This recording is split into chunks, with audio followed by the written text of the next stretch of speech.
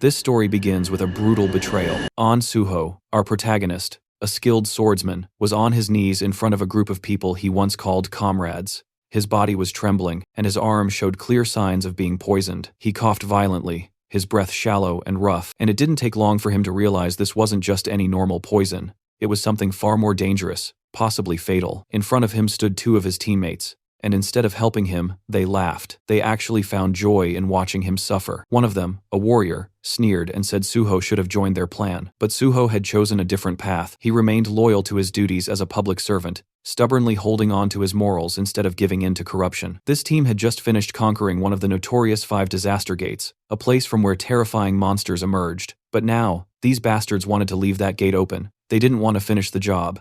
They wanted to make sure the monsters weren't completely wiped out, so they could return again and again. Because as long as the danger remained, so did their jobs, their influence, and their status. If the monsters were gone, the spotlight would fade, and so would their power. Suho remembered all the time he had spent with them, fighting side by side in life-threatening battles, trusting them with his life, and now they stood before him, watching him die without a shred of remorse. They justified their actions by saying Suho was the only one who had opposed the plan. Everyone else was on board. Then the archer stepped forward and casually extended his hand, offering Suho a second chance. He said that if Suho agreed to join their side, they'd let him live. But Suho wasn't a fool. How could he trust people who had just poisoned him and stood back to watch him suffer? Besides, he could already feel it. His body had been pushed beyond its limits.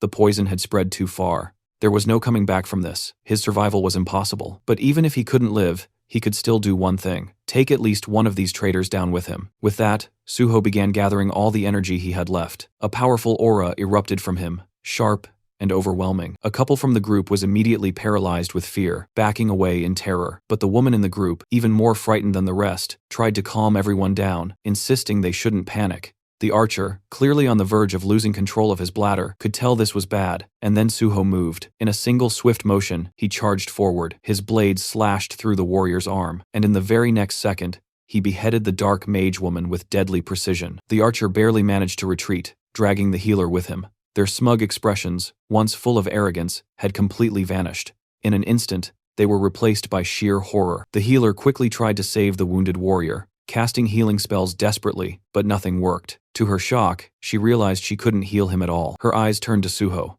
She saw something strange, something powerful. Suho was no longer just a dying man. He was overflowing with the power of will itself. And not just him, his sword had transformed too, now forged completely from that same indomitable will. It was called the Intangible Sword, a weapon born from pure determination.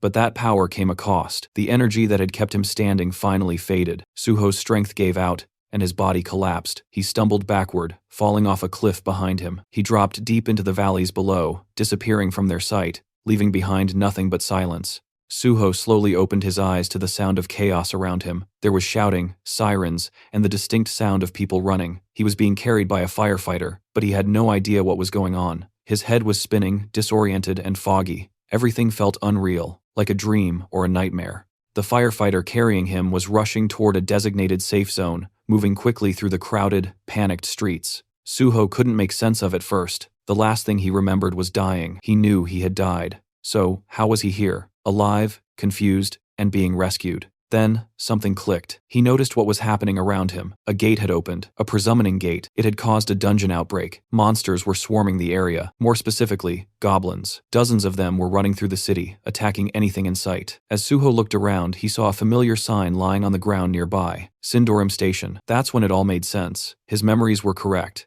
This was the exact station that had once been contaminated during a sudden gate outbreak. He had seen this happen before. Suddenly, out of nowhere, an arrow came flying through the air and struck the firefighter carrying him. The man let out a cry as he collapsed, and both he and Suho fell to the ground. The goblins were getting closer. Despite the pain, the injured firefighter looked at Suho and told him to run. But Suho didn't move. Instead of escaping, his eyes focused on the axe the firefighter had been carrying. Without hesitating, Suho grabbed it, took aim, and hurled it with all his strength at an approaching goblin. The weapon flew through the air and struck the goblin cleanly, taking it down in a single blow. And then, right in that intense moment, something strange appeared in front of Suho. Floating text, just like a digital display. It was a system window. It congratulated him on his awakening. For a second, he just stared at it, stunned. It was exactly like before, exactly as he remembered. The system asked him to choose the class he wanted to pursue. Out of reflex, his finger almost moved to select warrior. It was instinct, but then he paused. No, this time he decided to delay his selection. Suho turned his attention toward the goblins, who were now cackling wildly, their screeches echoing across the battlefield. They looked completely unbothered, laughing like lunatics, as if victory was already theirs. But Suho wasn't amused. Without wasting another second, he launched himself straight into the horde. His movements were sharp and effortless, weaving through incoming attacks like they were nothing more than a breeze. One goblin, eager to land a hit, tried to sneak up on him from the side.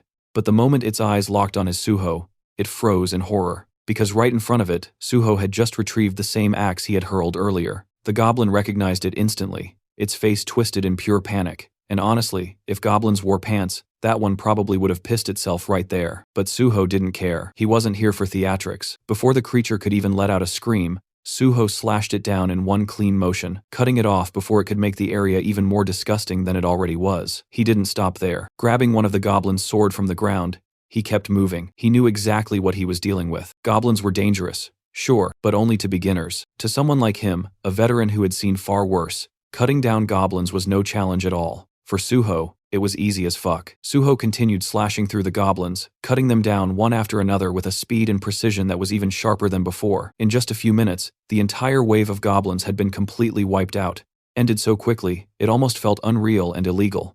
As the dust settled, Suho looked down at the sword in his hands. He realized how easily he had gotten carried away. In that moment, he wasn't calm or calculating. He had acted purely on instinct and emotion. And while that raw power was useful, he knew that during times like these, what he really needed was a cool head. But then again, if he wasn't mistaken, he had been brought back to the past for a reason. This was a second chance, a rare opportunity to start everything over from scratch, and he wasn't going to waste it. Suddenly, several system windows popped up in front of him, congratulating him for mastering multiple swordsmanship skills. But just then, something else caught his attention. The firefighter nearby was staring at him, clearly curious. The way Suho had fought didn't go unnoticed, and the man couldn't help but wonder if this guy is a player. Suho simply gave a slight nod in response and turned his focus back to the system. He had made up his mind about his class selection. He would become a healer. With that decision made, Suho walked up the firefighter and politely asked if he could take a look at his injury. The man looked a bit confused. Just moments ago, he had saved Suho,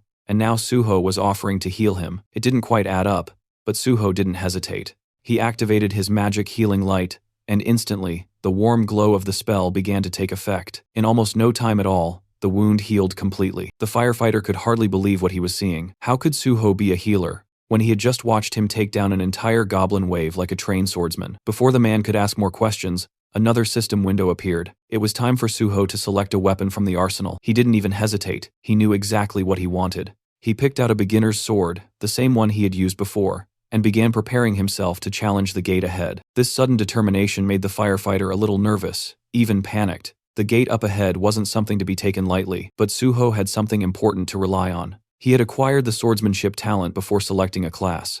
This was a key detail. Skills obtained based on innate talent could be used regardless of which class a player chose, and as the player leveled up, those skills and class skills also would continue to evolve and grow stronger. Suho recalled something. Isabella's Holy Spirit had been the top-tier upgrade of healing light. If only he'd possessed that kind of power back then, maybe things could have turned out differently. But this time, he was going to do things right. He had a clear plan. He would walk the path of both a swordsman and a healer. And as he remembered the faces of his former teammates, those scumbags who had betrayed and abandoned him, his resolve grew even stronger. He stepped closer to the gate, the one that had nearly killed him in his past life. Back then, he was weak and unprepared. But now, with the fundamentals of swordsmanship engraved in his very being, he knew he could handle it. Without a trace of hesitation, Suho began walking forward and stepped inside the gate. As Suho stepped through the entrance, he suddenly found himself standing in the middle of a dense, shadowy forest. Almost instantly, the system window appeared in front of him, displaying the name of the area, Green Red. A strange name, but there wasn't much time to think about it. After walking for a short while, Suho stumbled upon the gruesome sight of multiple goblin corpses scattered across the forest floor. Judging by their positions and expressions, it looked like they had been running from something or someone far more terrifying than themselves. Their twisted bodies suggested fear, not just defeat. That's when Suho heard something, a low guttural sound from nearby. He turned his head toward the source, and just like that, he recognized what was behind it. Two towering hobgoblins dragging along the corpse of a creature they had hunted. These weren't the weak, annoying goblins he'd seen before. Hobgoblins were a whole different beast. Bigger, meaner, and more dangerous. And when they spotted Suho, their eyes lit up with excitement. To them, human meat was a rare treat. Without hesitation, they tossed their previous prey aside and pointed their jagged weapons at Suho, eager to tear into fresh flesh. But what they didn't know, what they couldn't have guessed, was that the human they were drooling over wasn't some ordinary prey. They were staring at a predator. The first hobgoblin charged forward, blade swinging fast, but it sliced nothing but air. Suho dodged it cleanly. He already knew he was underleveled for these enemies. His weapon wasn't strong enough to cut through their thick skin with ease, but he didn't need to rely on brute strength. He knew exactly where to strike. In one swift motion, he lunged straight at the first hobgoblin, aiming directly for its eye. The attack hit its mark. The creature let out a piercing screech loud enough to rattle the forest trees. Suho, ever the soft-hearted one, ended the pain of the poor monster by killing it. But Suho never intended to kill it so quickly. His attack had been too effective that it was pure habitual mistake. He had hoped to use the creature to gain skills and experience from the fight, but accidentally killed it too soon. Turning toward the remaining hobgoblin, Suho decided to make proper use of this one. The second monster, furious over its fallen comrade, roared and charged forward, swinging its weapon wildly in rage. But Suho was calm. He focused, dodging each attack with careful footwork. The hobgoblin's slash left, then right, swinging like a bitch he is, but none of its blows landed. In this world, repeating the same action over and over could eventually lead to acquiring a skill related to it. Suho knew this, and sure enough, after evading several more attacks, a small grin formed on his face. He had obtained a dodge skill, but he wasn't done yet. Now he aimed for his second skill. Suho began parrying the incoming strikes, deflecting the blows with precise timing. Parrying wasn't just a basic move. It had deep roots in weapon-based combat and served as a foundation for many other advanced skills. It was essential, and Suho wanted it. After a few more successful parries, the system finally notified him that he gained the parry skill. Unfortunately, by then, the hobgoblin had already grown tired. It staggered, breathing heavily, clearly reaching its limit. And so, just like before, Suho gave it peace, this time by swiftly beheading it. It wasn't out of cruelty, just necessity. Now, with 2 fresh skills in hand, he was ready to fight more. He wanted to face more monsters, not for the thrill of battle, but to earn skills, gather experience points, and grow stronger. Outside the gate, the atmosphere among the waiting hunters was tense and frustrated. They had just found out that someone had entered their assigned gate without permission. The moment the news spread, curses began flying left and right. Most of them were angry and felt disrespected, grumbling about how someone had the nerve to step into their territory. Some were already making plans to teach this mystery intruder a lesson once they came back out. They weren't going to let it slide that easily. Meanwhile, not far from the gate, a firefighter was in the middle of a serious conversation. He was speaking with a few men in suits, people from the Hunter Association. They had come to investigate and were specifically asking about a hunter named Suho. The firefighter didn't hold back and told them everything he knew. From what he saw, Suho wasn't just some ordinary hunter. He had wiped out a horde of zombies on his own, and even healed his wounds in the middle of the chaos. One of the officers listening to the report looked visibly surprised. He hadn't arrived late, yet somehow, by the time he got there, the goblins were already completely wiped out. And to top it off, the person responsible was supposedly a healer. He tried to brush it off at first, saying it wasn't possible. In their experience, healers didn't have the combat power to do something like this alone. But still, if this guy really managed to clear the gates solo, especially one full of goblins, then they couldn't ignore him. If he pulled it off, they would absolutely have to recruit him. Meanwhile, Suho was out in the field, busy hunting down hobgoblins and collecting experience points one after another. He moved quickly and efficiently, beheading multiple hobgoblins at once with ease. His attacks were clean, controlled. He deliberately spared one hobgoblin, letting it live. Just one glare from Suho was enough to make the monster bolt faster than Usain Bolt. But that was exactly what Suho had planned from the start. He wanted the creature to escape and bring back more of its kind. With a brief break in action, he decided to check his status. Thanks to the wave of hobgoblins he had just defeated, both his stats and skills had improved significantly. While looking at the pile of goblin corpses around him, another thought crossed his mind. There was still something useful left in those bodies. Inside the monsters, there were magic stones. These particular ones were D-grade magic stones. Nothing too rare, but each one could sell for around 50,000 won. That was more than enough reason for Suho to take the time to collect them. Under normal circumstances, he wouldn't bother with this kind of work. He didn't have the luxury to slow down. But right now, his financial situation was closer to a beggar than a hunter, so he wasn't going to let these stones go to waste. He began removing the stones from the fallen monsters one by one, carefully storing them all in his inventory. By the time he was done collecting the loot, he felt genuinely satisfied. This was a decent haul, but just as he was about to take a breath, that calm was interrupted. A sudden wave of pure killing intent hit him like a wall. When he turned to face it, about 30 hobgoblins were already approaching.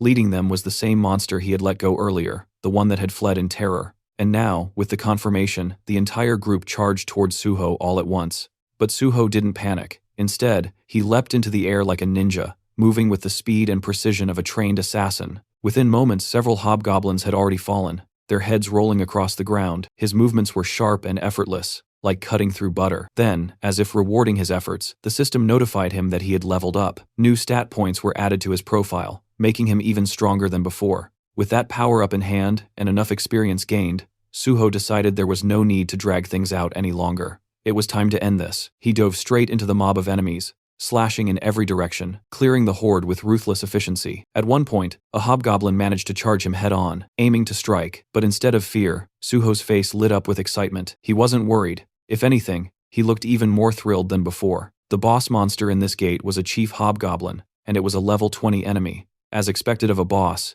it came charging in first, trying to land an attack, but it failed miserably. Right after that, a group of smaller monsters tried to pull a sneak attack from behind, but Suho, without even turning fully, reacted instantly and cut them down like it was nothing. That's when the boss monster switched tactics and used one of its skills, fear. The fear skill was nasty. It paralyzed the target and pushed them into a state of pure terror. The higher the skill level, the stronger its effect. And since this was a boss monster, that alone was enough of an explanation for how it could use such a powerful mental-type skill, even inside a low-level gate. The real problem was Suho didn't have any gear or skills that could protect his mind or resist mental attacks. At the moment, he had no way to directly counter it. The boss saw this as a chance to finish the fight and charged in to claim victory. But what it didn't know was that Suho wasn't some rookie. He was a veteran hunter who'd been through situations far worse. He knew exactly how to deal with this. Without hesitation, Suho gripped his blade tighter with his left hand and deliberately cut himself. The sharp pain snapped him out of the fear-induced paralysis.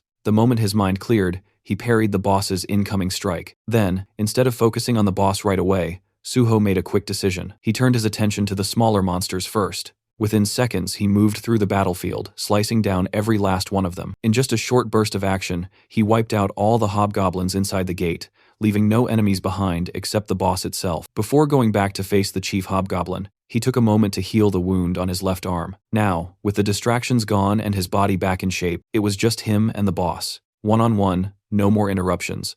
And from the look on the monster's face, it didn't seem all that confident anymore. The fight between the two had begun, and they exchanged blow after blow. Suho gave it his all, swinging his sword with determination. But because of his relatively low level, none of his attacks seemed to deal any serious damage to the monster. It was becoming clear that a head-on approach wasn't going to work. Realizing this, Suho decided to change tactics. Instead of aiming blindly, he drove his sword straight into the monster's thigh, targeting a weak spot to slow it down. In response, the monster activated its fear skill once again, hoping to paralyze Suho and gain the upper hand. But this time, it didn't work. Once a person overcomes fear, it loses its grip, and Suho had already faced it once and conquered it. Now that he was no longer affected, Suho focused all his attacks on that same spot. He slashed the injured thigh over and over again, relentlessly exploiting the weakness.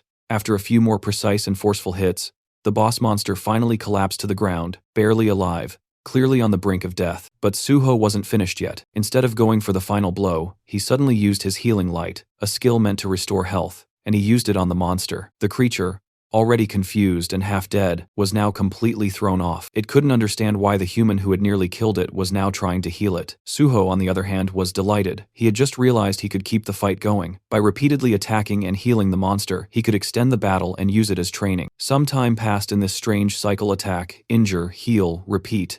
And with every round, Suho grew stronger. His skills steadily improved, and eventually he upgraded several of them to A and B ranks. Meanwhile, the boss monster, once proud and terrifying, was now covered in pure fear. It couldn't even bring itself to look at Suho anymore. Now that Suho had learned everything he could from this place, there was nothing left to gain. The monster's role in this trial was finished. It had served its purpose. With a calm expression, Suho ended it all, beheading the monster without hesitation. Just like that, the gate had been conquered. Suho stood victorious. He was declared the MVP of the gate, gaining bonus experience on top of everything else. His level had now reached 10, a significant milestone for any hunter. Even his healing skill, Healing Light, received an upgrade, advancing to E rank. And along with that, he acquired a brand new skill, Cure. It might not seem like much now, But if his skills continued to develop at this pace, it wouldn't be surprising if one day he could neutralize even 10,000 types of poisons. It was only the beginning, but the path ahead was clearly promising. With everything wrapped up, it was time to move on. Suho turned toward the exit of the gate. Outside,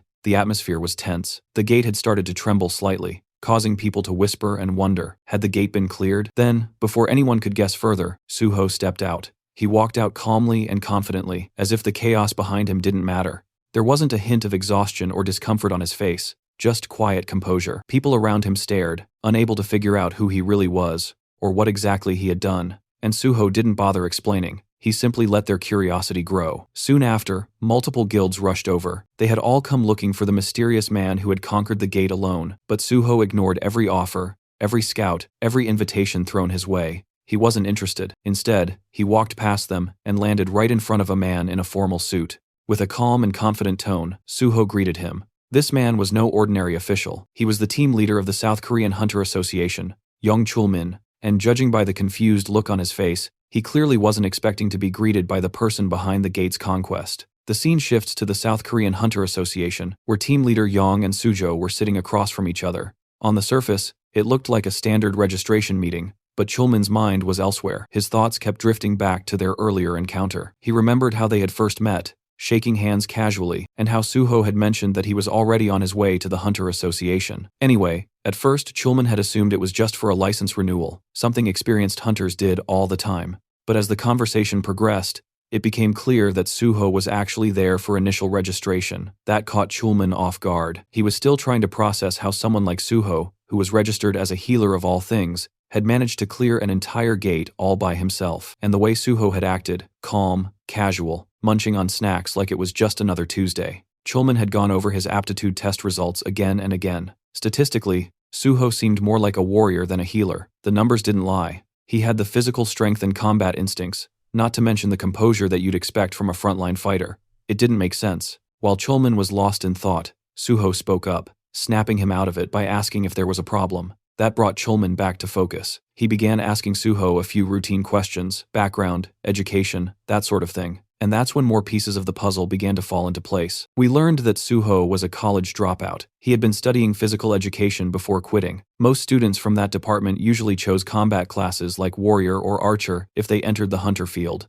But Suho had gone in a different direction. He had selected the healer class, and the reason he just hated getting hurt. Then he went on to explain what had happened inside the gate. He described the sequence of events in a straightforward, almost detached way. Though he left out one key detail, the fact that it had all been far too easy for him. He simply said he fought to survive, and that was that. But when Suho casually mentioned Chief Hobgoblins, Chulmin stiffened. Something about that didn't sit right with him. Gates that produced Chief Hobgoblins weren't supposed to be easy. So Suho, noticing his discomfort, calmly opened his inventory. In the next moment, he dropped all the loot he had collected from the gate right onto the table. The items hit with a heavy thud, and Chulmin was caught completely off guard. His eyes widened in shock, and for a second, he almost panicked. These were the magic crystals Suho had collected after hunting hobgoblins. The smaller ones were from regular hobgoblins, while the larger, more refined one had come from the hobgoblin chief. Since Suho didn't really know their actual value, he politely asked the team leader if he could help get them processed. Even while trying to stay composed,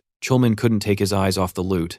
It was a good haul. Regaining his composure, he looked at Suho seriously and asked if he truly wanted to become a hunter. When Suho nodded, that simple agreement sparked real excitement in the team leader's eyes. Trying to steady himself again, Chulmin asked whether this decision was just made on impulse, but Suho responded with a calm smile and said, no, it wasn't impulsive at all. While Chulmin was still riding the wave of happiness from hearing Suho's answer, Suho shifted the tone slightly and began explaining his real reason. It wasn't about power or money, it was personal. He hated monsters, and he hated the gates they came from. As a child, he had lost his entire family during a gate shock. After that, he grew up in an orphanage completely alone. At first, he thought that killing monsters would help ease that deep frustration and pain inside him. But even after defeating several monsters, that knot in his chest never loosened. No matter how many he killed, the ache never went away. That's when he made a decision. He couldn't undo the past, but he could choose the kind of future he wanted to protect. He didn't want anyone else to suffer the way he did. He wanted to fight, not for revenge, but for safety, for people. He wanted to be out there on the field, doing real work. And that's why he decided to become a hunter, not for any guild, but for the South Korean Hunter Association. Chulmin was genuinely impressed by this answer, but as someone with experience, he also felt the need to explain the downsides. He told Suho honestly that the pay scale of the Hunter Association was significantly lower compared to what private guilds usually offer. But Suho didn't seem bothered by that at all. As long as he had free access to multiple gates, priority in entering them, and the authority to punish hunters who committed crimes, that was more than enough for him. Chulman could barely believe what he was hearing. You see, even though the Hunter Association technically has gate priority, they often end up auctioning those rights off to private guilds. And the reason is simple. No official wants to put their life on the line for a small government salary. Most people claim they join to help others, but the reality is, they aim for stable, safe positions where they can earn quietly without ever having to step into a gate. That's why so many aim for administrative roles instead of field duty. But in Chulman's eyes, Suho felt different. He wasn't chasing safety or comfort. He was a rare type, a true patriot, who wanted to be out on the front lines protecting people,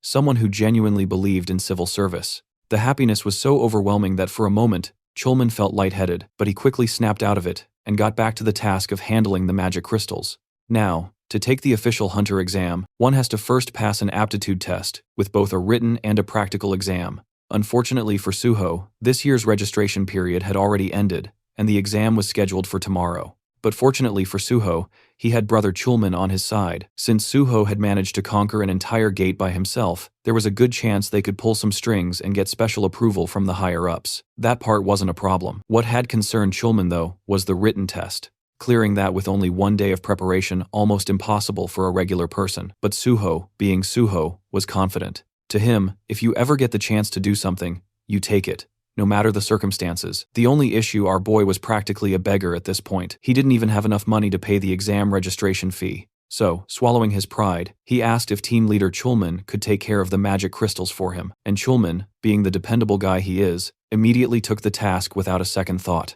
Right now, the only person Suho could fully rely on was his big brother Chulman, and he was genuinely grateful for that. After some time, they completed all the aptitude tests. Team leader Chulman then sent Suho the money they got from selling the crystals. In the next cut, Suho was munching through Chulman's food stash like he owned the place. Thanks to the magic crystals, he received 3 million won. And on top of that, since he registered as a civil servant hunter, he also got some tax exemption benefits. Still, that wasn't enough for him. He had one more request. He had heard the association had a library, and he wanted to cram a bit for the written test tomorrow. He politely asked if the team leader could allow him access. And of course, Chulman said yes, with a smile. He even personally showed Suho the way to the library, and told him he wouldn't need an employee card to enter. Before parting ways, Chulman wished him the best of luck for the exam. Suho watched him leave, quietly, thinking how kind and reliable his brother still was. Deep down, he knew that one day Chulman would definitely become the president of the association. And with Chulman out of the picture,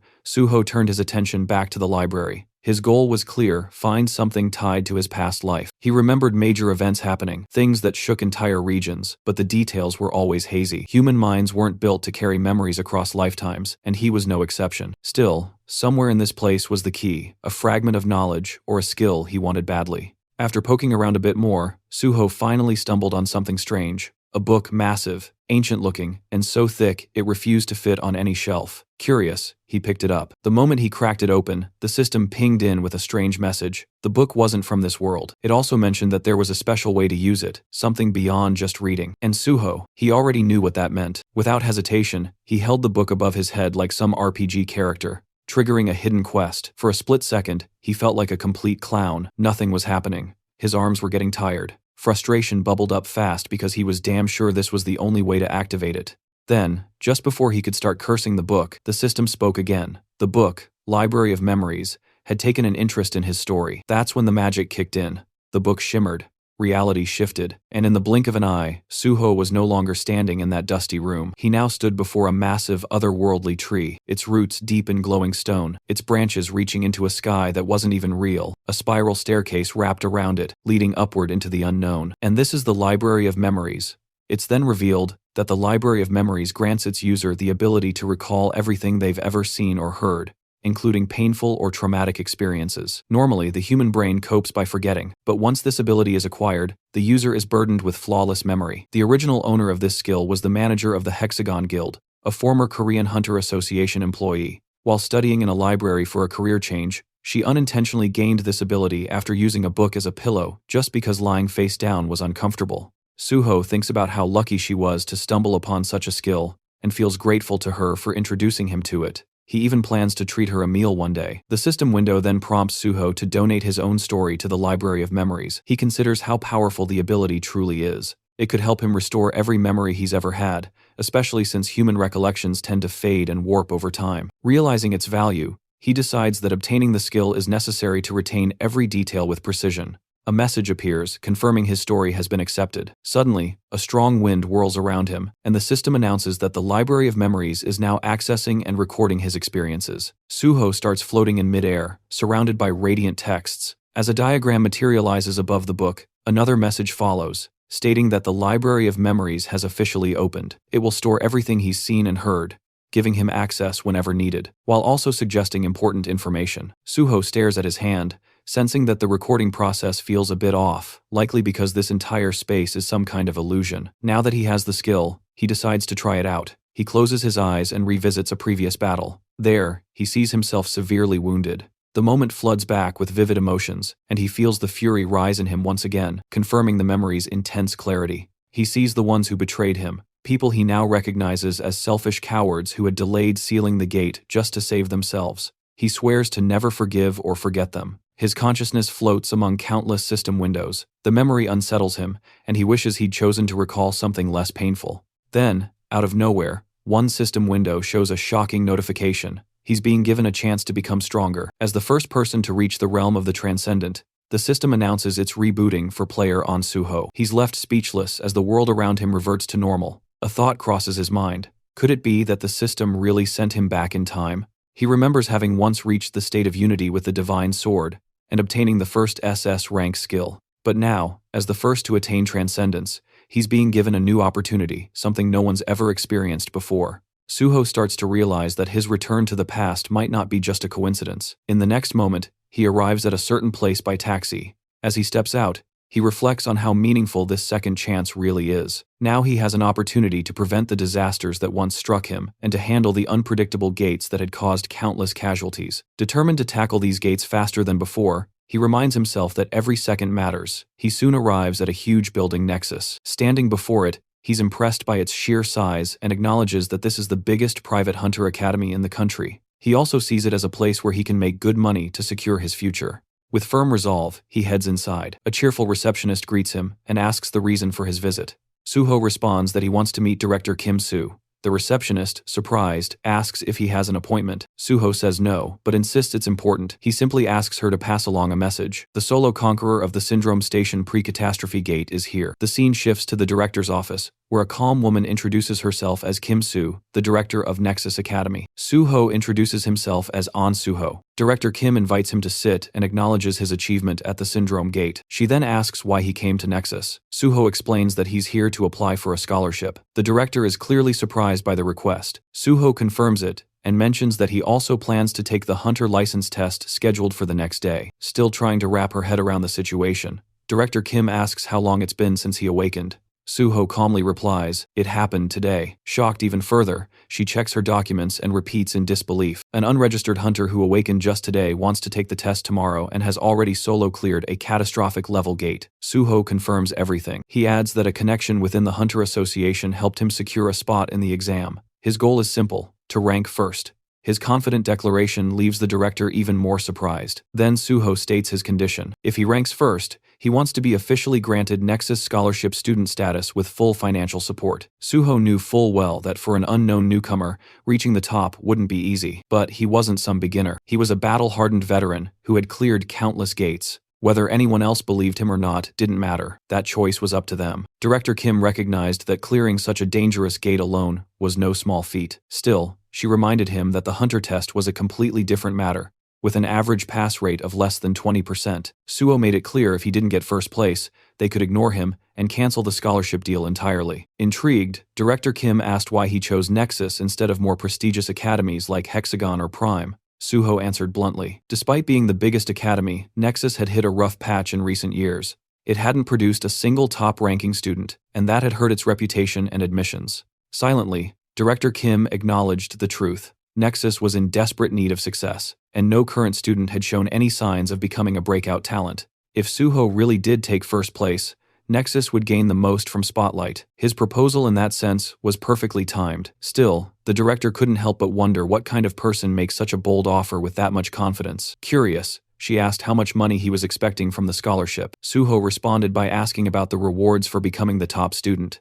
She explained that the prize included a full refund of tuition, and additional bonus of 30 million won, and the opportunity to immediately join the Nexus Guild. Suho nodded. It seemed fitting for the country's largest academy. But then, with a grin, he added that 300 million won would be even better. The number stunned Director Kim, but Suho kept going, saying that considering the advantages that came with being the top student and the scale of the academy, the amount was fair. For Nexus, 300 million wasn't much anyway. Deep down, Director Kim knew he wasn't wrong. Reluctantly, she agreed and told him that if he ranked first, she would pay him the 300 million. Later, Suho wandered around the campus. The more he explored, the more he realized just how enormous it was, bigger than most amusement parks.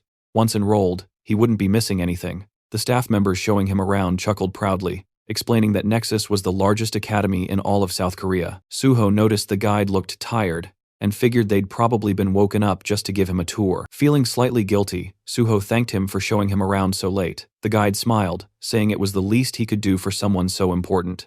Then, Suho spotted someone training alone on the playground. Curious, he asked if that person was a student. The guide nodded, saying that student trained every night at this hour, and was the most hardworking student in the academy. Suho was intrigued. The student's name was Daehan. The guy called out to him, reminding him to take care of his health, to which Daehan replied with a smile, saying he had to push himself harder since he was already in his 3rd year. Suho recognized him instantly. In his past life, he had teamed up with Dawn for raid missions. Back then, Daehan had been the nation's top tanker, famous for his unmatched endurance and defensive capabilities. It had been unfortunate when pure tankers lost their place in the meta over time, but now seeing Daehan wielding an axe instead of a shield, Suho realized Daehan still hadn't unlocked his real potential. This was a perfect opportunity. He could guide Daehan now and eventually recruit him into the Great Hunter Association.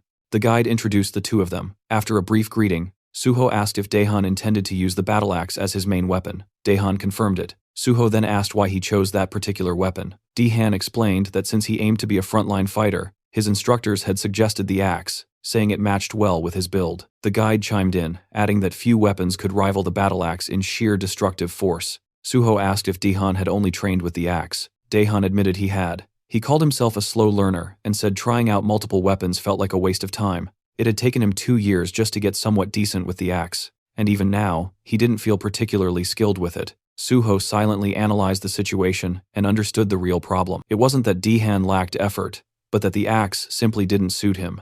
It wasn't a matter of dedication, it was a case of poor direction. If his progress hadn't improved early on, he should have switched weapons. Suho found it surprising that even the top academy in the country missed something this obvious. He suggested a different mindset. Since players would eventually receive stat adjustments, it made more sense to pick a weapon that felt natural to them. With skill correction effects, proficiency could rise quickly, but true performance in battle relied on knowledge and experience. In Daehan's case, the battle axe was clearly a mismatch. While it delivered heavy hits, the long cooldowns made users vulnerable, and considering Daehan's large frame, it became even harder to protect him effectively. When Daehan heard this, he was taken aback. He'd spent the last 3 years training with an axe. Suho acknowledged his dedication, but pointed out that Daehan's real strength might be in tanking. He advised Daehan to try using a kite shield on his left arm and a one-handed blunt weapon in his right hand. According to Suho, this setup would significantly enhance Daehan's overall combat effectiveness. Daehan hesitated. Switching roles right before the exam felt risky, especially since the test was happening the very next day. Suho then asked him to think about what truly forms the backbone of a raid party. While many believed it was the mage, in reality it was always the tank. The tank's job was to draw the enemy's focus and protect the team. To do that properly, a tank needed both a shield and a secondary weapon for crowd control. Suho's reasoning finally clicked with Daehan. Motivated by the insight, he decided to give it a shot. Suho was glad that Daehan didn't let doubt hold him back, and appreciated how quickly he could think and adapt. Suho wished him luck, and Daehan thanked him before heading off. Right after that, the guide explained that Director Kim had asked him to give Suho a tour, which is why he introduced him as a guest. But now the guide was curious. Was Suho actually an instructor? He seemed to know a lot about combat and contracts. Suho clarified that he was an instructor, though internally he realized it probably looked suspicious for someone without a license to know so much. He explained that he was more like a stakeholder. The guy nodded and mentioned he'd just received a call. The contract was ready, and it was time to return to the director's office. Then came a day of the hunter test. The area in front of the association building was packed with examinees, all armed with swords and ready to earn their hunter licenses. Everyone had been preparing relentlessly for this moment, sharpening their skills and reaching peak performance. Ironically, Suho, the same man who had cleared a gate all by himself, was in his worst condition. After finishing the test, Suho walked out, reflecting on the purpose behind it. It had been organized because of concerns over possible doping, but in his opinion, those measures didn't mean much. Most cheaters didn't use drugs, they used skill buffs. During the test, one woman in particular, and several others, had shown magic levels no one at level 5 should naturally have. The system then notified Suho that his magic sensing ability was far sharper than most. He had fully mastered the skill of magic detection. Thanks to that, Suho found it easier to notice oddities. Although nothing had been officially reported, he could already tell that many were cheating using buffs. He knew it was time to put an end to this. Looking at Chulman, Suho felt grateful to have at least one honest person around. As he walked in the hall where other candidates were discussing their tests, he couldn't help but feel like he'd unintentionally become a cheater himself. Chulman walked up and asked how the test went. Suho replied that he was confident he'd pass, but then asked why Chulman was there. Chulman explained that he was helping out since the association was always short-staffed. He'd also heard that this written test was the hardest one yet, but Suho's confidence was impressive. Suho responded that he believed he had solved it, and asked if he could bring something up. Chulman agreed, as long as it wasn't about the test itself. Suho said it was somewhat related. He pointed out that during the test, there hadn't been any checks for buffs and asked why. Chulman asked what he meant by buff checks. Suho explained that while the association did conduct urine and blood tests to prevent drug use, and confiscated personal items to prevent cheating through gear, they didn't seem a check for skill-based cheating. He suggested that using magic detection could help spot buffed individuals more effectively. Chulman appreciated the input and promised to look into it before the practical exam. Suho said he'd get ready for the next test. Before he left, Chulman stopped him and said he personally hoped Suho would do well and that they'd get to work together. He wished him luck on the practical, and Suho thanked him. 30 minutes later, at the site of the practical test, the announcer informed everyone that the exam had been delayed by 2 hours due to issues with the dive capsules. All candidates were directed to grab lunch at the cafeteria and wait either in the lounge or the training area, but Suho wasn't convinced. It felt like an excuse. He suspected that Brother Chulman had already started cracking down on those trying to cheat using buffs. Moving swiftly, just as he'd expected, with 1,200 candidates and a pass rate of under 10%, spotting cheaters could easily bring that rate down to 7%. Anyone who passed under those conditions would undoubtedly be top-tier talent. Suho decided to observe the other candidates to spot anyone who might be worth keeping an eye on. Just then, voices caught his attention. One man was challenging another to a match. The second guy snapped back, telling him to back off and stop picking fights, but the first guy clarified that he only wanted to spar, joking that the other was afraid his lack of skill would be exposed. Annoyed, the second man shoved him and told him to stay out of his face. The first man then raised a wooden sword and asked what would happen if he struck first. Before anything could escalate, Suho stepped in and blocked the wooden sword with his own, making the attacker pull back. The second man was stunned and asked Suho if he'd lost his mind, but Suho calmly said he'd handle it and told the man to stay out of it. The guy asked who Suho was. Was he some sort of officer? Suho simply said he was just another test taker, but warned that dealing with someone like this attacker would only cause unnecessary trouble, so it was best to leave it to him. The attacker then questioned why Suho was getting involved. Suho smiled, introduced himself, and offered to be the attacker's sparring partner since he was so eager for one. But the attacker wasn't impressed. He scoffed, saying he wouldn't waste his time sparring with someone weak like Suho. That word weak caught Suho off guard. The attacker claimed Suho just got lucky earlier and warned him not to get arrogant, ordering him to leave. But Suho turned the tables, asking if he was scared. The attacker, annoyed, asked what that was supposed to mean. Suho suggested they find out if it really was just luck, hinting that the attacker was too scared to test it. Provoked, the man accepted the challenge, hurling insults and calling Suho just another coward in the crowd. Suho agreed to the spar, but said they should get a supervisor's approval and use the designated sparring arena. With permission granted, both of them stepped into the training arena, drawing attention from nearby students. The referee reminded them they could only use training weapons provided by the association, and warned that the match would be stopped if things got out of control. As the match started, the attacker charged first, swinging his wooden sword. Suho blocked it with ease. The attacker leapt into the air, swinging downward, but Suho dodged effortlessly. Furious and surprised, the attacker threatened to tear Suho apart, but Suho stomped down on the man's wooden sword and taunted him, calling him pathetically weak. The insult pushed the attacker over the edge. This man, Park Yong, was known as a mad swordsman, obsessed with strength, always seeking out skilled opponents to fight. His thirst for power had turned him into a relentless combatant. Suho remembered how skilled Yang had been during their last encounter, and was surprised to see him among the same batch of test takers. He immediately realized that Yang needed to be stopped before repeating past mistakes. Without warning, Suho delivered a powerful kick that sent Yang flying. As he hit the ground, Suho mocked his earlier arrogance. Stunned, Yang questioned how Suho was so strong. Suho calmly warned him that charging in blindly wouldn't work, hinting that Yang had never faced someone as powerful as a level 10 before. Most of his previous opponents probably never got past level 5. Getting back up with a smirk, Yang admitted Suho seemed too calm and announced he'd go all out. Suho welcomed it. Yang unleashed a barrage of strikes, but Suho dodged them effortlessly with just one hand on his sword. The intensity of Yang's attacks had definitely increased, and Suho acknowledged the added weight behind him. Then, Yang went all in, using his signature dragon sword technique. A flash of blinding light erupted as the swords clashed. Yang thought he had finally landed a decisive hit and began to celebrate, but when the light faded, Suho was still standing, completely unharmed. He blocked the attack. Shocked, Yang trembled and demanded an explanation. Suho smirked and said the attack was too slow. In reality, Yang had only managed a basic version of the dragon sword technique. Without a hunter's license, it was impossible to master the real thing. Enraged by the humiliation, Yang charged again, but Suho dodged every attack with ease. At one point, Suho dropped into a crouch, baiting Yang into one last reckless charge. Just as Yang shouted that the match was over, Suho landed a powerful upward strike to his chin, knocking him out cold. Yang hit the ground, defeated and dazed, struggling to understand what had happened. Suho calmly repeated that his attacks were simply too slow. Though Yang was seething, all he could do was lie there, muttering Suho's name under his breath. Watching this, Suho realized that Yang's obsession would now revolve entirely around defeating him, ignoring everyone else in the process. With that distraction taken care of, Suho figured the testing center might finally quiet down. Meanwhile, the supervisor who had been observing everything were left stunned, snapping them out of their daze. Suho casually spoke up, reporting that he'd accidentally knocked out Park Yang and asked them to take care of him. In the next scene, Suho sat inside a room filled with various machines. Looking around, he noticed there were more skilled individuals present than before, probably anti-doping inspectors disguised as technicians. As the room grew noisy, Suho became visibly irritated, clearly wishing they'd all just leave. A technician walked up to him and instructed him to lie down. He then explained how the emergency button worked in case anything fell off during the dive process. Suho confirmed he understood.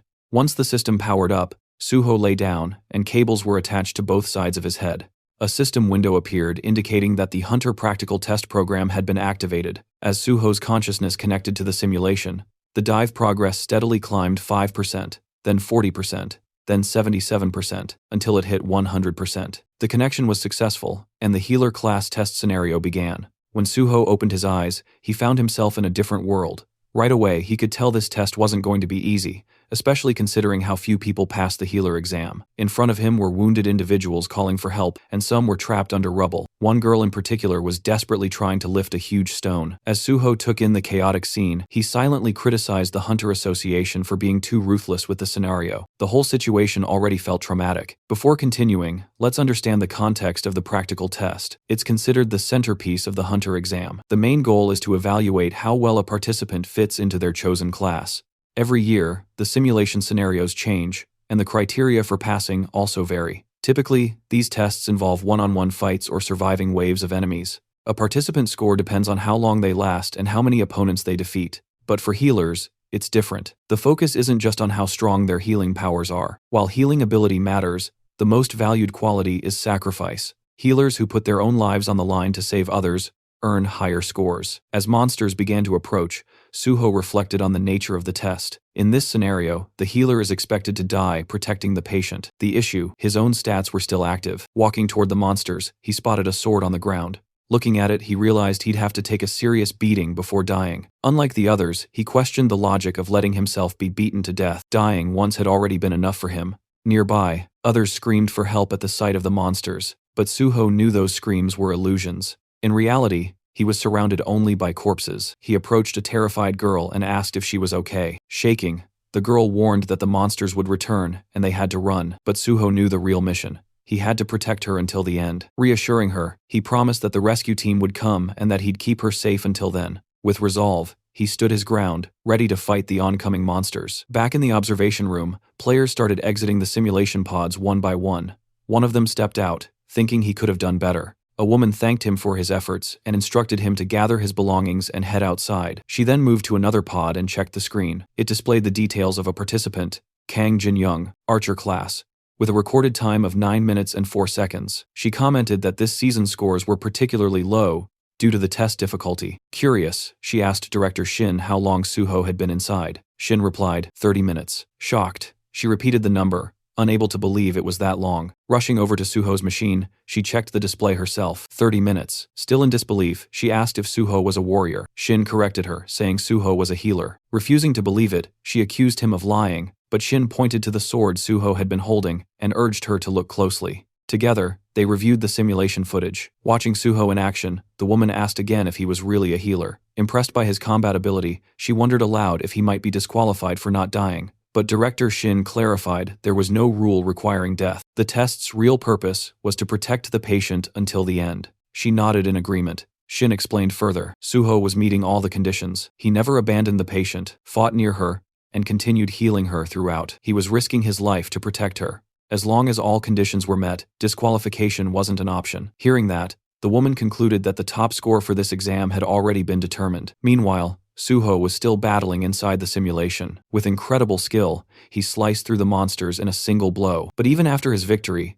Suho felt it wasn't enough. He needed to be faster. As more monsters appeared, he eliminated them one after another, showing unwavering focus. Eventually, he wiped them all out. A system message popped up. Your understanding of the skill footplay is very high. Congratulations, you've mastered footplay. Suho read the message and realized that although this was a simulation since it was based on real-world mechanics, the system could still recognize his physical control. The system acknowledged that he was directly controlling his body, making it possible to master physical skills, that is even here. Though the experience gained was less than in real combat, it was still a great way to train. In addition to swordsmanship, he had picked up various skills and upgraded all basic sword techniques to a rank. There were no experience points or item rewards, but the results were still satisfying. If he could eventually raise all his sword skills to a rank or higher, he might be able to develop a technique like Park Yong's dragon sword technique. Another message appeared. Great achievement. Your understanding of swordsmanship surpasses everyone else's. The system is impressed by your unique style and wishes to register it. Would you like to create a new swordsmanship skill by combining your basic sword techniques and footplay? Suho smiled, finally ready to create his own style. Guardian sword. A confirmation window appeared, asking if that would be the official name. Suho confirmed. Another message congratulated him for his supreme mastery and recognized the creation of a new unique swordsmanship skill, Guardian Sword S. This new ability boosted the effects of all his sword and footwork skills by 50%. As a reward for this great achievement, the system awarded him 10 bonus stat points and expressed its hope that Suho would continue walking the path of the sword. A final message confirmed he had unlocked Sword Mastery S, a privilege granted only to those with deep understanding of swordsmanship. This lifted all restrictions on learning and using sword techniques, enhanced all sword-related abilities by another 50%, and removed any limitations tied to sword use. Suho quietly thought back to his past life. Back then, it had taken him over 10 years to reach this level of skill. But now, thanks to the knowledge he carried from that life, he had progressed much faster. He recognized how much his value had grown. Turning his focus to the exam, he recalled that the number of monsters was predetermined, and he couldn't help but wonder how much effort had gone into preparing the whole thing. With all his objectives completed, only 2 paths remained: either die at the hands of the monsters, or wipe them all out. Elsewhere, the supervisors watching the live footage were left speechless. They couldn't believe what they had just witnessed. For the first time in the history of practical exams, someone had defeated every single monster. They were in awe, not just of his combat prowess, but also because he had successfully healed the patient. One examiner even joked that they didn't need to bother checking the rankings. The winner was clear. A few days later, the scene shifted to the Hexagon Guild's headquarters. A confident guild member declared that their student, Kian, would surely be this year's top scorer. Another member agreed, proud of the effort they'd poured into his training. But then, someone noticed a congratulatory letter. As it was read aloud, confusion spread. Kian wasn't the top scorer after all. The name on the letter was On Suho. Everyone was stunned. The atmosphere immediately shifted, tense and confused as someone asked where Kian was. At that moment, the guildmaster received a call, and the scene changed again. Suho was now on a call with the team leader. The leader apologized for the late congratulations, explaining he'd been swamped with work, but he made sure to praise Suho for earning the highest score. He admitted he hadn't expected such consistency from him. Suho responded humbly, saying it was all thanks to the team leader, though the leader quickly deflected the credit, saying Suho's achievements were entirely his own doing. He also pointed out that Suho's exceptional performance had helped expose a number of cheaters who were illegally boosting their skills. This would lead to tighter rules in future exams, which he saw as a positive outcome. Then the team leader cautiously brought up a question. Was Suho still interested in joining the Great Hunter Association? Suho replied that although he might stay with the guild a bit longer, his ultimate goal hadn't changed. He still intended to join the association. The team leader appreciated his clear answer and said he'd reach out once the recruitment or testing schedule was ready. Suho agreed with a smile. Before ending the call, the leader reminded Suho to eat properly and look after his health, and Suho returned the same kind words. After the call ended, the team leader glanced down at something in his hand and quietly reminded himself to eat too. Back on Suho's side, he paused for a moment. Something about the leader's tone lingering in his mind. It fell off. He wondered if everything was all right. Just then, his phone rang again. Suho checked the caller ID and seemed to know who it was. He answered and introduced himself. The caller was Kim Soo, who congratulated him on his success and confirmed that payment had already been sent according to their agreement. Suho acknowledged her efficiency, praising how professional her large guild was. Then came her proposal. She invited Suho to join the Nexus Guild, promising benefits better than anything other guilds could offer. Curious, Suho asked how far they were willing to go. Kim Soo assured him that she'd do everything possible to match his expectations. As a top student and scholarship recipient, she said adjusting the contract terms would be no problem. She even suggested meeting in person to finalize the deal. Suho, however, politely declined for now, mentioning he had personal plans that day. He promised to review his schedule and get back to Earth soon. Still, he did hint that considering he was a Nexus scholarship recipient, it would be logical to join Nexus over any other guild.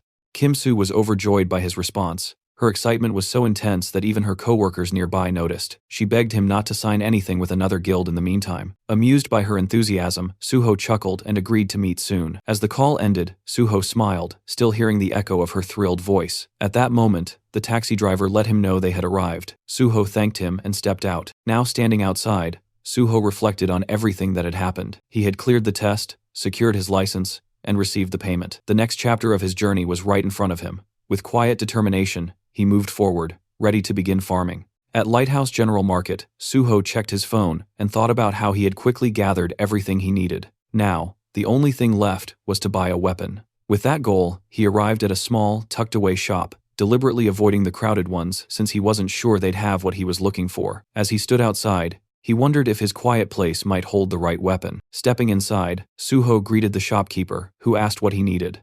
Suho explained that he had just become a hunter and was looking for a lightweight weapon. The shopkeeper directed him toward a section with cheaper items. When Suho glanced at them, he noticed thick layers of dust and realized most low-grade weapons came without verified data. But that didn't mean every unverified weapon was useless. Some weapons needed to go through a process called liberation before revealing their true potential. These special weapons usually gave off a subtle aura, a kind of signal, though most players in places like this wouldn't recognize it. Suho picked up one of the weapons and activated his magic detection skill. A faint smile appeared on his face. He had found it. After walking out with the weapon, Suho thought to himself that if the owner ever found out the spear's true worth, he'd regret letting it go so cheaply. But for now, it was time to begin. Suho closed his eyes, focused, and began pouring his magical energy into the weapon. The spear absorbed his power at a fast pace, draining his energy quickly. Realizing how much it was taking out of him, Suho stopped and collapsed to the ground, completely exhausted. He understood that if he'd pushed just a bit more, he might have passed out from magic depletion. To awaken the weapon,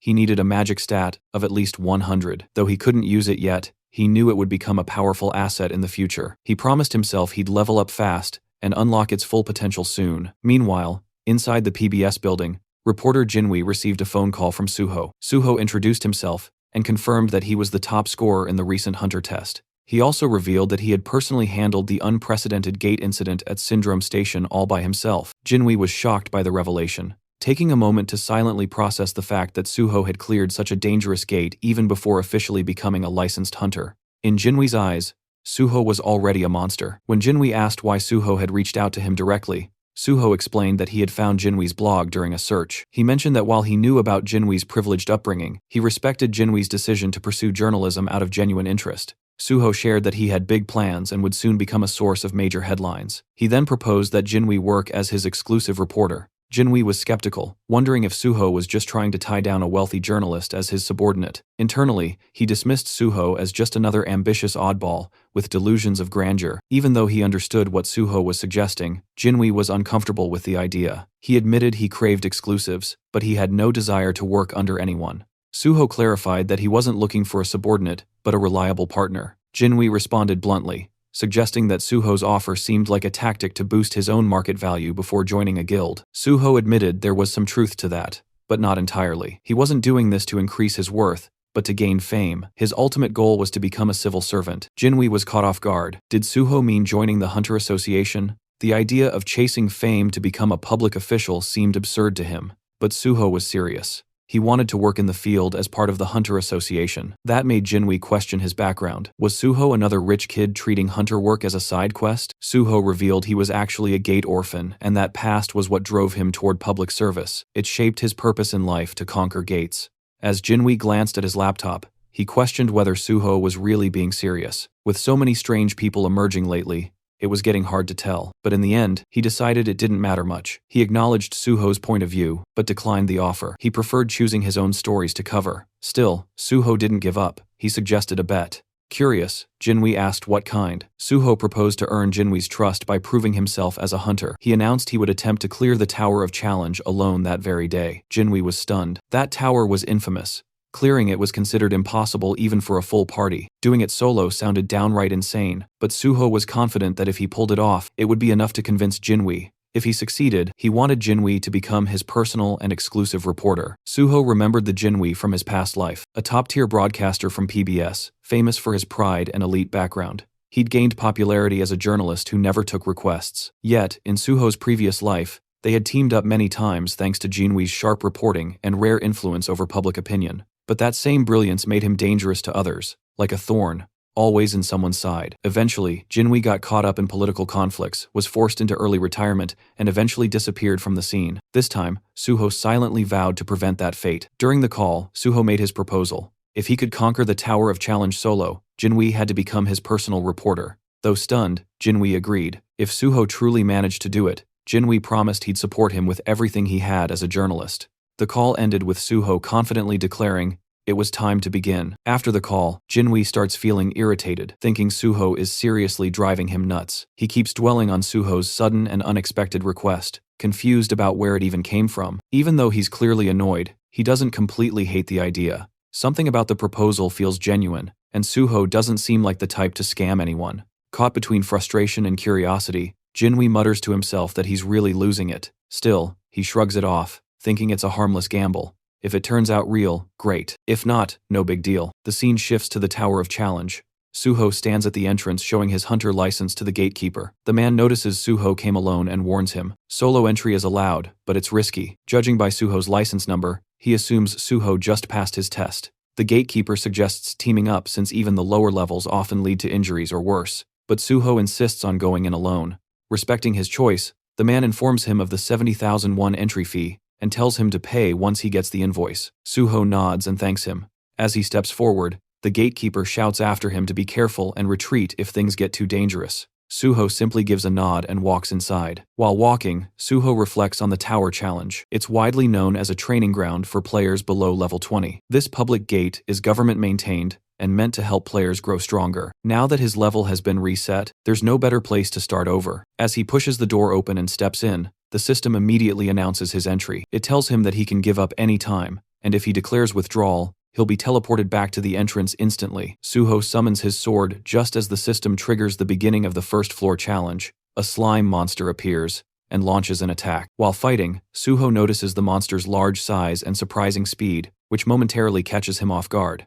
Despite being just a level 1 creature with barely any attack power, its movements are annoying, and getting stuck with it could slow him down. Wanted to finish it quickly, Suho drives his sword through the slime's core, destroying it. But then he realizes something. This slime can multiply. That irritating trait means that when its core splits, it regenerates into several smaller versions. Even though there's a limit to how much they can divide, there's still a threat. This regenerative ability is one reason why most players enter the tower in parties. Monsters usually show up in groups on almost every floor. Not wasting time, Suho begins wiping out the multiplying slimes. He leaps into the air, stabs one mid-jump, and then hurls his sword to take down another. As he falls, a slime swings its tentacle at him. Suho grabs at mid-air, preventing a hard fall, and uses that grip to catapult himself upward with clean and precise strikes. He slashes through the tentacles and clears the rest of the enemies. The system notifies him that he's conquered the first floor, and asks if he wants to move on. Suho looks up, full of resolve. With 48 more floors to go, there's no time to waste. The system then signals the start of the second floor challenge. Suho thinks back to the Tower of Challenge, remembering that in his past life, the highest official record reached was the 48th floor. At present, the record only goes up to the 29th floor, both milestones achieved through party play. Typically, challengers enter the tower in groups, and the number of participants determines the difficulty level. The more people in a party, the less experience each person earns, but it's a safer way to progress. Most hunters aiming for top records form parties of level 20 members. With these thoughts in mind, Suho clears the 18th floor and looks upward, realizing he doesn't need to follow the usual methods. Without hesitation, he accepts the challenge for the 19th floor, activating the next stage. Unlike the earlier levels filled with multiple enemies, this floor has only a single powerful monster. While that makes the opponent stronger, it also means that defeating it alone is enough to pass the stage. As soon as the monster appears, Suho charges in and defeats it with a single sword strike. The system announces the completion of the 19th floor and gives him the option to proceed to the 20th. Instead, Suho decides to pause the challenge and examines the monster's body. He notices something strange. Unlike other defeated monsters that vanish immediately, this one leaves behind a red gain. It's a clear hint from the tower that there's something more to uncover. Suho retrieves an item from the remains, realizing it has a specific purpose, even though it can't be used on its own. Using his magic detection ability, he finds a hidden space linked to the Red Gate. This hidden area turns out to be the subspace fortress of the Fortress King, Jiang Pyong. This subspace is unique because, unlike others created using items, it allows living beings to enter and leave freely. Inside, Suho finds himself in a place that looks like a cave. A glowing object appears, and the system informs him that the fortress's previous owner is dead.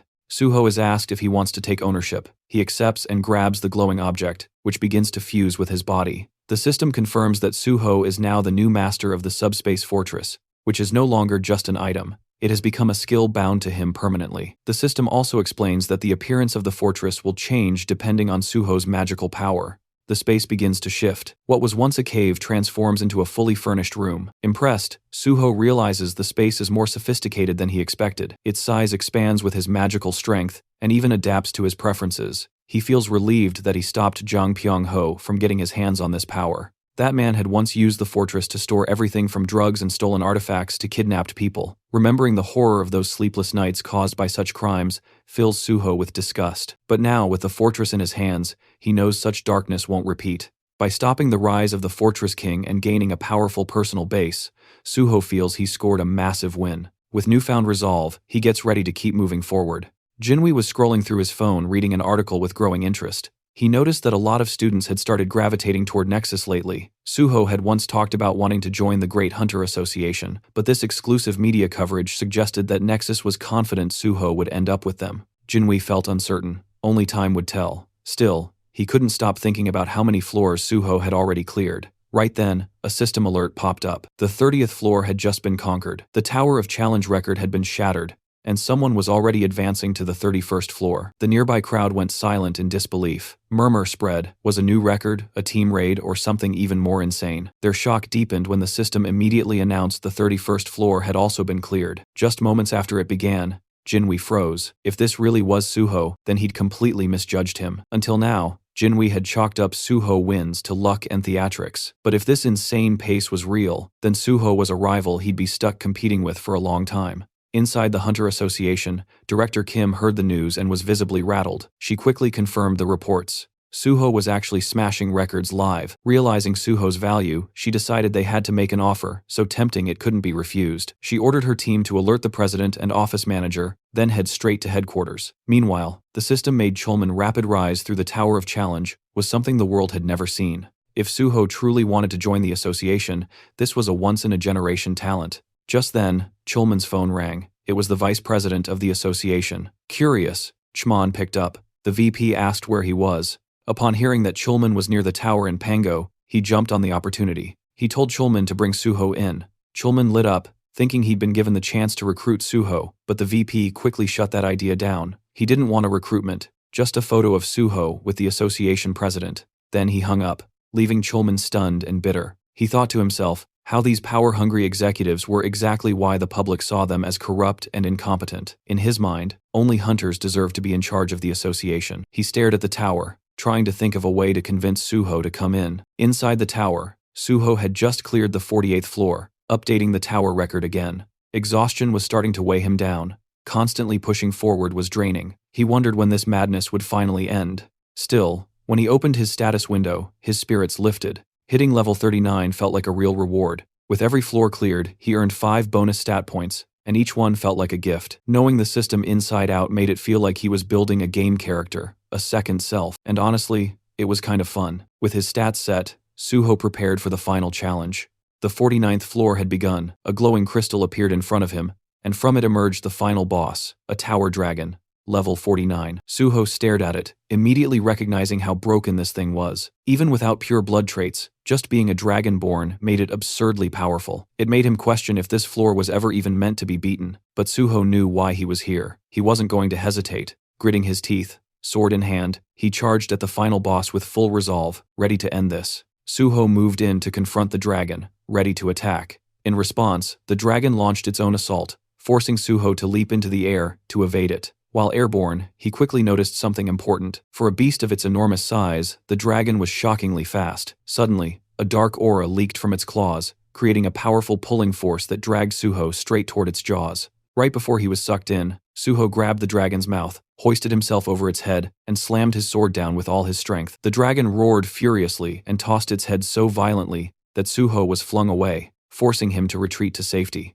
As he caught his breath, Suho realized something concerning. His strongest strike hadn't even left a scratch. All he had managed to do was annoy the creature. The dragon then smashed the ground with overwhelming power, sending deep cracks tearing through the floor. Suho ducked behind a large rock, silently grateful for his high stats. Without them, the shockwave would have killed him instantly. He quickly understood that although the dragon's level wasn't unbelievably high, its natural traits made its body absurdly durable. Standard attacks were useless. He needed to target its weak point, the reverse scale. Since this dragon wasn't level 100 yet, it likely couldn't completely hide that scale. After scanning its body, Suho spotted the vulnerable point near its tail. Without wasting a second, he charged in and struck the rock-hard scale with all his might. The dragon howled in agony, and a system notification appeared. The tower dragon had entered a rage after its weakness was hit. Suho left his sword lodged deep in the reverse scale, knowing the fight wouldn't end quickly. Dragging this battle out would only make it more dangerous. He channeled even more power, pushing the blade deeper. Enraged, the dragon unleashed its fear-based ability. Suho's body froze as he slipped into a hallucination state. The system confirmed he had fallen under fear. He tried to cure himself, but the system informed him that such a high-level fear couldn't be removed. Before the dragon could crush him with its tail, Suho opened the entrance to his subspace and vanished inside. He immediately chugged a purification potion. The system confirmed the potion's effects as the hallucinations vanished. Relieved, he reminded himself that only people he allowed could enter this subspace. He had bought the potion casually from the general market, unaware that he would need it so soon. The fight was far more intense than he had expected. Even after removing the fear status once, he wouldn't get immediate resistance, and cure spells were useless. That meant he would have to repeatedly retreat into his subspace and rely on purification potions, something clearly unsustainable. He needed another plan. Searching through his inventory, he briefly considered calling the mad pulverization scholar. Before he could decide, the system notified him that he had learned a basic combination formula from a skill book, and a combination jar appeared. Understanding its significance, he placed 3 unusual items into the jar: the unknown thief's socks, the unknown minstrel's instrument, and the unknown cleaner's broom. The jar began its fusion process. Suho knew that combinations using absolute formulas always succeeded. Many so-called trash items actually held hidden value. The process ended successfully. A rare treasure had been created. First Mumu, a ring formed from a basic level formula. Suho also gained 10 bonus stat points for creating a first-ever item. He understood that first-time items were usually S grade or above, and this one was S+ because it was a growth-type item. He equipped the ring, and the system instantly bound it to him. Suho remembered that in his previous life, he had missed the chance to obtain first Mumu because the mad pulverization scholar discovered it first and made the recipe public. This time, Suho had claimed it for himself. With the extra stats, he opened his status window and added 4 points to his magic stat, raising it to 100. The system congratulated him. His magic stat had turned red, an achievement he had never reached before level 50. Earlier, he had thought purple status would take forever, but now, it felt fully achievable. Purple required 700 points. Still a long journey, but he was confident he could reach it. After finishing his stat allocation, Suho summoned his familiar old spear and began infusing it with magic.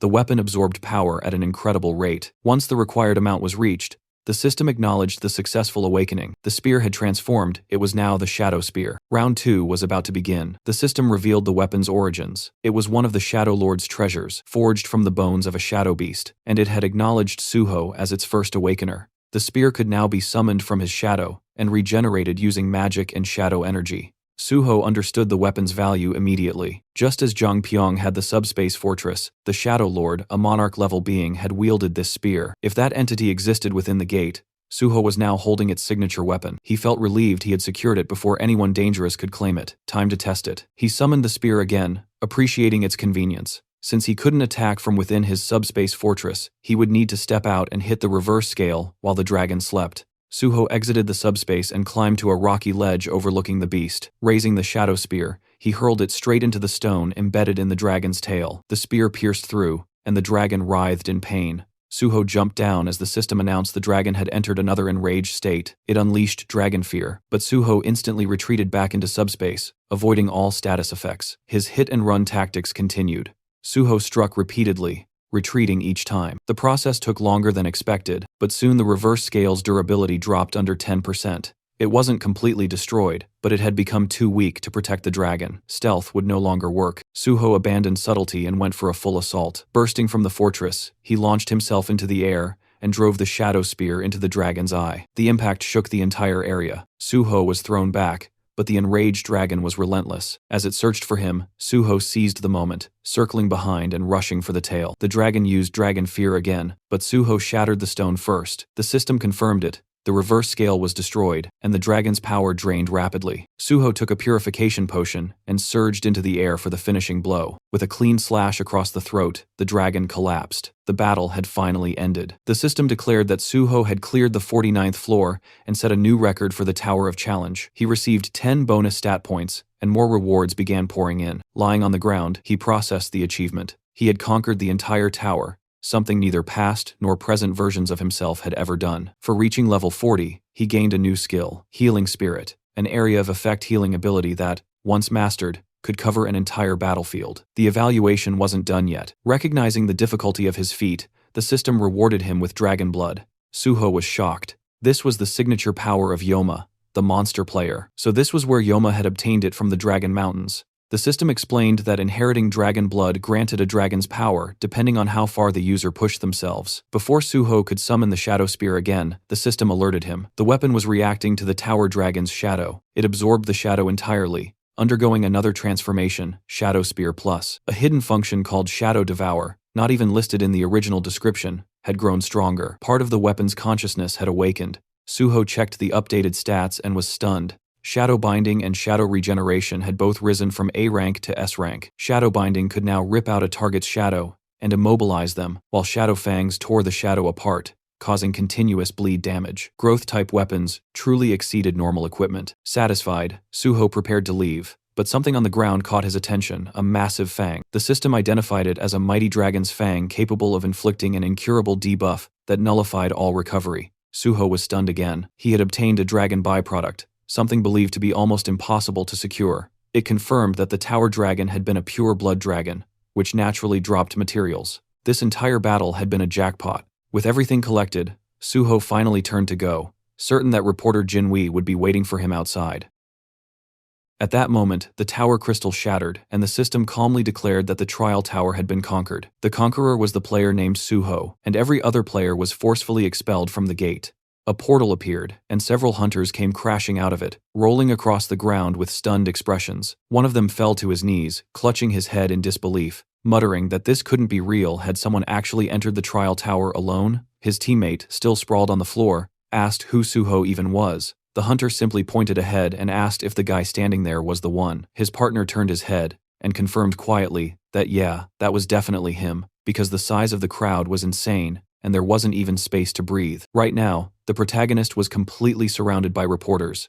Cameras were flashing non-stop, and everyone was shouting at him, asking for comments and reactions to the conquest. But Suho silently thought about how exhausted he was. He'd taken a lot more damage from the tower dragon than he expected, and all he really needed now was rest, definitely not a screaming media mob. He hadn't expected reporters to swarm him like this. His attention shifted when he spotted reporter Jinhui, who was sitting dramatically on the hood of his own car, looking genuinely stunned. A psycho that was probably the first thing running through his head, because someone conquering that tower solo was unreal. Suho casually walked up behind him, placed a hand on his shoulder, and greeted him. Jinhui screamed, fell to the ground in panic, and then widened his eyes in disbelief as he realized who it was. He stuttered Suho's name and asked how he even escaped the crowd. Suho smiled lightly and said he slipped away. He explained it like he'd just executed some secret ultimate stealth technique and vanished without leaving a single footprint. Extending his hand forward, Suho asked why Jinhui still didn't trust him. The reporter slowly reached out, looking at him like he was insane, and asked if he knew he sounded crazy. Suho calmly answered that if Jinhui really didn't trust him, then he should just tell him, and Suho would adjust accordingly. Jinhui got up, dusted himself off, and said that if he didn't trust him, he wouldn't have helped him this far, then hurriedly told him to jump into the car before the press noticed. Inside the moving car, Suho received a call from team leader Chulman. He congratulated him for clearing the trial tower, and admitted he wanted to thank him face to face, but Suho had disappeared too fast for that. Suho thanked him politely, and said he had been hiding because he was tired. Chulman laughed and said Suho always exceeded expectations. He asked if Suho was still in Pangyo and if he wanted to meet up. Suho explained that a friend picked him up, then asked if there was anything specific he wanted to discuss. Chulman admitted there wasn't anything particular unless Suho could stop by the association,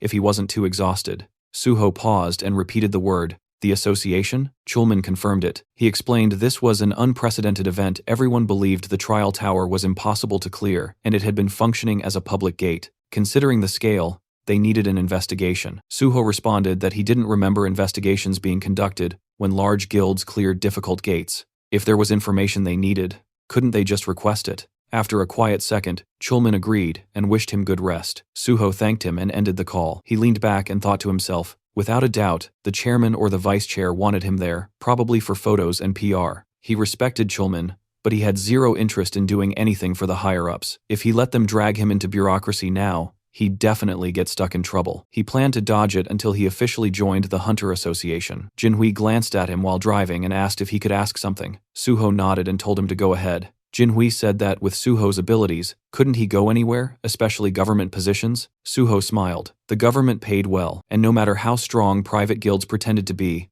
the government had more actual power. Jinhui blinked, reminding him that private guilds had fame and influence. Suho responded calmly. Fame was temporary, nothing but a staged spotlight. Right now, private guilds looked like heroes, but eventually the public wouldn't admire them, they'd fear them. Jinhui nodded slowly and said Suho had a point. Suho sighed and continued.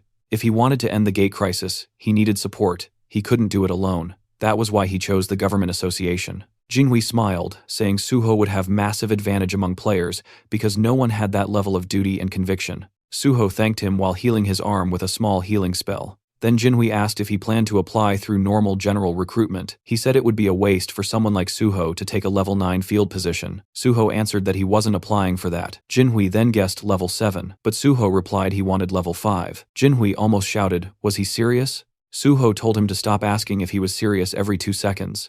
Jinhui looked at him curiously and said of course he wanted to know why it was natural. Suho smiled lightly and said he'd explain it, but Jinhui better not write it in the article. And also, he should keep his eyes on the road.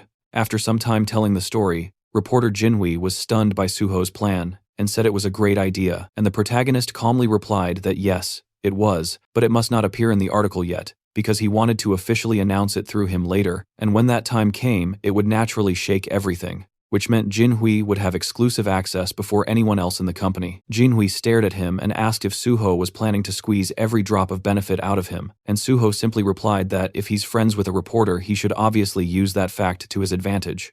Jinhui laughed and said fine. Suho could use him as much as he wanted, then suddenly asked if Suho wanted to go home now since his personal information was already leaked, and there were probably countless people waiting near his house. The protagonist smiled and casually answered that he would just disappear again the same way he did at the tower. But Jinhui hesitated and asked if maybe Suho should just stay with him for now, explaining that he lived alone in a big house. The guest room was beautifully furnished, and the security was tight enough that nobody could break in. Suho paused for a moment and asked where exactly he lived, and Jinhui answered proudly that his home was in Kaiser Cheongdam, and Suho couldn't help thinking with genuine surprise that those were premium luxury apartments worth hundreds of billions. Once they arrived, Suho stepped inside and froze for a second, not because he was impressed, but because the place looked like the final boss of rich kid housing, the kind of luxury that doesn't brag, it just exists and expects you to stare. Jinhui welcomed him like it was nothing, and told him to treat the place like it was his own house, and Suho just nodded, mentally noting that this was exactly what life looked like when someone was born with premium DLC enabled at birth. Jinhui pointed toward a device sitting neatly on the table, a convenience function pad. Through the community app installed on it, Suho could order food, shop, call support, and even summon an emergency healer if needed. Jinhui added that Suho looked way better now compared to when he first got in the car. Suho replied simply that he was a healer. Jinhui blinked and asked again, and Suho repeated it, a little annoyed, because yes, he was really a healer. The journalist apologized, admitting that even though he had read it everywhere, his brain still refused to believe it. After all, healers normally entered a guild first, then leveled safely. They didn't just casually solo clear the Tower of Challenges. Picking up his bag, the rich guy said he had to return to the office for work and reminded Suho of the password.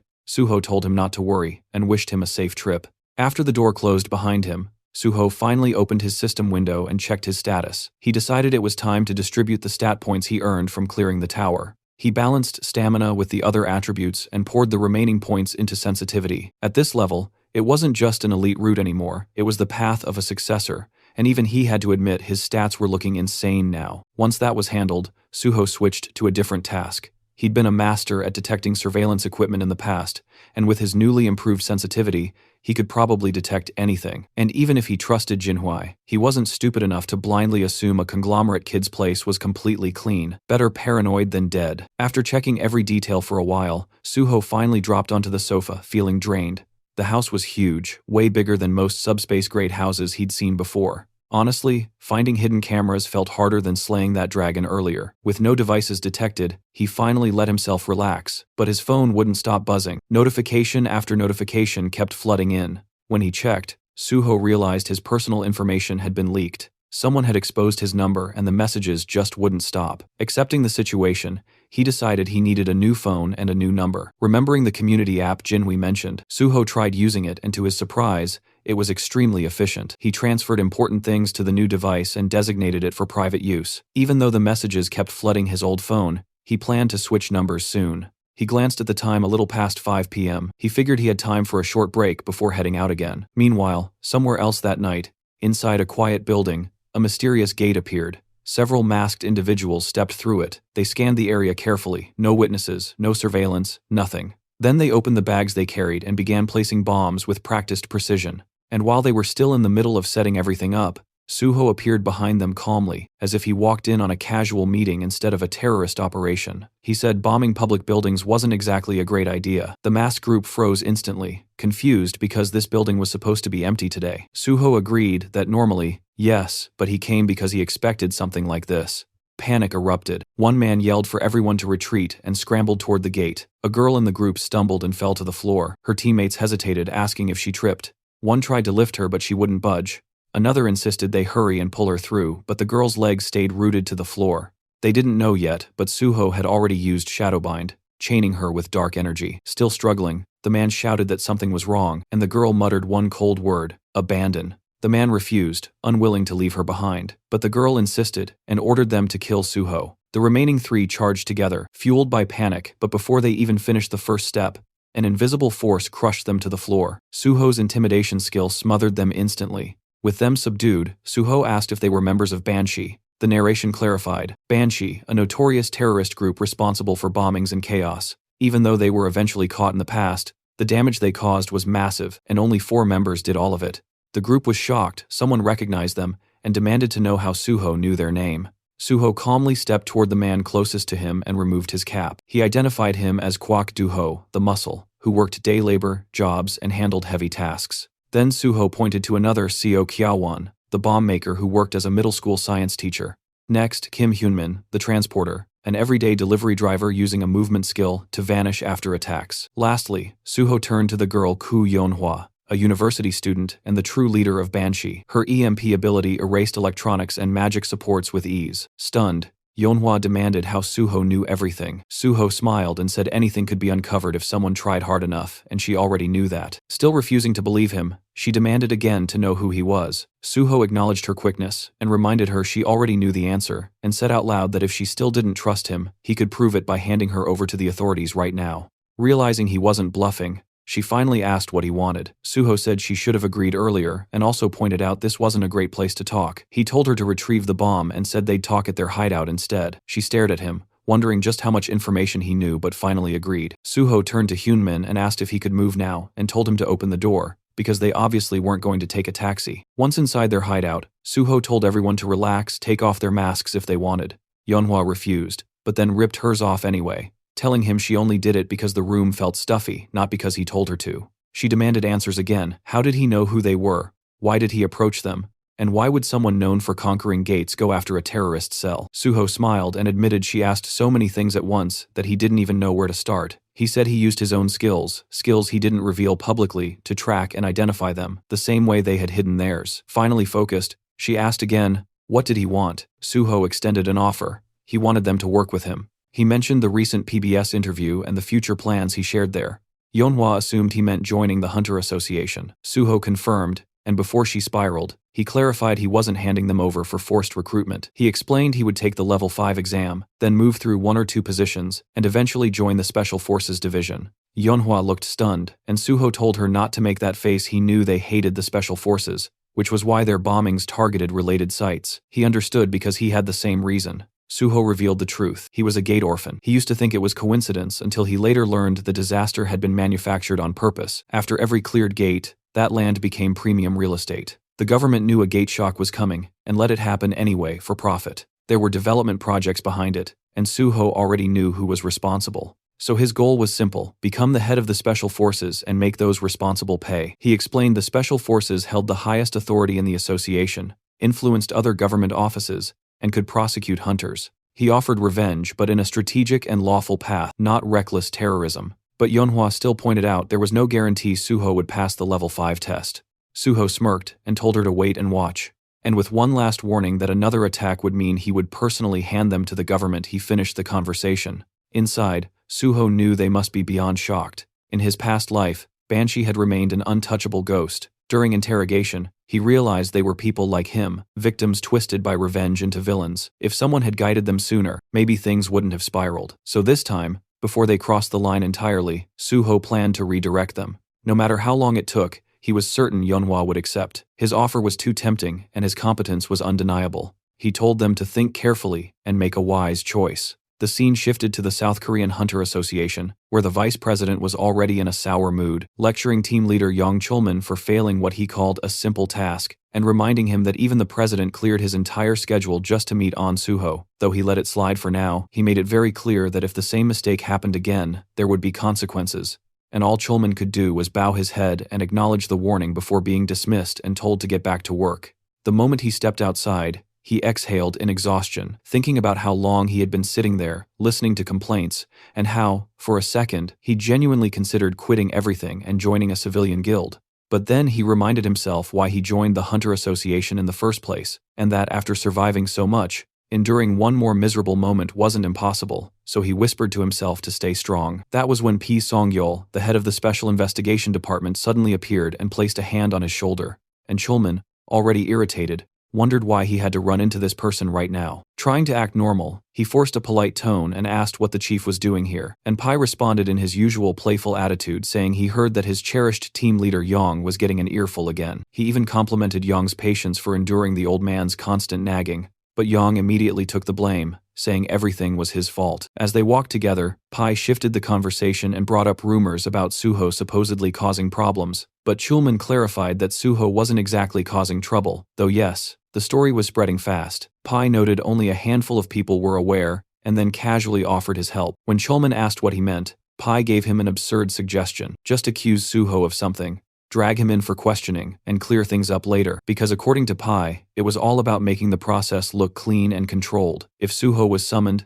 then the president would be pleased, the issue would look handled, and Suho would be released afterwards, with the association looking authoritative. He added that since Suho wanted to join the Hunter Association anyway, it would benefit everyone involved. Yang stared and cautiously called Pai's ideas mischievous, because interfering with someone as successful as Suho could backfire spectacularly. But Pai didn't flinch, and instead admired Yang's morality, questioning why someone in his position was so nervous over a single hunter. Yang responded politely, But Pai wasn't done. He reminded him that prosecutors still had the authority to investigate and charge hunters, and that hunters once feared them for a reason, hinting that Yang should be more flexible instead of clinging to protocol. After a tense pause, Yang nodded and said he'd keep it in mind.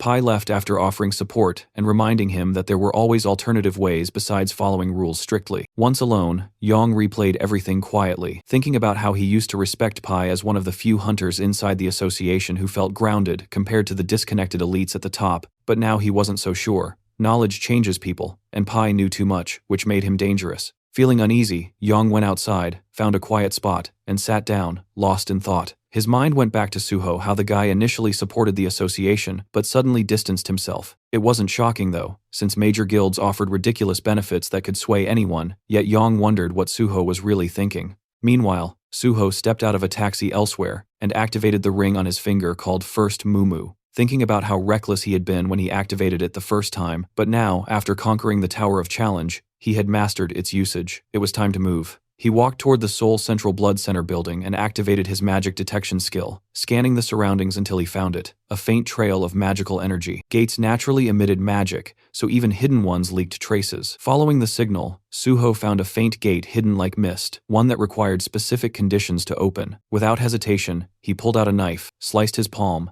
and let the blood drip toward the gate, because he already knew this one demanded blood. Once it absorbed enough, the system confirmed the condition was satisfied. A hidden gate had been discovered, and Suho earned 5 bonus stat points. The gate's name was Blood's Decree. Entering, Suho tossed glow in the dark powder forward to illuminate the cave-like environment. The first stage was clearly a cave system, so he moved deeper until a mysterious liquid dripped onto his head. He looked up and realized it wasn't cave water, it was saliva. Above him hovered countless vampire bats, all around level 63, and Suho smirked at the dramatic welcome. Without hesitation, he activated intimidation, and instantly, every bat lost control and crashed to the floor. Calmly, he stepped toward one bat and drove his shadow spear straight through its body, letting the spear devour the shadow, killing every bat in the room at once. Opening his status window, he felt satisfied. This method was perfect for wiping low-tier enemies. With an S-class intimidation skill, level gaps became meaningless. Most hunters focused on 2 primary stats, but Suho had decoded the full color-coded stat system and planned to raise everything evenly. Reviewing his numbers again, he wondered if his level was too absurd just for hunting bats. His curiosity led him to check the combat log, and that's when he noticed something strange. Among the corpses was a blood slime. It must have been hiding among the bats and accidentally died from the intimidation shockwave. The cleanup felt boring, but he acknowledged the usefulness of intimidation, since while high-level monsters could resist fear effects, the skill still worked, unless the opponent belonged to a special category. Soon he reached the boss room and felt excitement building. Without hesitation, he entered. The moment he stepped in, he summoned his sword, and instantly a large vampire bat lunged at him. He blocked the attack and identified it as a Great King vampire bat, countering with a swift slash. Then, from behind, a golem lunged, forcing Suho to dodge sideways. Neither creature felt like a true boss, they were mini-bosses.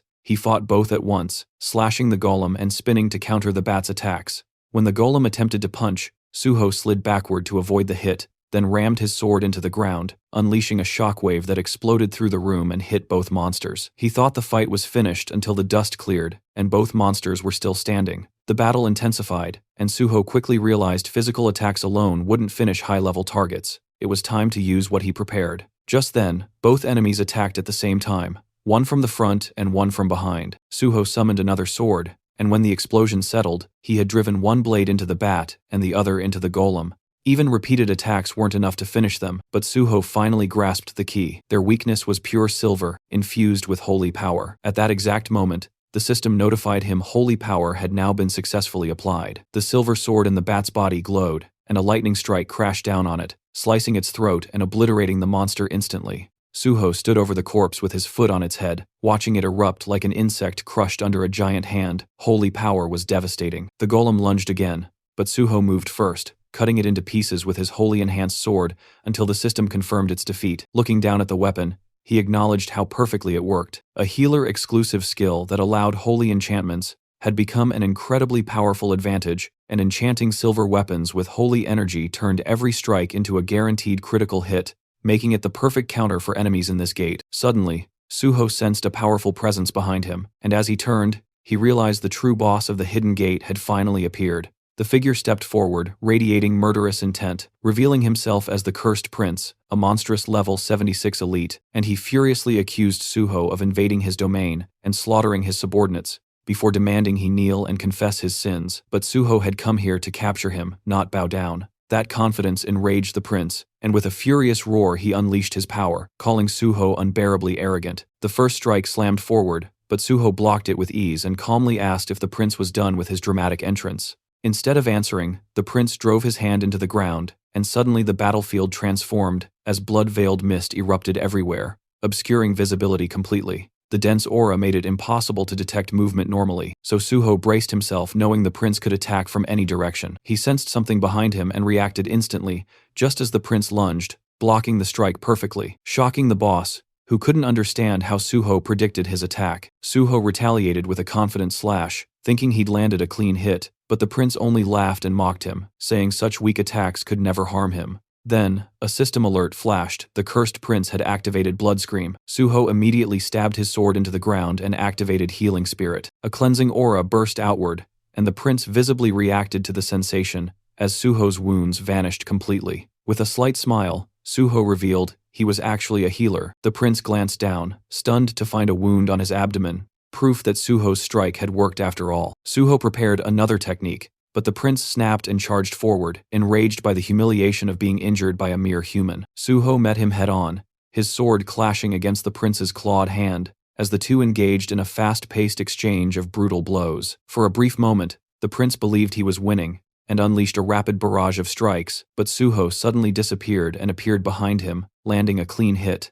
Blood poured from the prince's mouth as he stumbled backward, and Suho immediately rushed in to continue the assault. Refusing to retreat, the prince activated more power and charged directly back, and the two collided with massive force, sending shockwaves across the battlefield. When they landed, the scene changed instantly. The Cursed Prince's head separated from his body and rolled across the ground. Suho approached casually and crouched next to the severed head, mocking how easy the win was until the head suddenly lunged forward and bit his hand. The still-living prince cursed Suho inside his mind, demanding his blood, and promising to enslave him. With pure disgust, Suho ripped the head off and threw it aside, thinking the prince was basically a mosquito biting without warning. Then the system announced the start of kin conversion. Suho collapsed to the ground as blood rapidly drained from his body, dizziness and a pounding headache overwhelming him, while a violent thirst clawed at his throat. Inside his mind, the prince declared it was already too late, but Suho told him to shut up, refusing to listen. As the conversion continued, Suho reminded himself that to gain the vampire trait,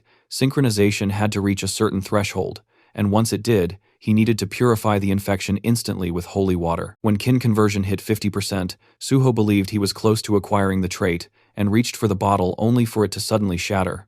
The prince laughed, saying this was his domain and nothing Suho did would matter now. Suho realized the prince had been far more cautious than expected. The corridor that had been destroyed was now restored, and even the prince's body was missing. Everything had been reset for the next phase. Still refusing to give in, Suho tried to plan another move, but the system warned his blood was now beginning to corrupt. The prince, confident, declared there was no escape, but Suho revealed he still had one final card. The system immediately responded. All conditions to unlock the second power of dragon blood had been fulfilled. He had reached level 50, and survived a mentally and physically life-threatening situation. A new notification appeared. Dragon armor available. Suho smirked, realizing he had triggered it just in time. Kin conversion stopped on the spot, and the system confirmed again that all conditions for unlocking the second stage of dragon blood had been met. Dragon armor activated. He now possessed Dragon's Endowment and Dragon Skin, granted through the armor. The moment the Dragon's Endowment effect activated, further assimilation was blocked, and purification began. The corrupted blood inside him converted into pure blood and was absorbed into his system, while the remaining corruption was destroyed entirely thanks to the dragon blood effect. Suho successfully mastered the unknown power hidden within the corrupted vampire blood and felt his body become lighter. He remembered planning to unlock the second dragon blood power using a custom gate at level 50, but instead it happened here unexpectedly. Checking his newly unlocked skill, he saw Dragon's Endowment, an innate trait exclusive to descendants of dragon blood representing nobility and superiority. While active, it granted immunity to infection, corruption, and allowed automatic absorption of corrupted sources to purify, heal, and evolve. The system had never shown the second awakening condition, but Suho had learned it from Youngma. Since kin conversion was life-threatening, the system recognized it as the trigger. Although the endowment purified the blood, It also preserved the vampire power inside it. He checked another skill, one tied to vampirism sealed for now, proof that he had nearly become a vampire, and he wondered whether he technically acquired it or not. His original goal was to obtain vampire traits, but dragon and vampire blood clearly couldn't coexist fully still. The skills he gained were strong enough, so he accepted it. Another new skill appeared, Blood Weapon, a rare ability only usable by noble-level vampires or higher, but requiring huge quantities of blood. He concluded he would need to hunt a large number of monsters and planned to develop Phantom Shadow alongside it. Just then, the cursed prince began mumbling to himself again, and Suho told him to stop because his rambling was annoying and incomprehensible. The prince lamented and questioned how Suho could still be alive after being bitten, muttering about curses, calling himself useless. That was when Suho realized Phase 2 was beginning. The system confirmed it. The cursed king laments his fate. His power surges dramatically. Suddenly, blood rained from above and from within that crimson downpour. The cursed king emerged once more, now level 80, radiating fury as he declared that he would destroy all beings superior to him, burn them, crush them, and cast them into the pit. His blood wings unfurled, and a chilling scream echoed through the chamber. Suho immediately sensed the overwhelming spike in magic power. This was no longer the same monster. The cursed king had evolved into something entirely new. The king launched a dark force attack that detonated into a massive explosion. But when the dust cleared, Suho was gone, only to appear in the air above the king's wing and unleash a devastating sword strike. Yet the cursed king barely reacted and claimed that a mere blow like that could not bring him down. Suho realized that not only was his power growing, but his intelligence as well. The king swung his wing like a weapon, smacking Suho away with brute strength. Suho steadied himself and immediately recognized the danger. The king rushed in with another attack, and Suho blocked the incoming strikes head-on with his sword, activating his holy power, and declaring that holiness would surpass all the strength the king possessed. But in the next instant, the cursed king shattered Suho's weapon, and scoffed that holy power meant nothing to him now. Suho quickly retreated, analyzing the situation. A wholly enhanced weapon had broken like glass, meaning normal weapons would not work anymore. With no hesitation, he summoned his bloody sword. Seeing it, the cursed king erupted with rage and demanded Suho hand it over while launching another brutal assault. But Suho infused the bloody sword with holy power and sliced through the strike, shocking the king who couldn't comprehend what just happened. Suho finally understood. Blood weapons scaled in power and durability based on his stats, and at his current level the sword had already reached red rank, more than enough to end this fight. The cursed king conjured a bloody spear, vowing to tear Suho apart, and charged in. The attack came fast, but Suho shifted his bloody sword into a shield form and blocked the spear, leaving the king stunned again. Suho told him he wasn't the only one capable of transforming a blood weapon, then smoothly reverted the shield back into a blade and slashed the cursed king's throat in one clean, decisive motion. The king's severed head hit the floor, still wearing a twisted smile filled with arrogance, confidently claiming that cutting off his head meant nothing. Suho simply kicked the head across the floor and summoned his shadow spear, slamming it into the ground. Immediately chains erupted and wrapped violently around the severed head shadowbind, locking it in place. Suho knew he needed to finish this before the monster caused more problems. The system notified him that vampire blood had been activated, and the blood absorbed was now stored within the blood jade. While the cursed king screamed at Suho to remove his hands, Suho examined the blood jade carefully. It was the first time he'd seen it in person, and it already held a massive amount of collected blood. According to the Blood Monarch, the blood jade could only be seen by its owner. The Blood Monarch himself had once been a normal healer, working at the Central Blood Institute, until fate dragged him into the Hidden Gate Blood's decree. He reached the boss room but failed to defeat the cursed king, and was bitten, turning into a vampire. Normally that would mean death, since once bitten, the victim becomes a monster, and the gate permanently seals. But the Blood Monarch resisted the curse using his healing abilities, and neutralized the kin conversion. At that moment, new vampire skills awakened, and reshaped his entire stat system. With newfound power, he defeated the cursed king, conquered the gate, and became known as the Blood Monarch, a global villain feared worldwide. Eventually, Suho caught him, and extracted all the critical information about kin conversion, blood weapons, and vampire blood. But even now, the cursed king raged, promising revenge and refusing to accept humiliation. Suho welcomed it, daring him to try. Then the system activated. The phantom shadow resonated with the cursed king's shadow, and absorbed it fully until not even a trace remained. With that, Suho acknowledged that Blood's decree had finally been cleared. The system confirmed the Hidden Gate's conquest and declared Suho the MVP. An exit gate formed before him. As he prepared to leave, Suho reflected on everything. Once again, he was reminded of the overwhelming reality of dragon power. No matter how terrifying kin conversion seemed, it was insignificant next to dragon blood. Still, He was annoyed that the vampire managed to escape. Then the system announced a special reward. After analyzing Suho's talents, it granted him a skill perfectly suited for him and awarded 10 bonus stats for his achievement. The new skill, New Blood. Suho had never heard of it. As he scrolled through the system window, he realized its value. It was an absolute jackpot for his future. Not only that, he had also obtained an S-rank original vampire skill, something even the Blood Monarch never possessed since his vampire traits were only A+ rank, and none were labeled royal or original. Suho concluded that this must be due to the unique effect of New Blood.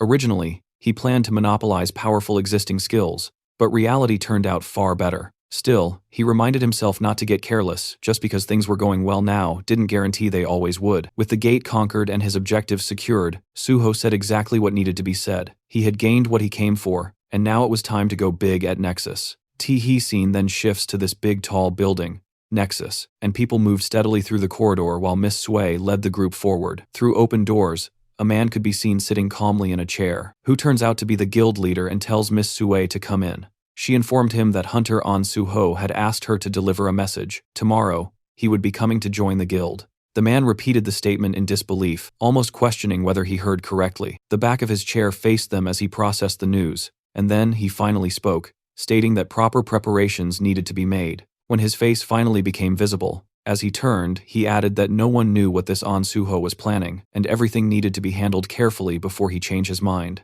Outside, tall buildings stretched toward the sky before the scene shifted inside an elegant, well-furnished room. Suho stood at the entrance, looking in, and found Jinhui sprawled across the couch, drooling in his sleep. Suho stared for a moment and finally asked why he was sleeping there. The reporter weakly sat up on the couch, explaining that Suho had conquered the Tower of Tests today, and even if temporarily, they were now living together, and to top it all off, Suho was his partner. While speaking, the young man clutched a bottle happily, declaring that such a milestone absolutely called for a celebration. He explained that when he returned home, Suho wasn't there, but he couldn't just ignore such a historic moment, so he started drinking by himself. Suho watched him for a moment, then remarked that handling everything at once must have been exhausting. He assured him that in the future, there would be plenty more reasons to celebrate. Still clutching the bottle, the drunken reporter blinked and asked if Suho was absolutely sure about that. Suho simply told him to relax, the future would reveal everything. Looking at the food laid out on the table, Suho asked the surprised and slightly tipsy reporter whether he still wanted another drink even at such a late hour. With a big, satisfied smile,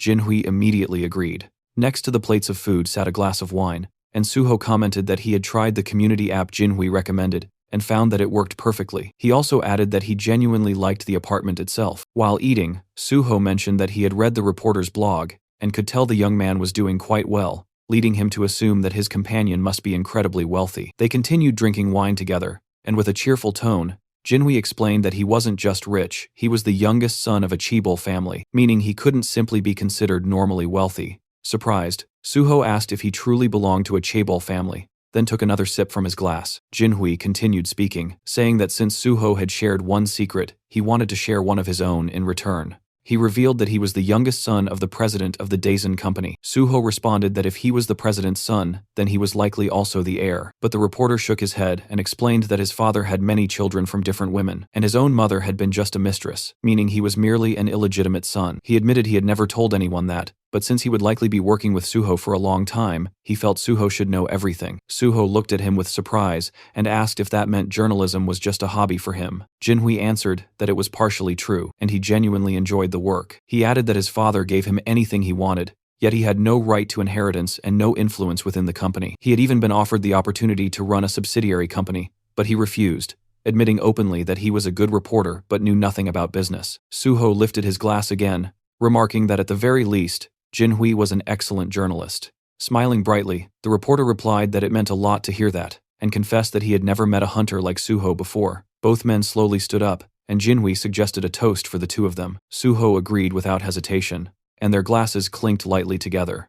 The next morning, Suho walked through the apartment, yawning, and from the kitchen, Jinhui greeted him with a cheerful good morning while pouring boiling water into a cup. Suho asked if he really planned to work on the weekend, and the reporter replied that he had a lot to do. Standing in front of the window and rubbing the sleep from his eyes, Suho commented that maybe they shouldn't have drunk so much last night, but Jinhui laughed and said everything was fine. He actually had a great time. Suho then asked why he was already going out hunting for new material, and the reporter answered that he couldn't live off articles about him forever. Hearing that, Suho casually admitted that this was exactly why he respected him, which made Jinhui pause in surprise at the unexpected compliment. After taking a sip, he asked what Suho planned to do today, and Suho reminded him that today was the day he had mentioned before. Realizing it, Jinhui asked if he was going to Nexus, and Suho nodded, explaining that last night he reached level 50 and received several upgrades, so it was time. Those words made Jinhui freeze, and he burned his hand with the water, startled because just yesterday Suho had been level 40. He turned to stare at him in disbelief and demanded to know how someone could jump 10 levels in one day. Suho shrugged like it was nothing and clarified that to be exact, he was now level 51. The reporter stared at him like he was some unresolved riddle, mumbling that the more he got to know him, the more mysterious he became. Suho commented that the way he said that sounded strangely suggestive, and as Jinhui scratched his head, Suho asked why he was looking at him like that. Without warning, the reporter pushed him toward the hallway, saying that if he was going to walk into such a serious organization, he needed to look like he belonged there. Suho protested, saying he didn't need anything fancy, and was fine with casual clothes, but the reporter insisted, saying he'd gladly lend him proper clothes and a watch. When Suho continued resisting, the reporter declared that appearances mattered at places like Nexus, and reminded him that he could also pick any of his cars. If he walked in using public transportation or showed up in a taxi, everyone would stare. A quiet upscale district came into view as a sleek red car rolled to a stop, immediately drawing attention from the people waiting outside. The door lifted upward, and Suho stepped out, dressed in a sharp, elegant suit that fit him perfectly. For a second, he cleared his throat and thought that everything had turned out surprisingly well. A suited man approached, politely offering a business card while introducing himself as Bai Dongyuk, the head of Nexus. Suho accepted it with a polite smile, introduced himself as An Suho, and followed him inside the guild building. Soon after, he sat across from 3 representatives of Nexus. Dongyuk calmly stated that over the past few days, Suho must have raised his level significantly and wondered if that sudden progress made him reconsider his goals, especially since he previously mentioned wanting to become a government official. Suho explained that nothing had changed. His goal remained the same. The leaders exchanged surprised glances, prompting Sue to ask what exactly that meant. Dongyuk leaned forward and asked why Suho would want to join a private guild if his true intention was government service. Suho responded honestly, saying that joining Nexus would make reaching his goal easier. He announced that he planned to take the 5th rank exam this year. Someone asked whether he only wanted bonus evaluation points, and Suho replied that while technically yes, it was only one part of a larger strategy. If he only chased the Hunter Association, the association would assume he had no alternative. That was precisely why he intended to join Nexus, because once the association saw others offering better terms, they would improve theirs as well. He added that while serving Nexus, he would dedicate himself fully to the guild, making the partnership mutually beneficial. Dongyuk listened silently as Suho promised to give 100%, but the guildmaster eventually leaned back and said he understood. However, he wanted to ask one question. He pointed out that when Suho first approached them, Nexus was struggling, and the hero's abilities were a complete unknown. Hiring him back then was risky but still reasonable. But now, any guild in Korea would fight for him. So why out of all of them did he only approach Nexus? Suho smiled quietly while the guild leader continued, saying that Suho was clearly talented, but his true intentions remained unclear. Folding his hands, Dongyuk warned that unless Suho answered honestly, cooperation would not be possible. Suho closed his eyes briefly, then replied that he had personal reasons. He reminded Dongyuk of the public speech he gave earlier, the one where he promised Nexus would do everything in its power to destroy all gates in Korea. Suho acknowledged that Nexus provided more support to victim families than any other guild, and was clearly the most passionate about eliminating the gates. He said he had no doubt that speech was sincere. Because of that conviction, he wanted to work with Nexus, help them, and contribute everything he had. He smiled widely, and added that he hoped they could continue cooperation even after he eventually joined the Hunter Association. Dongyuk lowered his gaze and admitted the reasoning satisfied him. Then he asked whether Suho truly believed joining the association was necessary, since Nexus already worked tirelessly to clear gates and support hunters. Suho agreed but explained that if Nexus truly wanted to end the gates completely, then they needed to go to places even other hunters couldn't, like the sealed high-risk gates under strict government control. His gaze shifted to an image of one such chained portal. Beyond ordinary mid-level entrances, there were also the 5 Great Gates. That was why he needed government authority. But until that time came, every successful raid would broadcast Nexus's name alongside his own. The impact would reshape the power structure of Korea's guilds,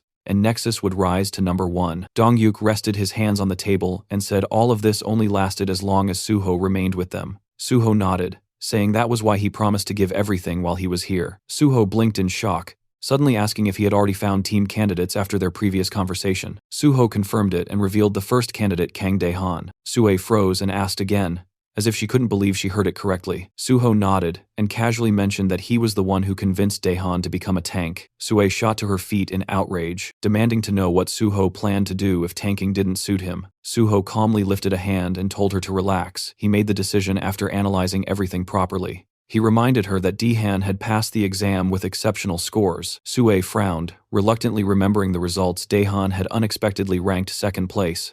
She admitted she planned to thank whoever was responsible, but Suho simply shrugged and said it wasn't a big deal, which irritated her further. The third Nexus representative finally spoke, saying Suho's proposal sounded excellent, but he needed clarification. If Suho intended to clear sealed gates, he should know those locations were protected by the government, and private guilds had zero access because civilian safety was the highest priority. He asked how Suho planned to get inside. Suho calmly asked whether he was doubting his abilities, and then stated that they would finalize the contract once he brought them the pass, proving he could be trusted. He paused, reconsidered, and changed the offer. Instead of bringing a pass, he would clear one sealed gate first, and after that they would sign. The secretary sweated at the scale of the terms and muttered that Suho was offering conditions worthy of royalty. Suho insisted that the terms were fair. The secretary noted that despite Suho being incredibly promising, he was still seen as just a new hunter with no official standing, but Suho declared that was exactly why he would clear a sealed gate immediately and prove himself. Dongyuk observed him carefully, then agreed. Suho would undoubtedly prove his worth. With a satisfied smile, the guildmaster said he liked today's outcome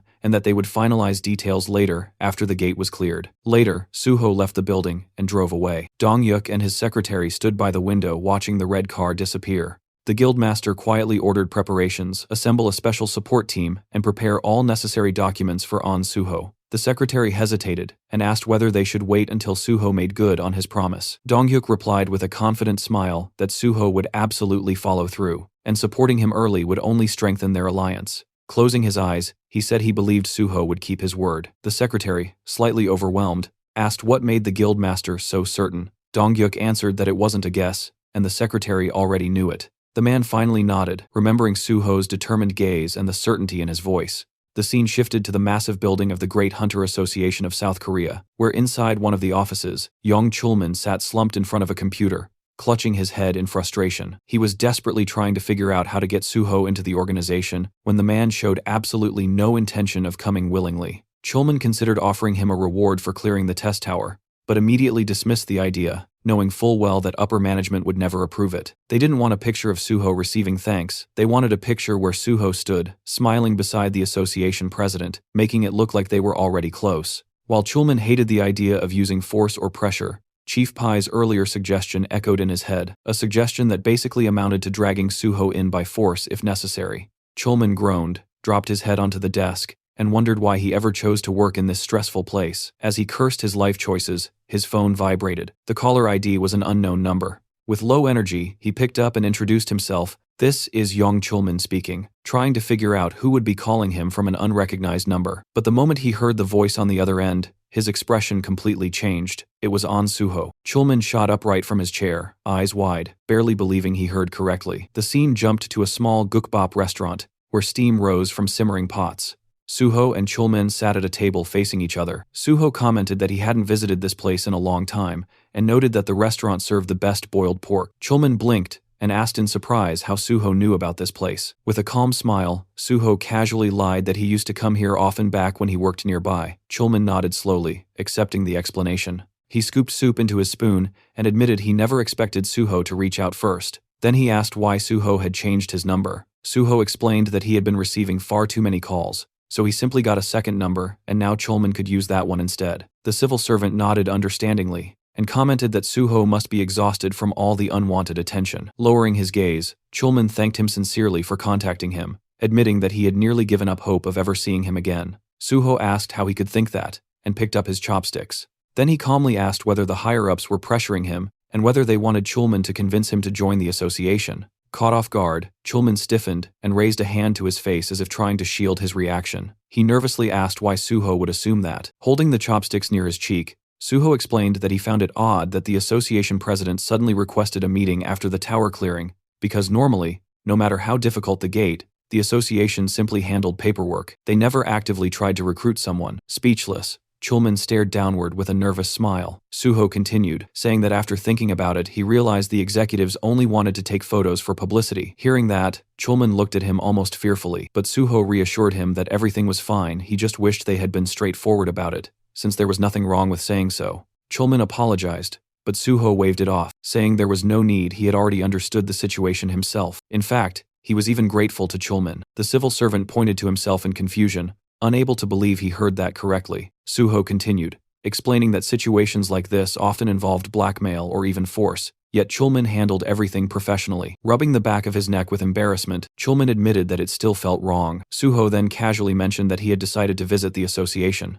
Chulman froze mid-motion and asked if he was serious. Suho continued eating comfortably and confirmed it, explaining that he wanted to thank Chulman and felt that meeting the association executives could actually be beneficial. Chulman nodded slowly, agreeing that it truly could be. Suho asked when he should visit the association. Chulman suggested discussing it after finishing their food, but halfway through speaking, realization struck him, and he shot up from his seat, eyes shining with excitement. With sudden determination, he declared he would arrange a meeting immediately. Sometime later, the duo arrived at the building of the Korean Hunters Association. Suho posed for a photo beside the president of the organization. Jang Kyung-won smiled for the camera and then told Suho he was glad to finally meet him. He commented that Suho must be extremely busy, so he truly appreciated that he accepted the invitation. The vice president, Park Kyuman, added that it wasn't every day someone got to meet such a promising newcomer. Suho smiled politely and replied that meeting the leaders of the association was a great honor. Behind that expression, however, he could barely tolerate the sight of these people. It had been a while since he last saw them, but disgust immediately resurfaced. Kyungwon asked if Suho truly intended to join the Korean Hunters Association. Narrowing his eyes slightly, Suho answered that it was his dream, exactly what he said during the interview before the exam. The president asked why. With his gaze lowered, Suho explained that he became an orphan due to a gate outbreak, and he wanted to eliminate portals as soon as possible to protect humanity. But in his mind, Suho reminded himself that this was only one reason. The other was to prevent the president and his lackeys from destroying the association from within. Kyungwon cheerfully praised Suho for his noble intentions, while Suho silently noted that this man would cling to his position until the very last moment, right up until he was shoved out. He couldn't wait to see what expression this old pig would make when that day finally arrived. And Kyungwon wasn't the only problem infesting the association. Then Park Kyuman spoke again, claiming Suho really knew how to make a good impression. Arms folded across his chest, he said that Suho didn't care about material gain and only wanted to protect the general public, which was worthy of respect. The vice president pressed his fingertips together and solemnly added that Suho had grown into a strong and noble man. His parents would be proud. Suho thanked him politely, while thinking that Kyuman was most likely the one who proposed this recruitment stunt. In his mind, Suho labeled him a pathetic bootlicker who existed solely to polish Kyunghwan's shoes. Because of fools like these, most gates hadn't been cleared in his previous life, and he intended to take away their chance to ruin things again. Then Kyuman happily asked which department Suho wanted to join. Suho rubbed his chin thoughtfully and replied that he had considered several options but ultimately chose the gate department. Chulman froze in shock, while the vice president asked why. Suho calmly explained that unlike private guilds, the association had direct access to gates, handled the initial inspections, and could participate in raids.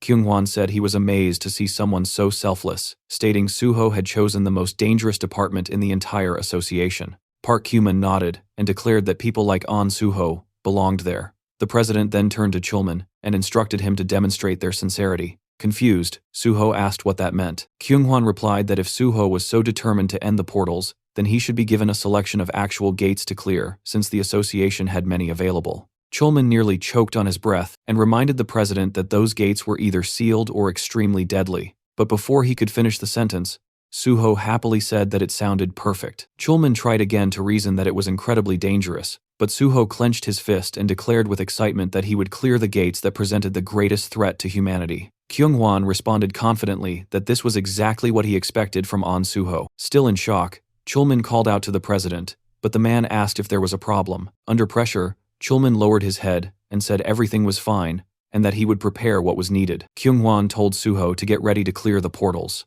Suho thanked him politely while Chulman glared downward. He knew that for these unawakened executives, the deadliest gates were nothing more than toys. That's why he despised leaders who had never stepped foot inside a gate. They had no idea how catastrophic the danger was. Countless hunters had died attempting to clear those portals, and yet these two were willing to send Suho to almost certain death. While Chulman clenched his jaw in frustration, Suho smiled calmly, already knowing exactly what was waiting inside the sealed gates. Kumon leaned toward the president and whispered something. Suho immediately understood these two were only thinking about profit and didn't care how many hunters died. As long as the raid succeeded and the association gained influence, human lives were irrelevant.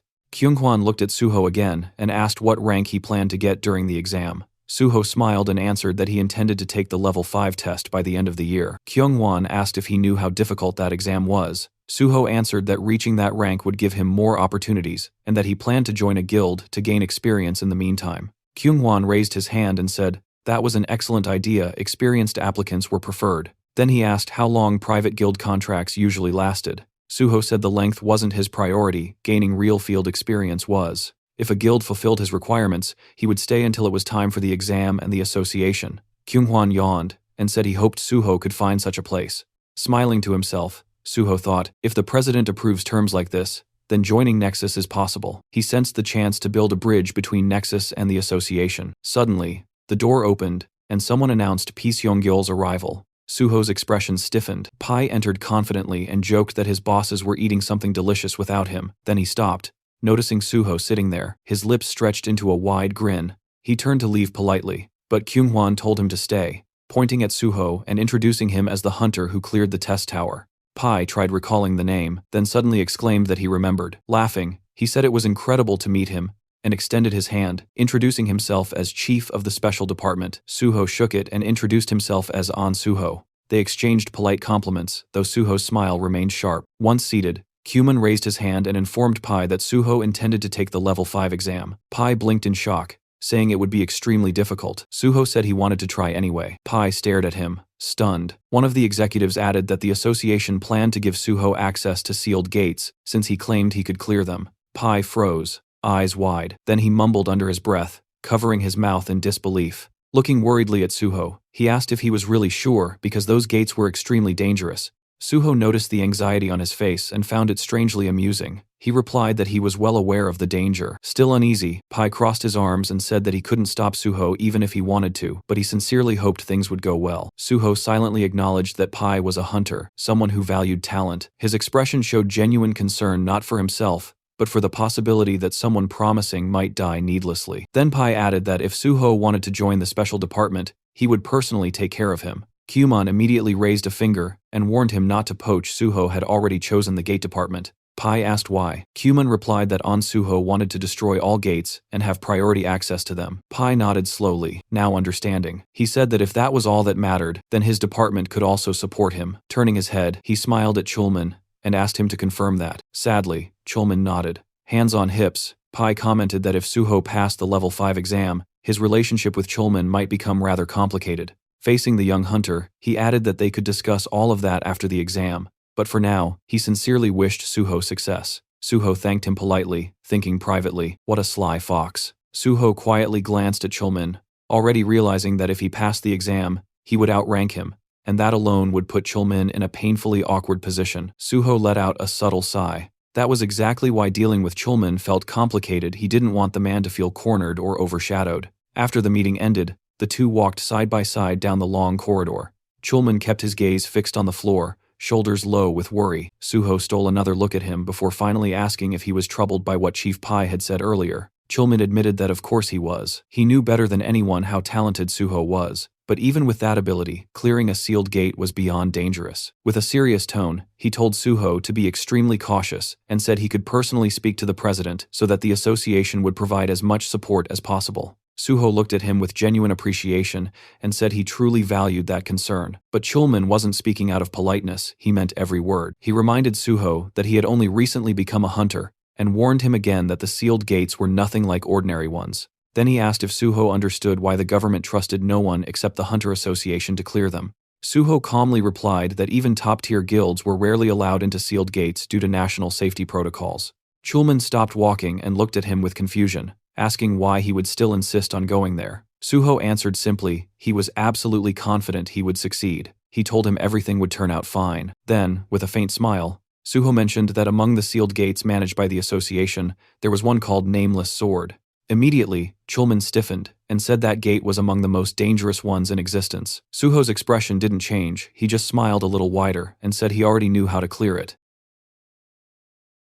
The next day, a military vehicle stood parked against the backdrop of typical Asian buildings in the district of Gyeongju, right beside the nameless Sword Gate Square. Two soldiers stood in front of Suho and Jinhui, and one of them asked the pair to wait. Suho agreed without complaint. The reporter leaned toward him and whispered that the atmosphere here felt extremely tense, and Suho calmly replied that although the association technically controlled this gate, it was still a military facility. The two young men suddenly noticed something ahead. The soldiers saluted each other, and one of them turned toward Suho to confirm if he was truly Hunter On Suho. After receiving confirmation, the soldier introduced himself as Major Kim Jong-gu, the senior commander of this square. Suho greeted him politely, saying he was glad to meet him. Major Kim said the team leader was already waiting inside. Jinhui pointed ahead, asking if they were going straight toward the gate, and received an immediate yes. As the structure loomed into view, the reporter's eyes widened. Its massive size left him stunned, and he said it would make for extraordinary material. Major Kim explained that the giant walls surrounding the gate were constructed from iron and a special alloy designed to hold back any monsters attempting to break out, while also preventing the portal from expanding. Jinhui gaped at the scale of it all, admitting the portal was far larger than he ever imagined, and the more they approached, the more fascinating details he noticed.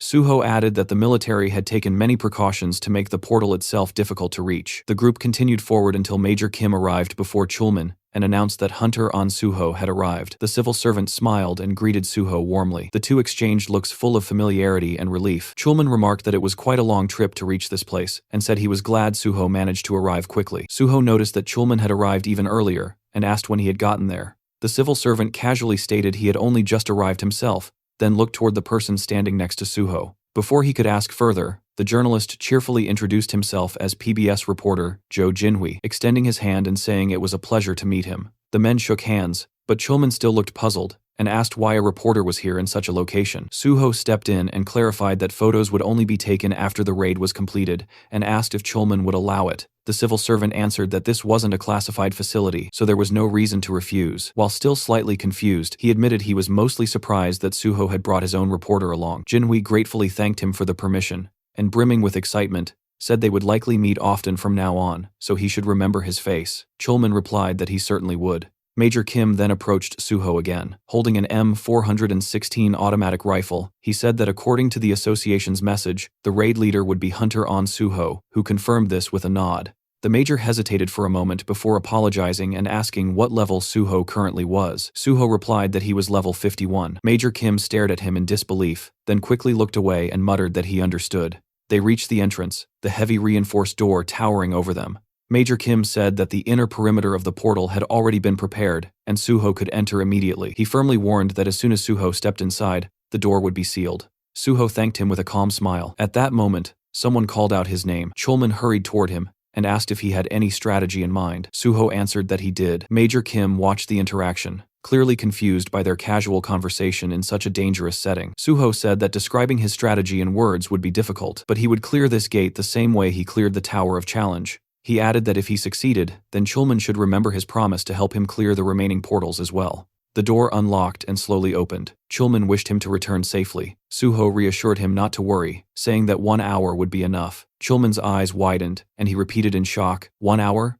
Suho glanced back with a confident smile, and said they would meet again very soon. The door closed behind him. Jinhui exhaled, and said that Suho had officially gone inside. Closing his eyes, Chulman replied that now all they could do was wait. Major Kim asked quietly if everything would really be okay, because a place like this could never be cleared alone by someone who simply had high stats. He asked if On Suho was also a healer. Jinhui blinked in confusion, and the major asked again. The reporter grinned widely and corrected him, saying On Suho was only nominally a healer. Major Kim looked even more confused. Chulman raised his hand and said that he had never seen anyone wield a sword the way Suho could. The major asked if he was truly that skilled. Chulman explained what he had witnessed during the Hunter practical exam, that Suho was supposed to be taking the healer test, but instead he slaughtered every monster with a sword, while still protecting his patient, and thus passed without issue. Jinhui, gripping the strap of his bag, said this was his first time hearing about it, and wondered aloud if it was even allowed to take an exam that way. Chulman admitted he had been shocked too, but Suho had fulfilled all the requirements, so it didn't violate any rules. Both the soldier and the reporter stared at him in disbelief. Major Kim concluded that Suho must possess a profound mastery of swordsmanship and suddenly understood why he came here specifically to challenge this gate.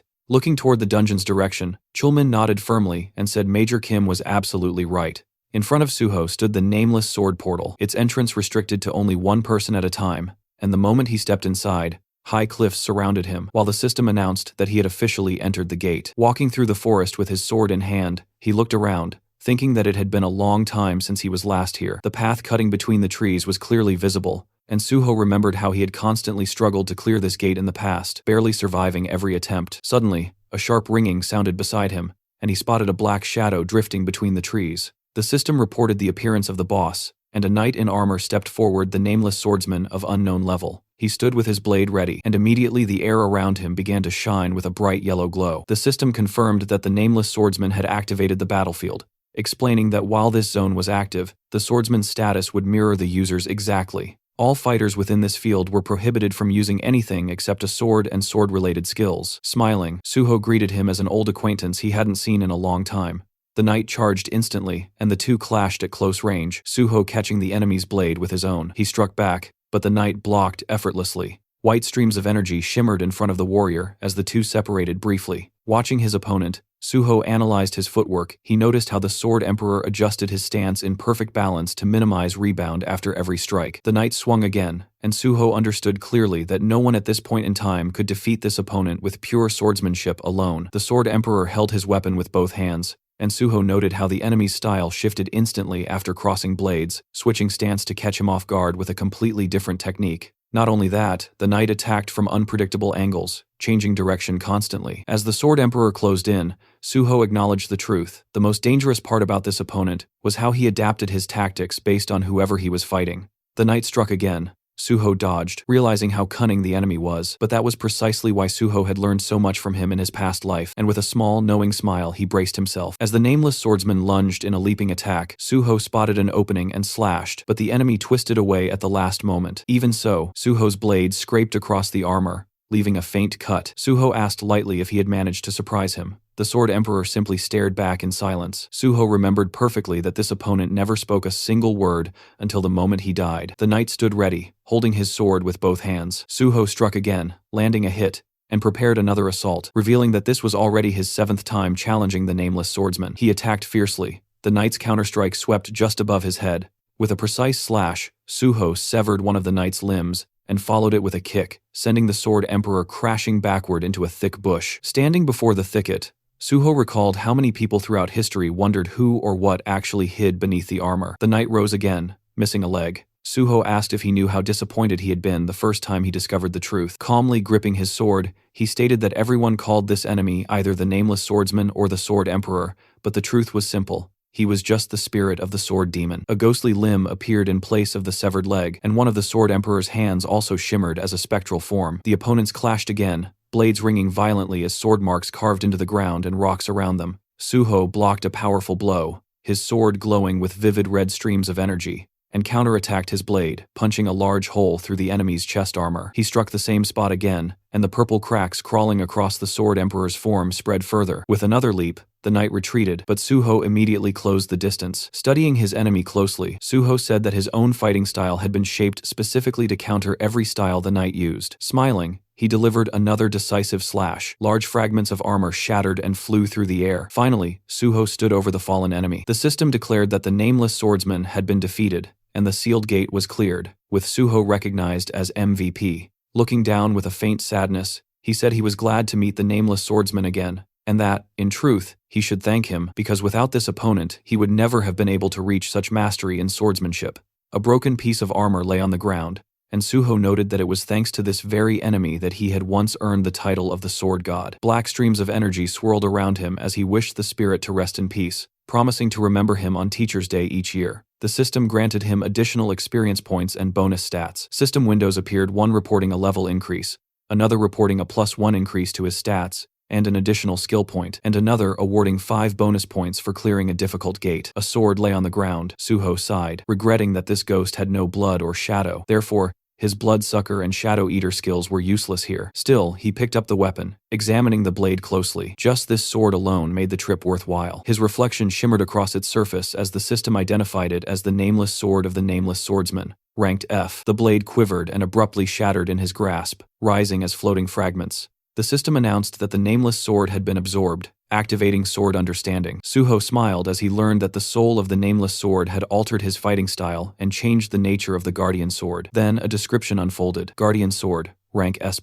This ideal technique was created by An Suho based on the most fundamental principles, achieving perfect balance among attack, defense, and evasion. After merging with the soul of the nameless sword, its rank increased further. The technique absorbed the sword's will, and it now possessed unlimited growth potential. Suho realized with awe that his ideal sword technique had just been born. The scene shifted to the spectators watching multiple screens, and Jinhui murmured that everything seemed quiet for now. Chulman glanced at him, and admitted that although he trusted Suho completely, considering the strength of the enemy, clearing this place might still take quite a bit of time. Jinhui objected immediately, reminding him that only half an hour had passed. Major Kim stepped forward and asked Chulman for permission to check the situation himself, and once he was allowed, he prepared to go until the reporter suddenly told him to wait. Confused, the major asked what was wrong as sweat dripped down the journalist's cheek. Jinhui pointed urgently at the portal, shouting that everyone needed to look. On the screen, Suho appeared, stepping through the now open door. Jinhui burst out, shouting that the gate had been cleared. Suho, still adjusting to the outside light, was stunned when someone called him Pro-On. And suddenly Jinhui and Chulman came sprinting toward him like overly excited kids running after candy. Jinhui even held his camera above his head, as if he were filming a festival. Suho told them to calm down, but the reporter's entire face was practically glowing with joy, as he demanded to know how they were supposed to calm down when Suho had cleared a sealed gate in under an hour. He yelled that it was insane. Chulman looked like he was caught between fear and happiness, as he reminded everyone that Suho had defeated the nameless swordsman, the very same monster who hadn't been beaten even after more than 200 attempts. He anxiously asked if Suho was all right. Suho smiled and said he felt great, casually adding that he'd taken care of it easily. The major stared at him in disbelief, as if trying to process the idea that the monster who slaughtered hundreds could be considered easy. Standing beside Jinhui and Chulman, Suho noted the major's expression. This soldier was desperately trying to understand what kind of person he was dealing with. Chulman then practically bounced with excitement, suggesting they take a commemorative photo since a sealed gate had been conquered. The major hesitated, but Chulman waved it off, insisting it was only a formality and that there was nothing to worry about. He reminded the major that he was just a regular soldier, so he rarely appeared in photographs, and that having a Korean army major in the picture would make the proof far more credible. Finally, Jonggu agreed to join the photo. Cut to another scene where the picture appeared on a laptop screen in front of the Nexus Guild leader. Suho explained that, as he had mentioned earlier on the phone, he had successfully cleared the nameless sword sealed gate. In the photo with him were a representative of the Hunter Association and Major Kim Jong-gu. He also pointed at the reporter beside him, introducing him as Jo Jinhui from PBS, explaining they agreed to take the photo together to prevent any manipulation of the news. Jinhui politely handed over his business card, introducing himself as Suho's personal reporter. Dongyuk pressed his thumb to his temple and said he didn't need the card at all, and had never considered manipulating anything in the first place. Standing before Suho, the guild leader asked how in the world he'd managed to pull this off. Suho blinked and asked what part he meant. Dongyuk gestured at everything and demanded specifics: how he'd gotten permission to access the sealed gate, how he'd cleared it so fast, how he'd survived something that had killed over 200 hunters. Suho calmly explained that he met with the president of the Korean Hunters Association to get permission, then simply went in and killed the monster. Dongyuk stared at him in utter confusion, running a hand through his hair as he tried to make sense of it. Suho then asked if, now that he had proven his skill level, they could finalize the contract. Holding up 2 fingers, he said that the guild leader could choose the salary amount himself, but he had 2 conditions. As long as he was in Nexus, he needed full support, and if he passed the Hunter Association exam, his exclusive contract must be terminated immediately. He added that he had already informed the association president about clearing the gate and that several guilds had contacted him, but he'd told all of them he would only accept an offer from the one willing to fully support him. Dongyuk eyed him with distrust at first, a strange expression flickering across his face, then suddenly burst out laughing and said the deal was accepted. He called for the secretary to bring the paperwork. The man returned Suho's confidence with renewed excitement, saying the hero had proven himself right after he doubted him. Suho extended his hand, and they shook firmly. The guild leader warned that there would be a lot of work ahead, and Suho replied he was ready. Later, on the road filled with evening traffic, Suho smiled and mentioned that since his friend brought him there, he'd be happy to drive him back. Jinhui chuckled, saying he was simply fulfilling his duties as Suho's manager. When Suho asked why he called himself that, Jinhui explained that since Suho kept feeding him exclusive content, the least he could do was pay him back somehow. He added that the sedan didn't shake nearly as much as the minivan he used before, so he bought this one specifically. Suho stared at him, stunned, realizing once again that this man truly was born with a golden spoon. As they drove, Suho asked if the reporter wouldn't get scolded for skipping work all day. Jinhui proudly replied that several exclusive articles had been published that very day, so no one would complain, especially since he promised the editorial office that he would bring Suho there eventually. Suho realized that there was no way this man would let such an opportunity slip. Jinhui said they could start by reporting the successful clearing of the sealed gate, and then gradually move on to covering his joining nexus. With the news spaced out, there should be no problem maintaining interest, though realistically, no one knew how long they could keep public attention. Suho closed his eyes and told him it was fine. He could handle things however he liked. Then Jinhui hesitated and asked something more serious, asking how Suho managed to read the strategy of the nameless swordsman. Suho explained that the monster had a very predictable pattern, and that he was already familiar with the Sword Emperor's reputation, knowing that the fight had to be done solely with cold weapons. He admitted it might sound arrogant, but he was certain he was better with a sword than the monster. Jinhui stared, bewildered, gripping the steering wheel as Suho continued, saying experience played a huge role in the battle and that his own swordsmanship was strong. The reporter reminded him that the monster had killed over 200 warriors, including the country's greatest swordsman, and asked if Suho understood that. Suho calmly explained that the nameless swordsman copied the opponent's status and adapted his combat style accordingly. Inside that gate, only sword skill mattered, no items, no external abilities, nothing else could influence the fight. Driving, Jinhui finally asked if Suho even had a swordsmanship skill. Suho replied that he did, and that it was rank S, but that it didn't show in his status window. The car swerved as Jinhui slammed his forehead onto the steering wheel, completely stunned. He demanded to know how Suho had acquired a rank S swordsmanship skill, and when it happened, flames practically burst behind him in excitement, and Suho told him to calm down because he was boiling over. He warned that information should be delivered gradually, not dumped all at once. Jinhui exhaled heavily and said that if Suho wanted to know anything about him, he could ask any time and get instant answers.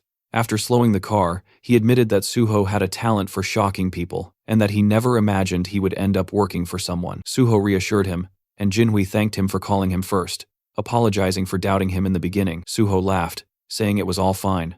They finally arrived back at their luxurious apartment complex, and Jinhui asked if that meant they were done for the day. Suho nodded, saying he needed rest. The reporter immediately said he would walk him home, and Suho thanked him warmly. Later that night, as darkness settled outside, Suho finally sat down on something soft and let himself breathe, thinking with quiet satisfaction that he could genuinely be proud of today's results. Wiping his head with a towel, he realized he wasn't even tired despite everything he had done. Pulling the towel away, he summoned his status window. The system reported 7 remaining bonus points, and he immediately understood that this might finally be enough to unlock Unified Train. Though the conditions for it were strict, every stat except one had to share the same rank, and all stats at that same level needed to have identical values. If even one bonus point remained, the system would automatically raise the lowest stat to match the higher ones. Suho worked through the window carefully, watching as the system evaluated each requirement. Then the notification appeared. All conditions had been met, and the skill Unified Train was fully activated. He blinked in surprise and watched as the remaining bonus points were distributed to equalize every stat. His personal card refreshed, showing that all of his characteristics now stood at the same values red level, rank 14 across the board.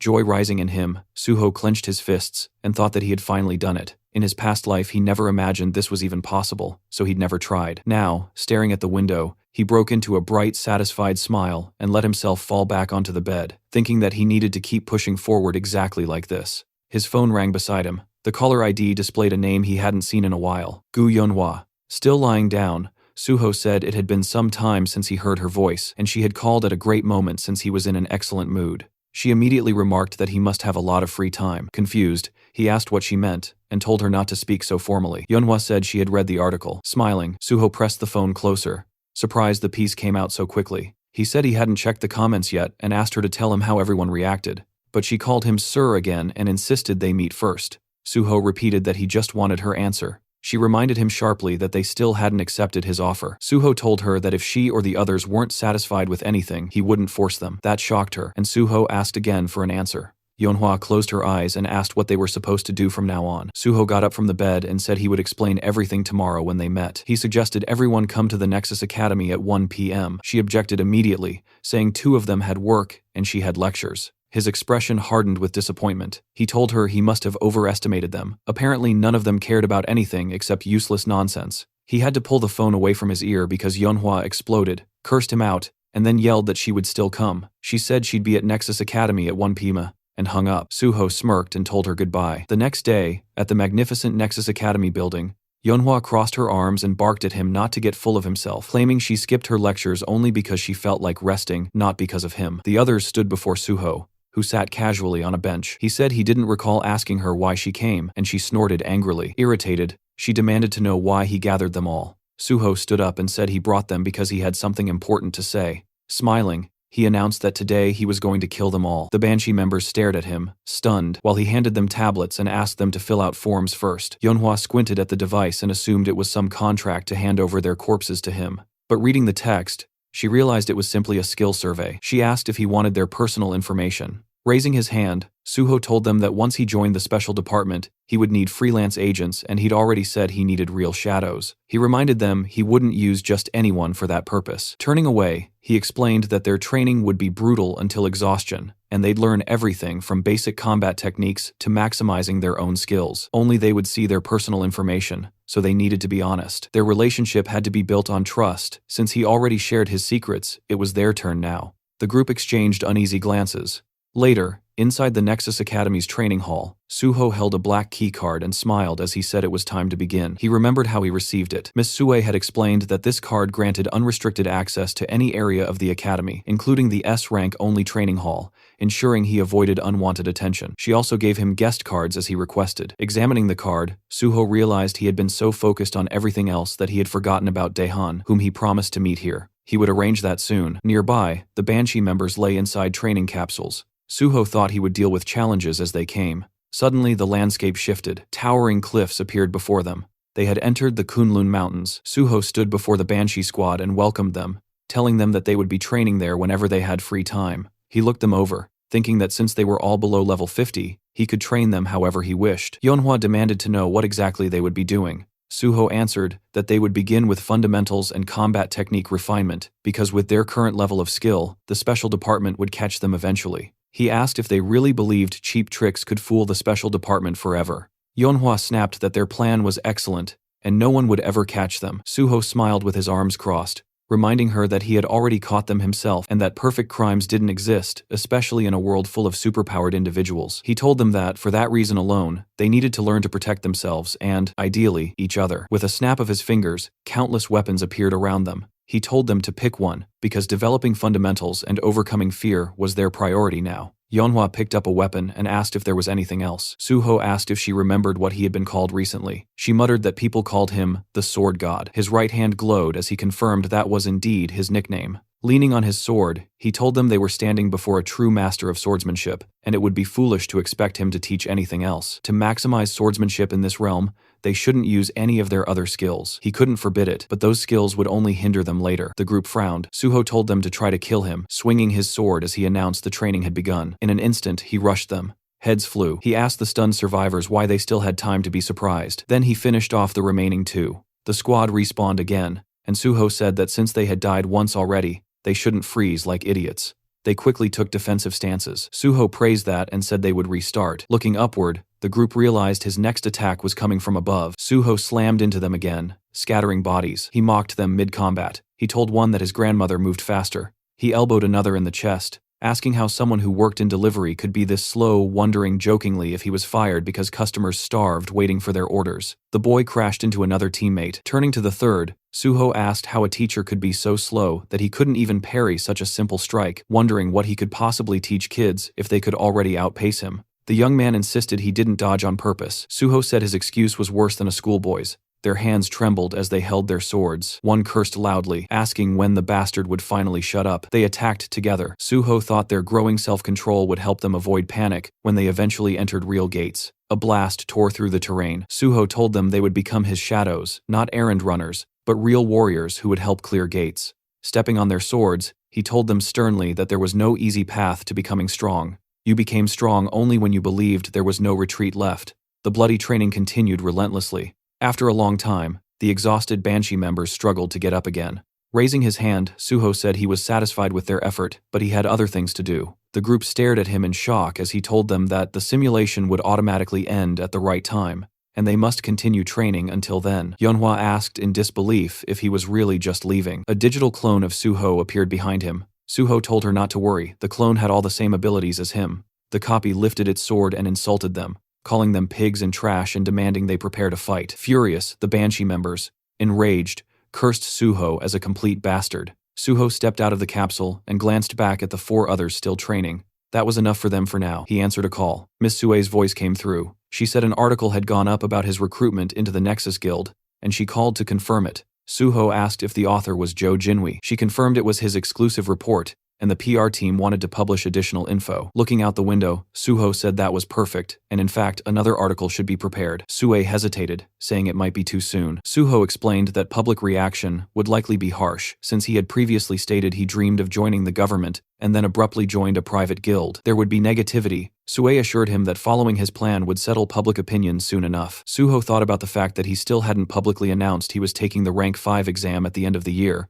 though it wouldn't remain secret for long. He told her he'd explain everything later and needed to make another call. He phoned Jinwi, who greeted him happily while working at his laptop. Jinwi asked what he needed. Suho said he heard the article about Nexus had been published and that public opinion was heated. He said he had an idea, he wanted another article. This time it would cover his next challenge, the clearing of another sealed gate. Smiling, Suho announced he was planning to take on the Swamp of Despair next. A new article spreads across the internet, announcing that Suho has successfully cleared the sealed gate of the Nameless Sword. People online explode with shock. How could he have just cleared the Tower of Trials, yet already moved on to conquering a sealed gate? One person wonders aloud if Suho is now the newest Sword King. Another corrects him instantly and says the guy should be called the Sword God. A second article follows, reporting that An Suho has joined the Nexus Academy. Immediately, users start reminding everyone that he previously said he wanted to work for the Hunters Association. Others accuse him of being corrupt and throw insults without restraint. Then a third headline drops. Nexus Guild Hunter An Suho intends to clear another sealed gate, the Swamp of Despair. Someone calls him a complete psycho. Another mocks the people who said Suho joined Nexus for money, asking what's wrong with their faces now. Someone else claims they believed in him from the start. Another declares Suho as his idol now, and threatens to personally deal with anyone who insults him. Suho reads all these comments on his phone. Most of them are exciting and positive. He smiles, thinking everything is going exactly according to plan. That's when Chulman walks in, looking exhausted. His head droops forward as he holds it with one hand. Suho asks immediately whether he was granted access to the Swamp of Despair. Chulman says he had been discussing exactly that. He remembers the president's expression. The head of the association had screamed that, of course, Suho should be given access, and called Chulman an idiot for not doing it immediately when Suho first asked. Chulman adds that now it seems the hero practically has automatic access to every gate he needs. While Chulman mentally prepares himself for endless paperwork, Suho thanks him for the effort. As they walk between the office desks, Suho explains that he plans to take the exam for the 5th rank at the end of the year, but it's a secret, so Chulman shouldn't tell anyone. Chulman immediately seals his lips with his fingers and swears he will remain silent like a fish. Suho laughs to himself, thinking he was only joking, but the guy's reaction was priceless.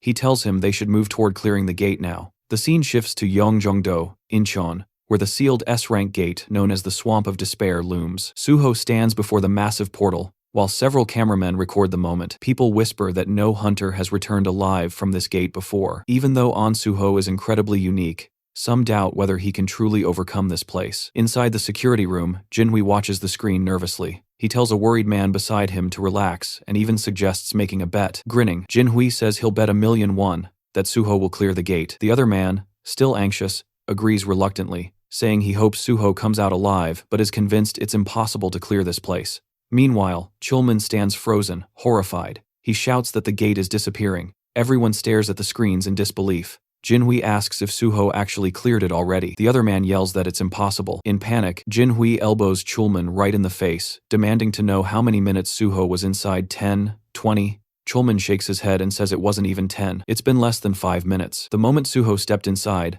the truth becomes clear. The system informed him that the Swamp of Despair had no entry requirements, and any number of players could enter. Now Suho stands at the base of a colossal staircase, stretching upward into an eerie sky. He remembers well that this gate caused even more casualties than the Nameless Sword, and no one had ever returned from it. Outsiders never understood what actually happened inside. Suho knows, monsters don't appear here. To clear the gate, one must simply climb the stairs, but every step is a psychological nightmare, packed with terrifying mental traps. That's why horrific monsters surround the staircase victims turned into statues. Suho understands the real strategy for clearing this place. You need an item or skill granting S-rank mental protection. Otherwise, the endless despair kills you, and your corpse becomes another statue on the stairs. This gate is called the Swamp of Despair. For that very reason, no one has ever made it back. Smiling faintly, Suho steps onto the first stair. He thinks that none of this matters right now. Immediately, a crushing wave of despair slams into him. His legs barely stay steady. Purple streams swirl behind his head, but he smiles. The system announces that dragon blood has activated mental damage immunity.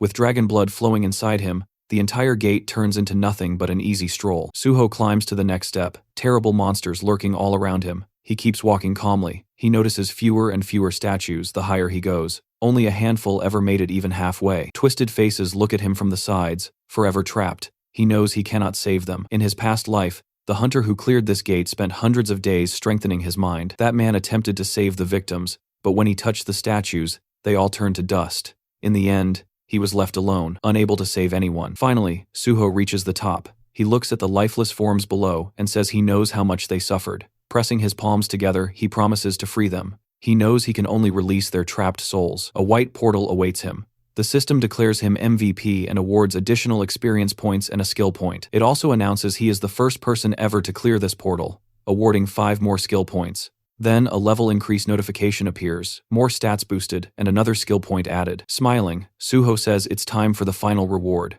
The system grants him the Ring of Emotions. This ring lets him see emotions as colored auras, absorb white or black emotional energy, and reshape it at will. The duration is unknown. Suho remembers that, in his previous life, the only person who ever obtained this ring was the same player who cleared this gate. That man used it to heal emotional wounds, but it was later stolen by enemies. Suho lifts his hand, thinking that this time things will be different. He slips the ring onto his finger. Standing at the top of the stairs, the ring instantly begins absorbing the black emotional energy lingering in the corpses. Thanks to dragon blood, Suho takes no mental damage. He touches the ground, and the system reports that the ring reacts to strong emotions. Its color is black, and absorption begins. Black energy swirls. Suho raises his right hand. The ring has absorbed the maximum amount it can. It isn't enough to purify the entire staircase, but he has no other option now that he faces the exit portal. Turning toward the gateway, Suho says quietly that it's time to leave. The moment Suho stepped outside, reporters instantly surrounded him, their cameras flashing non-stop. He lifted a hand to cover his face as journalists urged him to look into their lenses. Before he could steady himself,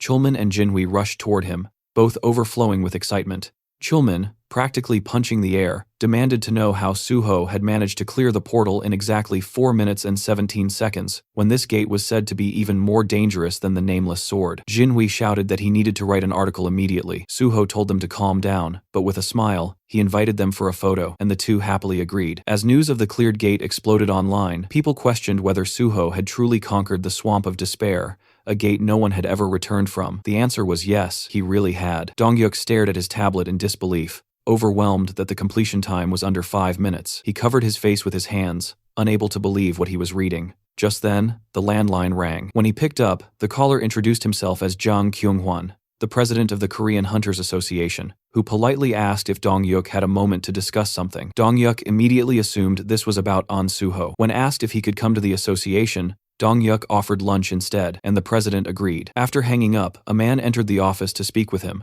but Dongyuk simply called his secretary, Kimigang, and instructed him to arrange a meeting with Hunter An Suho. Later, a white car pulled up, and Jinhui told Suho they had arrived. As they got out, Suho asked if he was heading to the broadcasting station. Jinhui explained that the Swamp of Despair article was already prepared, and only needed minor edits before release. He also suggested they go on a restaurant tour next time, since he enjoyed writing food reviews, and Suho promised to join him. As the car left, Suho looked happily at his ring, saying that Jinhui's passion had filled it with plenty of positive energy. Entering a restaurant, Suho approached a table where Kyumun greeted him loudly as the protector of South Korea. The president encouraged him to sit beside Mr. Dongyuk. Suho thanked the association leaders and took his seat, noticing Kyunghwan, Kyumun, Dongyuk, and the head of the Special Force Division, Pai Songyol, all gathered. Confused about the sudden formality, he listened as Kyunghwan congratulated him, praising the unprecedented speed with which he cleared both sealed gates and calling him the future of the nation. Kyumun proposed a toast, and Suho, raising his cup, chose to toast their shared success. Glasses clinked around the table. During the meal, the president mentioned hearing that Suho's guild contract had no fixed term. Dongyuk confirmed that while most contracts lasted 3 years, An Suho was a special case who could contribute greatly to the country, so he would not be restricted at all. Kyunghwan laughed, pleased that guild leader Dongyuk shared the association's goals, then asked Suho if he agreed with the arrangement. Suho said he appreciated the guild leader's consideration very much. Chief Pai added that he looked forward to Suho joining the Hunters Association, as it would boost not only their organization but the entire nation. With a strange smile, Cuman said the president wanted to present Suho with a special letter of thanks. Inside, Suho rejoiced this letter practically ensured he would pass the level 5 exam. Out loud, he said he was deeply honored. Kyunghwan explained that they had originally gathered to celebrate the nameless swordsman victory, but Suho cleared another gate so quickly that even they couldn't keep up. Suho humbly replied that it was only possible because the president granted him the access he needed. The leaders loved his answer. Chief Pai, still holding his cup, asked how Suho managed to clear the swamp of despair, since no one had ever returned and information was minimal. Suho recognized Pai's talent for extracting secrets, something he remembered from his past life, so he maintained his guard. Smiling, he explained casually that inside the gate there were no monsters, only a single staircase, and after stepping on it once, he felt the danger and used his tools while continuing to climb until he succeeded. The association representatives stared with their mouths open as Chief Pai stroked his beard, impressed that Suho avoided mental overload, where others relied solely on stability. Cuman then asked his current level, saying he'd heard Suho wasn't even level 100. Suho replied that he was only level 53. Chief Pai nearly choked and asked what ability he gained. When the ring on Suho's finger emitted white light, Suho sensed immediately that the association wanted to shape him into an obedient weapon. He explained that he was a healer, but because he preferred swords, he acquired the sword path. Chief Pai said the sword path wasn't unusual, though unexpected for a healer. Suho noted privately that the special department had many unique abilities,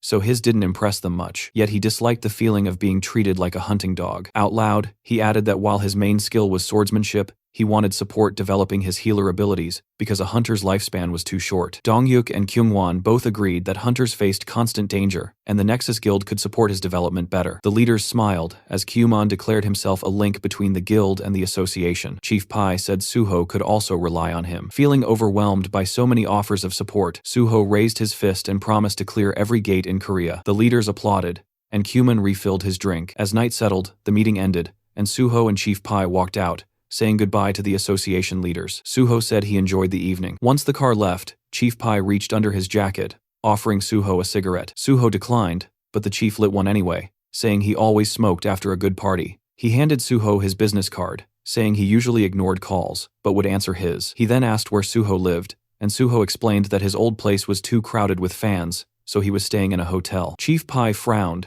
saying this was a national problem. Popular hunters immediately became surrounded by obsessed crowds. Suho dismissed it as normal affection, which instantly darkened Pai's aura. Suho realized his comment sounded naive to someone who viewed unawakened civilians as pawns, a mindset shared by the president and vice president. Chief Pai said that although the exam would be held at the end of the year, Suho had practically already passed. Suho acknowledged this. The chief said he once thought Suho was modest, but now saw he wasn't simple at all. He then linked arms with Suho and suggested they rehearse a superior subordinate dynamic since Suho would be under him once joining the association. Suho agreed, making Pai laugh. Then he asked if Suho wanted to quit clearing gates altogether and join the special force unit immediately. Suho tensed, realizing Pai was baiting him. As Pai flicked his cigarette, Suho understood the real motive the chief had stayed until the end to recruit him personally, instead of simply gathering information through Donghyuk. The ring of emotions activated, releasing white light. Suho called on Pai internally to shape his intentions. Smiling, he reassured Pai that everything was fine and emphasized the importance of the special force unit. The ring amplified positive emotions, and white streams rose from Pai's eyes as he said, Suho actually had ambition, a trait he admired, since most hunters only had empty dreams. He asked how close Suho was with Chulman from the gate department. Suho replied that Chulman was close, but he also wanted good relationships with both Pai and the president, especially hoping for productive cooperation with the special force head. Pai, pleased, rested his hand on Suho's shoulder, complimenting his communication skills. Suho thanked him and expressed hope for joining the department through special recruitment. Pai rubbed his chin, thinking aloud that recruitment for level 5 hunters had already been announced for the end of the year, and there was no need for a special recruitment just for someone who would qualify anyway. Suho, meanwhile, knew the ring's influence had deepened Pai's interest into something closer to emotional loyalty. It wouldn't last forever, but was more than enough for now. Standing together, Pai said he was surprised Suho was so committed to joining the association, and asked about special recruitment. Pai explained it wasn't common but could be arranged if necessary. Suho praised him as an amazing person, prompting Pai to cover his mouth shyly. He explained that recruitment decisions came from higher authorities, But if there was a shortage in the special department, they could justify a special intake. Pai added that if such recruitment happened, they would need proof that Suho was valuable to the department. Suho asked if he meant clearing gates. Pai reminded him that the special force handled awakened criminals, which was more important. Suho had indeed forgotten that part. Pai said criminals with awakened abilities were extremely dangerous, and although Suho had great skills, gate clearing and crime fighting were completely different. He suggested Suho prove himself by choosing any wanted criminal and delivering them to the department. If done, he could be accepted within 1 or 2 months. A car pulled up. Pai said most newcomers panicked at the mention of wanted criminals, but Suho clearly wasn't timid. Smiling, he said he would wait for Suho's news. Suho remembered how, in his past life, Pai didn't even remember his name until after the nameless swordsman victory, but this time, things were already different. Watching the car leave, Suho understood that soon the villains and their underlings will be among the new recruits who would make excellent sacrifices for his plan ahead.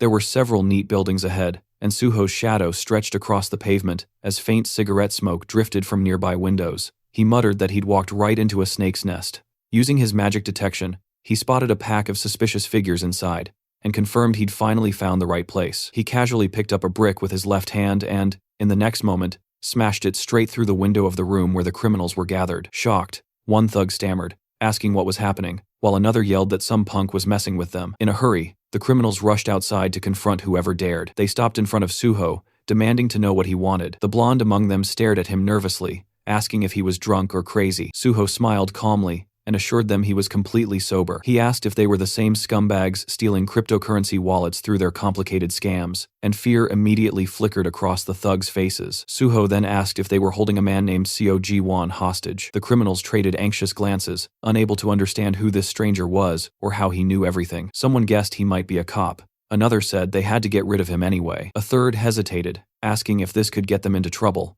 But the reply came quickly: this bastard already knew too much, so nothing worse could happen if they didn't deal with him.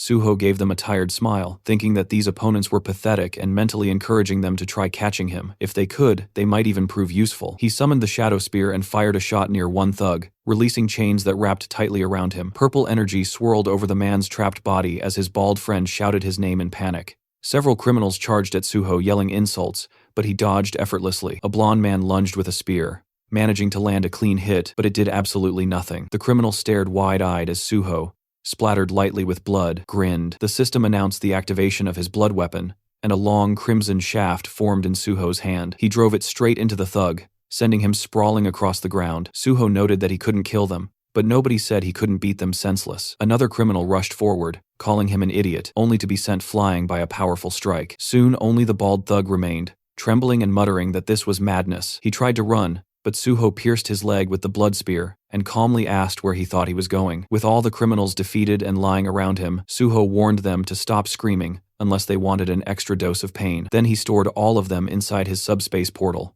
Dusting off his hands, he said the only thing left was to find Seo Ji-won. Inside the kitchen, which was a complete disaster zone, Suho finally found the man he was looking for. Ji-won was slumped on the floor, asleep in front of his laptop. Suho called his name, and the man blinked awake, staring blankly at the hero. When Suho asked if he'd finally come to his senses, Ji-won looked around shakily, asking what happened. Suho greeted him warmly and introduced himself. Ji-won froze and asked in horror if this was really the An Suho from the news. He couldn't understand how Suho ended up here, nor where the criminals who kept him hostage had gone. Still shaking, he looked terrified. Suho remembered reading in Ji-won's autobiography that he had been beaten and imprisoned for 6 months by these thugs. He saw that the man was too traumatized to speak normally right now, so he extended his hand. The ring responded to Ji-won's intense emotions, identifying them as black, and Suho pressed his palm gently to Ji-won's chest to absorb them completely. When Suho asked if he felt better, Ji-won stared at him in disbelief, unable to comprehend how the trembling had stopped. Suho knelt in front of him, explaining softly that he saw his condition was terrible and used one of his skills to help. Ji-won gasped, and then, hesitantly, asked what would happen to him now. Would he be going to jail? Suho asked why he would. Ji-won admitted he'd done many wrong things. Suho reminded him that he had been forced into everything, and people like that didn't belong in jail. Ji-won reluctantly agreed. Still suspicious, he asked how Suho knew he was here when Suho hadn't even joined the association yet. Suho answered that he found him using a special skill that no one else knew about, and that he shared the information because he truly needed him. Ji-won held his left hand anxiously and claimed he was useless. Suho disagreed firmly. Ji-won was the only person in Korea with the cyber-type trait. Ji-won stared in shock as Suho said that. Among countless traits worldwide, cyber-type was one of the rarest.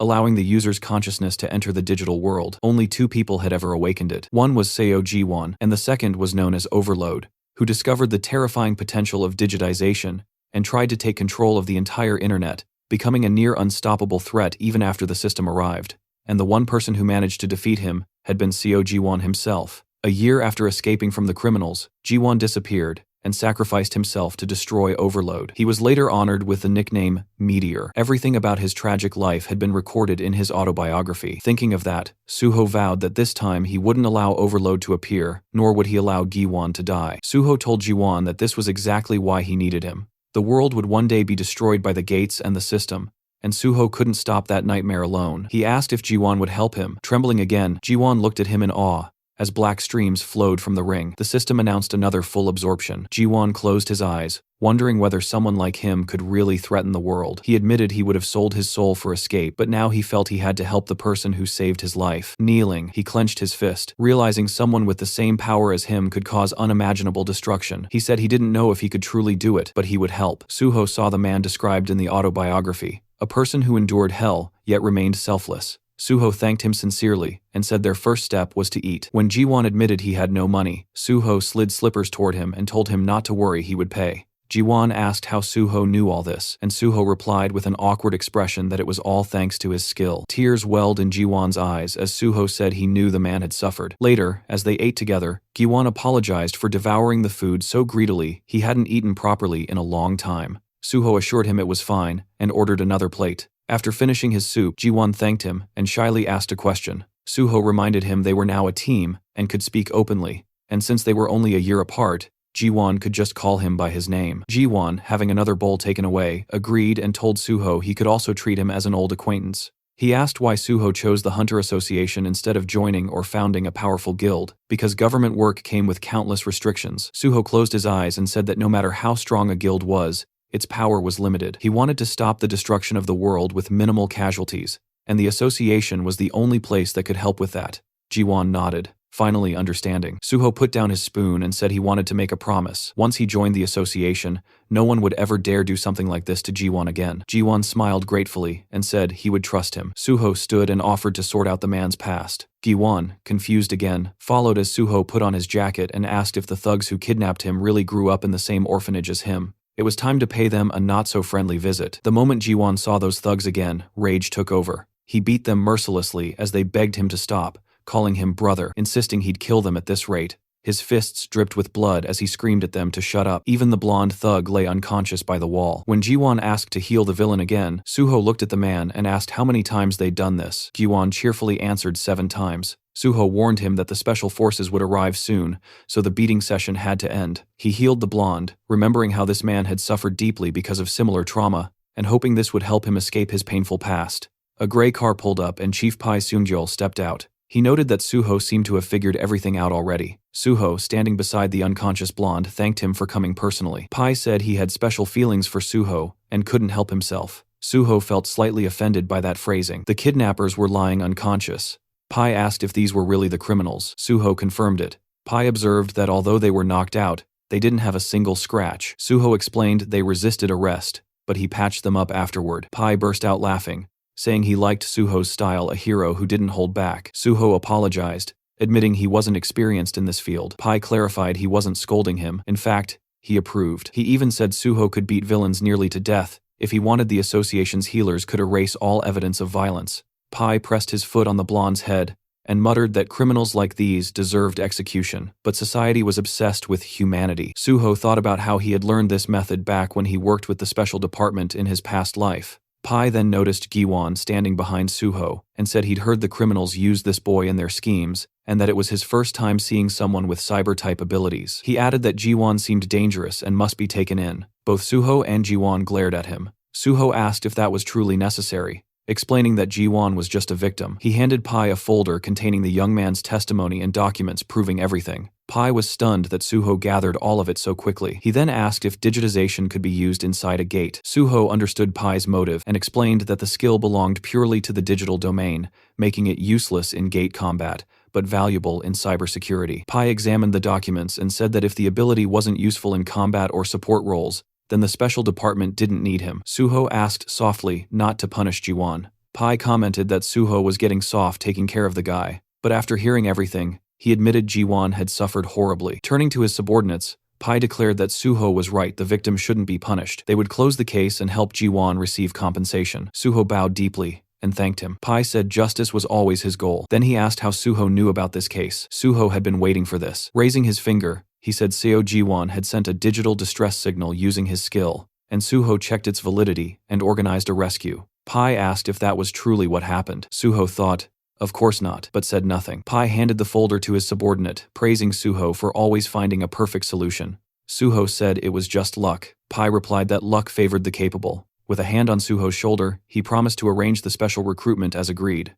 Ji-won finally stepped closer, asking what he should do now. Suho pointed behind him and said that he would be coming with him. Ji-won looked around the apartment in shock, while Suho grabbed a drink from the fridge. The place was luxurious, almost too perfect, and Ji-won couldn't help saying it out loud. Suho casually replied that it wasn't his home, this belonged to Jo Jinwi, the PBS reporter. As he poured the drink into a glass, he mentioned that the owner was currently away on a business trip, so the two of them had the whole place to themselves. Ji-won accepted the glass, nervously asking if the owner wouldn't be angry about bringing someone over without permission. Suho brushed it off, saying it wasn't a big deal, but warned Ji-won not to talk too much. Ji-won slapped his own chest dramatically and promised to stay silent like a fish, then quickly asked what Suho wanted him to do next. Suho lifted the glass to his mouth and clarified. Gi-won had been kidnapped right after hitting level 50 and awakening his ability, right? Gi-won confirmed it. Suho said that meant he would soon have to face overload, and for that, he needed to grow stronger, fast, strong enough to reach a level close to Suho's own, if they wanted to prevent the end of the world together. Shocked, Gi-won asked if that meant he had to clear gates with him,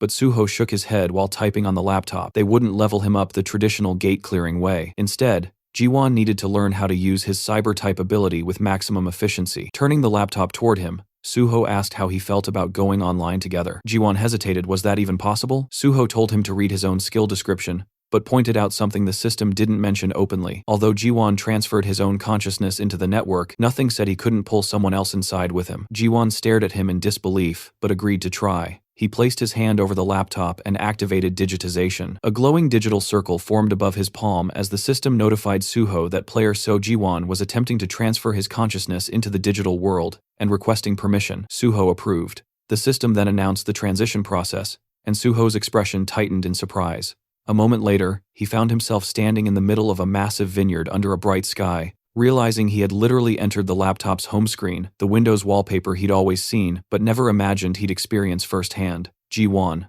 running from behind, called out to him in excitement. He said it felt bizarre seeing someone else here because until now, he'd always been alone in this digital world. Suho admitted this was his first time too, and it felt amazing. Ji-won looked around at the endless fields and asked if they really were inside the wallpaper photo. Suho confirmed it was an actual winery image, complete with grapevines. He even plucked a grape and chewed it out of curiosity, earning a laugh from Ji-won, who reminded him that the digital world had visuals but no taste or smell. Suho spit out the illusion, admitting he wanted to test it anyway. They walked through the vineyard as Ji-won asked how they were supposed to increase his level here. Suho was surprised he didn't know. Levels rose based on experience points, and the system didn't care whether actions happened in the physical world or not. He even reminded him that he had increased his sword proficiency during his virtual reality hunter exam. Gi-won then asked if leveling in a virtual environment was really possible. Suho clarified that skills could be trained there, but not character levels. However, this digital world was different. Here, nothing resets after death. Here, everything was real enough to kill you, and that was what made it capable of affecting the system. They stopped in front of a pair of closed digital doors labeled File Cleaner. Gi-won asked what this folder was.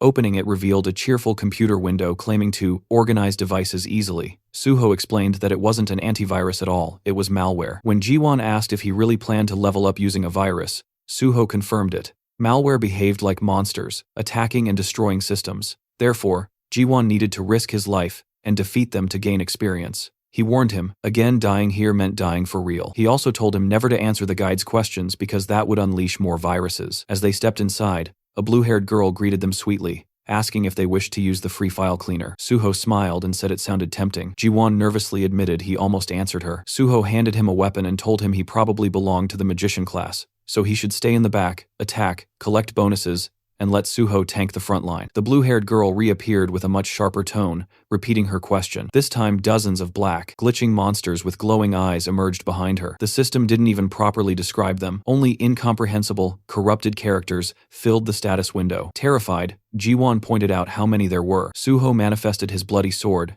and reassured him that although they were stuck inside, the monsters could not escape through the door. If Jiwon couldn't escape either, he'd die, so he needed to use his magic well. A massive black skull monster lunged forward, but Suho decapitated it instantly. He reminded Jiwon to prepare his spell. A digital circle lit up around Jiwon's hand as he confirmed readiness, and Suho charged into the horde, cutting down wave after wave of corrupted entities. Eventually, after a tense battle, the monsters scattered into pixels as Suho finished them off. Jiwon collapsed onto one knee, exhausted and shaking, admitting he thought he was going to die. Suho told him he was still alive and now level 59. He asked how Jiwon was doing. Jiwon said he had reached level 55. Suho realized the guy was far more talented than expected. With the right guidance, he could work well alongside the Banshee group. He helped Jiwon stand and suggested they log out and rest. Jiwon agreed eagerly. Back in the real world, Suho chugged a Coke on the couch, relieved that there was a safe way to level up without entering actual gates. He then checked the public reaction to the news article about him clearing the swamp of despair. The internet was flooded with admiration, people asking the government to give him a medal, fans wanting souvenirs, and endless praise.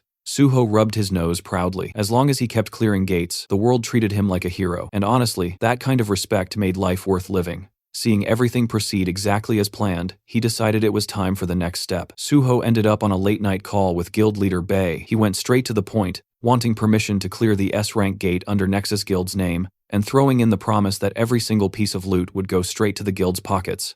No strings, no conditions, just pure grind value. The gate in a question is this, the infamous Mole Mine, an S-rank dungeon packed with mana stones and crawling with those freaky mole monsters that moved like they were speedrunning through the dark. Suho eyed the place, already picturing how annoying it was going to be so many damn moles that grabbing even one mana stone felt like snatching candy from a nest of feral toddlers. Still, he smirked like this entire death cave was just another warm-up. Clearing it was exactly what he planned to do. On the other end of the call, guild leader Bae was quietly analyzing the situation.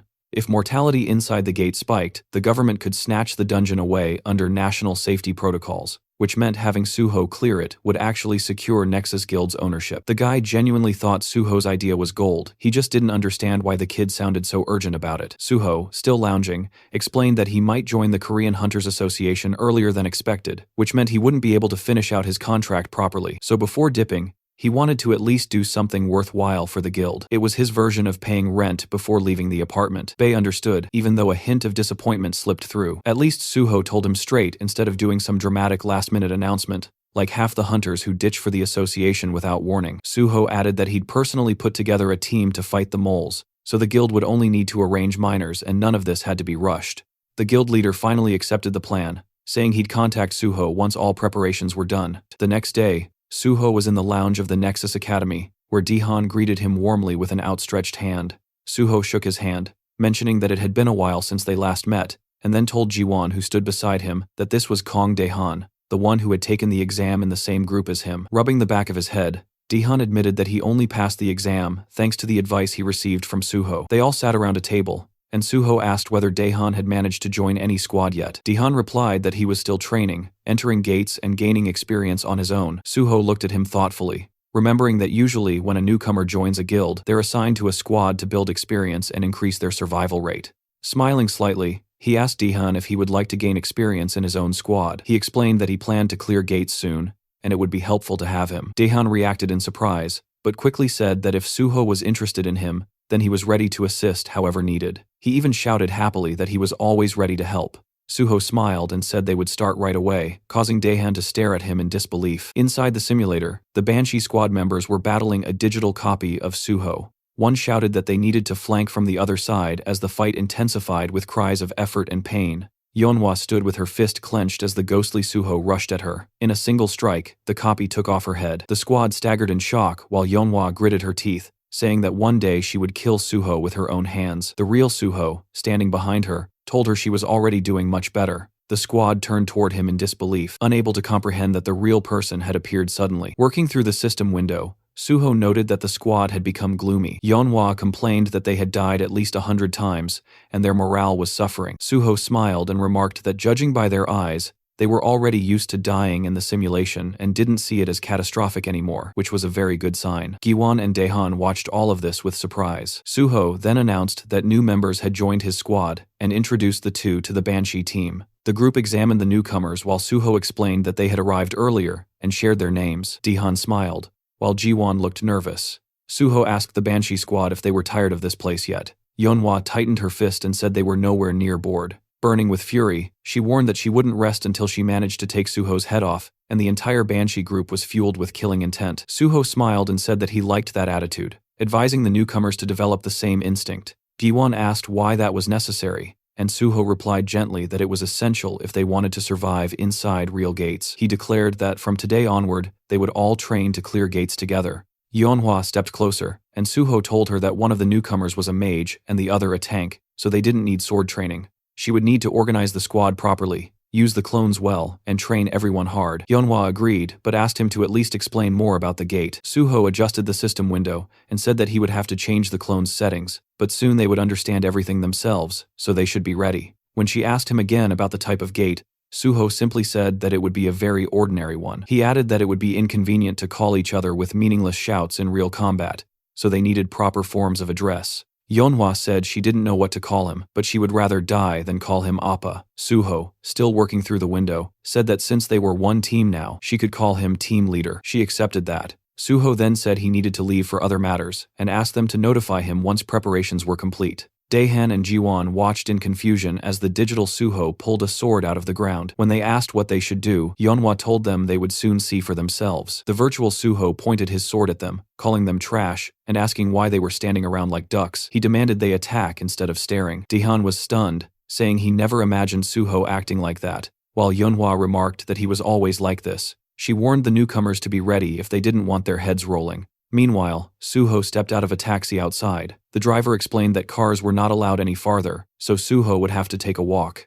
Suho agreed calmly and continued forward, standing before tall buildings. He then activated his ring using First Mumu, and the system reported that the skill Monochrome Solitude had been activated to erase his presence. Walking down the sidewalk, he observed the neighborhood of Paju, once known as the Golden Land. Seeing the beggars nearby, he remembered how prosperous the place used to be. But after the appearance of multiple gates and too few hunters to clear them, the area had become desolate. If not for the gates, this place would never have turned into such a ruined district. Passing by the impoverished residents, he thought about how the area was now filled with crime, gangs, drugs, and hunger. He knew that he couldn't save everyone here. Still, he remained determined. He needed to clear the gate quickly, and when the right time came, this place could become useful. Looking up, he realized that the abandoned area had attracted a certain group of people who could be useful to him. He stopped before a familiar door, remembering that he used to come here often in his past life. A man peeked through a small window in the door and asked who he was. Suho said he wanted to purchase the mine. As First Mumu deactivated,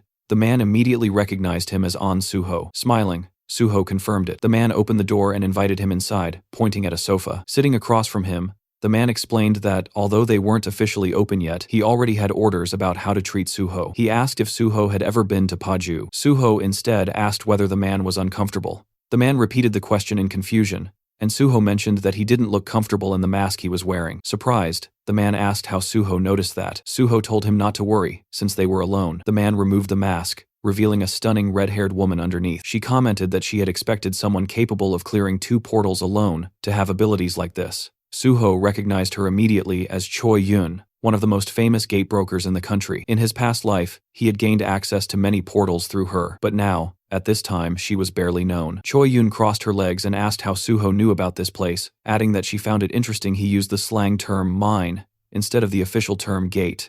Suho thought to himself that Choi Yun only gained popularity later after joining the Union Korea's largest underground guild. Placing his briefcase on the table, he simply said that he always learned what he wanted to know and suggested they talk about gates. She asked which ones he was looking for. He asked if she had access to the Twisted Forest. Choi Yun stiffened in surprise, and Suho pushed the briefcase toward her, saying he wanted to buy a pass and would be entering alone. She explained that the Twisted Forest had appeared on the market less than 3 days ago, and very few people knew about it. She asked how he even knew she had access to it, and what the price was. Suho answered that explaining such things in the black market wasn't necessary. He reminded her that when dealing with gates, people didn't talk more than needed. There were 2 types of gate deals, buying the gate itself, or buying a one-time entry ticket. Ownership cost far more, but even single entry into a popular gate could be expensive. Choi Yun nervously apologized and said that a one-time entry into the Twisted Forest cost 100 million won, and clearing it alone was extremely difficult.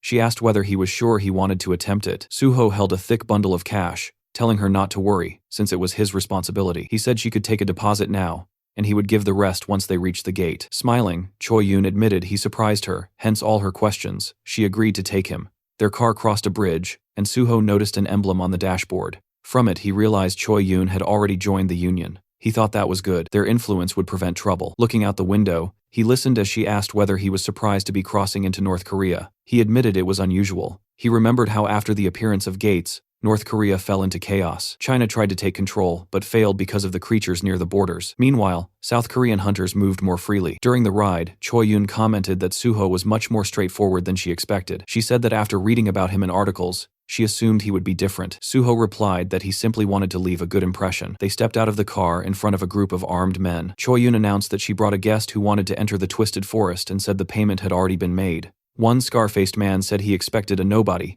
but seeing An Suho surprised him. The girl told him to mind his manners and asked where his boss was. A bald man stepped out of a tent, introducing himself as the leader here, and saying it was an honor to meet Suho. Suho examined him quietly, recognizing him as Bang Duek, also known as the Woodsman, a notorious human trafficker who had once kidnapped people, called them logs, and sold them like merchandise. In his past life, the man had been captured and sentenced to life imprisonment. Suho didn't remember him ever working with the union or owning a gate. They stood before a white vehicle, and Choi Yun asked if they could enter the gate immediately. Bang Duek replied that she could, but a hunter who cleared 2 portals alone shouldn't be allowed in. Confused, she asked why. Bang Duek removed his glasses and claimed that they only sold tickets to people who absolutely couldn't clear the portal. Someone like Suho didn't qualify for the condition though. Suho frowned, thinking that such a justification fit a human trafficker's twisted logic. Choi Yun challenged him, asking if he was trying to raise the price on the spot. She folded her arms, warning that he shouldn't expect her to accept such treatment. Bang Duek quickly smiled, turning away, saying it had only been a joke. Suho knew that even the woodsman wouldn't dare argue too much with a union broker. Bang Duek complained that no one let him joke anymore, then told them to follow him. Choi Yun gestured politely for Suho to go ahead, telling him she would ensure his safety. Meanwhile, several unpleasant-looking men stared at Suho with hostility. Suho knew that if he managed to clear the gate successfully, there could be an ambush waiting for him on the way out. That was why brokers were responsible for keeping clients safe, and why so few existed. When the shutter lifted, the glowing portal appeared. Bang Duek asked Suho whether he truly intended to enter alone and whether he thought he was invincible. Suho simply ignored him and stepped into the gate, Twisted Forest. A blue portal shimmered before him, and the system reported that entry had begun. It also stated the rules. Only hunters level 99 or below were allowed, and the maximum squad size permitted inside was 8. Suho stepped into the forest, lifting his gaze as he took in the twisted landscape. He hadn't expected to end up in this place. In his previous life, he had never entered this gate either, but he had heard enough about it to know what awaited inside. Calling forth his shadow spear, he decided to first search for anything useful. Closing his eyes, he activated magic detection, and purple streams rose upward. A massive yellow eye glared back at him as he realized that the trees themselves were monsters. The system identified them as Twisted Ents, level 93. Suho hurled his spear, striking beside the monster's eye. He considered that using an axe would be ideal, but he didn't have one at the moment. The Ent let out a deafening roar as Suho summoned his bloody sword, thinking that the mole mine boss had been far more troublesome than these creatures. Like with the nameless swordsman, he would need sufficient leveling before defeating something like this easily. He slashed forward, cutting the monster's attack in half as the system reported the activation of decapitation. Holding the weapon tightly, he acknowledged the clear difference 30 levels separated him from the Ent, so it made sense that he couldn't destroy it instantly. He decided to fight using only his skills as a swordsman. His blade left a trail of blood behind it as another roar echoed. Soon he stood over the chopped remains of the monster, his sword trembling slightly. Even defeating a single Ent was difficult, but he could feel that his level was slowly increasing. He pushed forward, thinking that the abundance of monsters made this place excellent for training.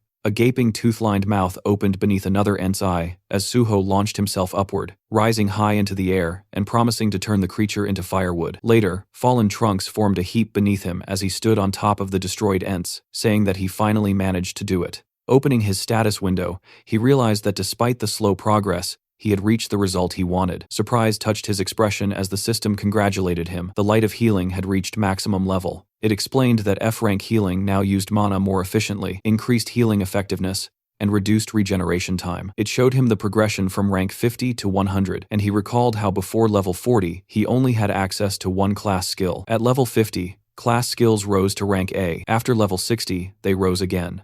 And at level 100, he would be able to change his class entirely. Jumping down from the broken trunks, Suho walked forward with his hands in his pockets, thinking that the boss should be appearing soon. Meanwhile, in the middle of a quiet pond sat a mysterious creature with horns. Its eyes were closed. When they opened, the system identified it as Malayan, ruler of the Twisted Forest, a level 100 monster boss. Suho stopped in front of the horned figure, finally encountering his first one-star monster. He reflected that monsters below level 99 were usually not specially classified, but from level 100 onward, they were given 1 star for each 100 levels. Malayan spoke, saying an uninvited guest had arrived. Suho replied that he himself had been invited to nothing in this world, since the monsters had opened the portals first, yet they dared to call others uninvited. In his eyes, it was almost amusing. Summoning his shadow spear, he said Malayan simply didn't understand anything. The system reported the activation of divine power as he rushed forward, hurling the spear. Malayan caught it with one hand, sensing divine energy and asking if Suho was a servant of the gods. Suho formed a red sphere of blood in his palm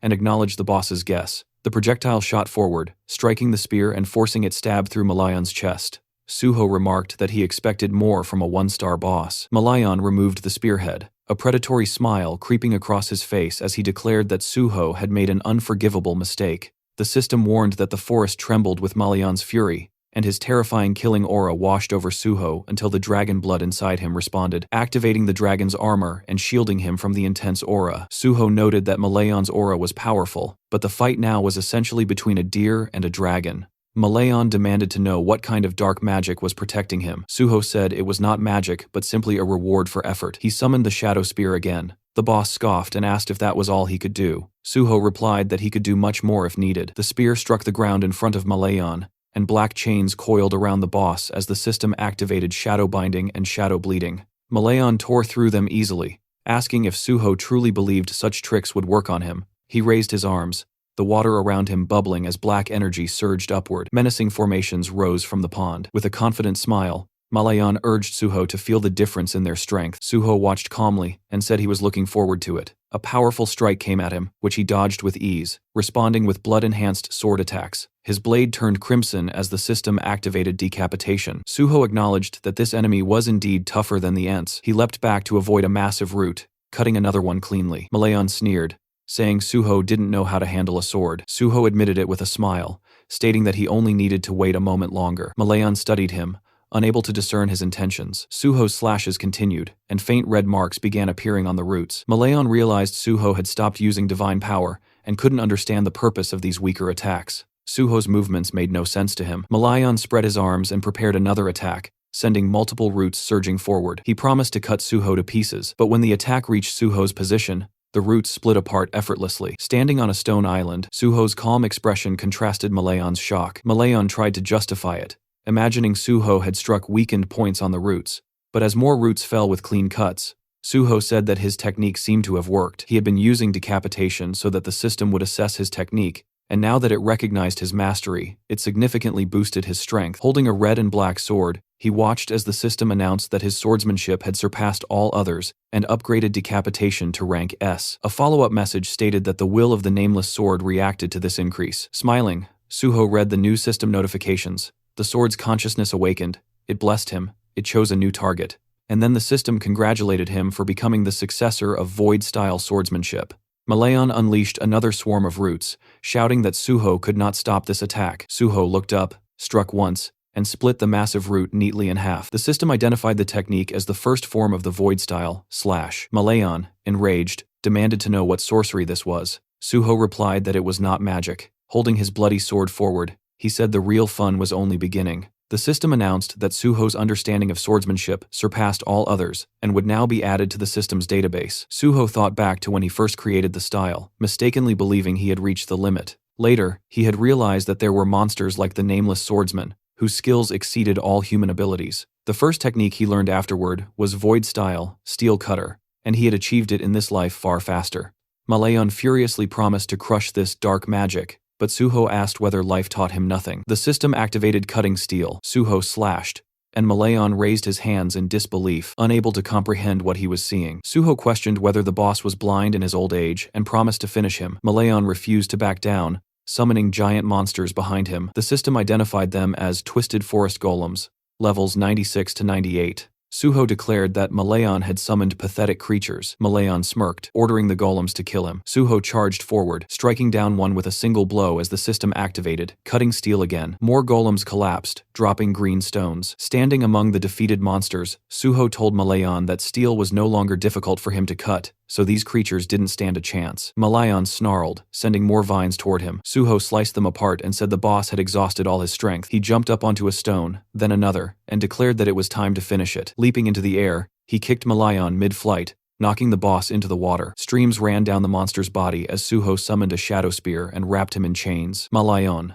struggling, demanded he stop talking, and accused him of daring to mock a being of his stature, but the chains held him in place. Suho swung his blade and beheaded him with a single decisive strike. The system announced that Malayan, king of the Twisted Forest, had been defeated, and the gate was cleared. Suho was named MVP, received bonus experience, 1 skill point, and another skill point as all his abilities rose with the level increase.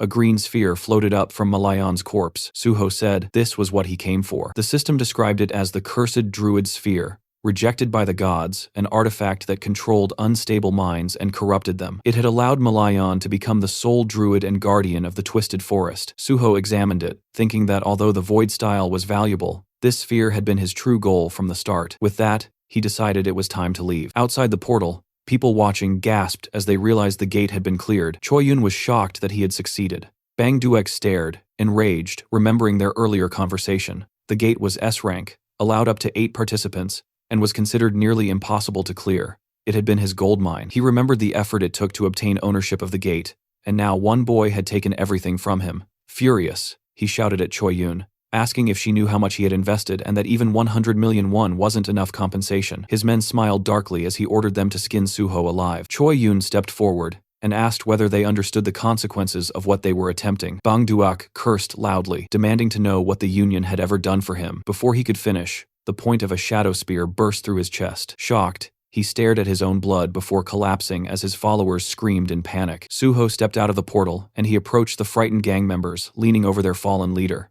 Squinting slightly, he asked Choi-yun if they could leave now. The remaining men glared at him and told him to go. Suho asked if they intended to return the money he had paid. The tip of his sword landed against one man's shoulder, and pressing the red and black blood blade to his throat, Suho told them that since the portal owners had broken the rules, they should pay for it. He demanded the refund. The man quickly agreed. A car door slammed as they left the scene. Choi-yun, seated at the wheel, thanked him. Suho replied that, of course, she should be grateful, then added that thanks couldn't be put in a pocket so a more substantial gesture wouldn't hurt. She admitted he was sharp-tongued, and he answered that it was natural since he was a swordsman. Handing her his phone, he asked her to give him her number so they could stay in touch. Choi-yun said she would call him first instead. Suho said he would welcome it, especially if she found another suitable gate. After saying goodbye, he stepped away from the car. Watching him leave, Choi-yun remarked softly that he was much nicer than she had expected.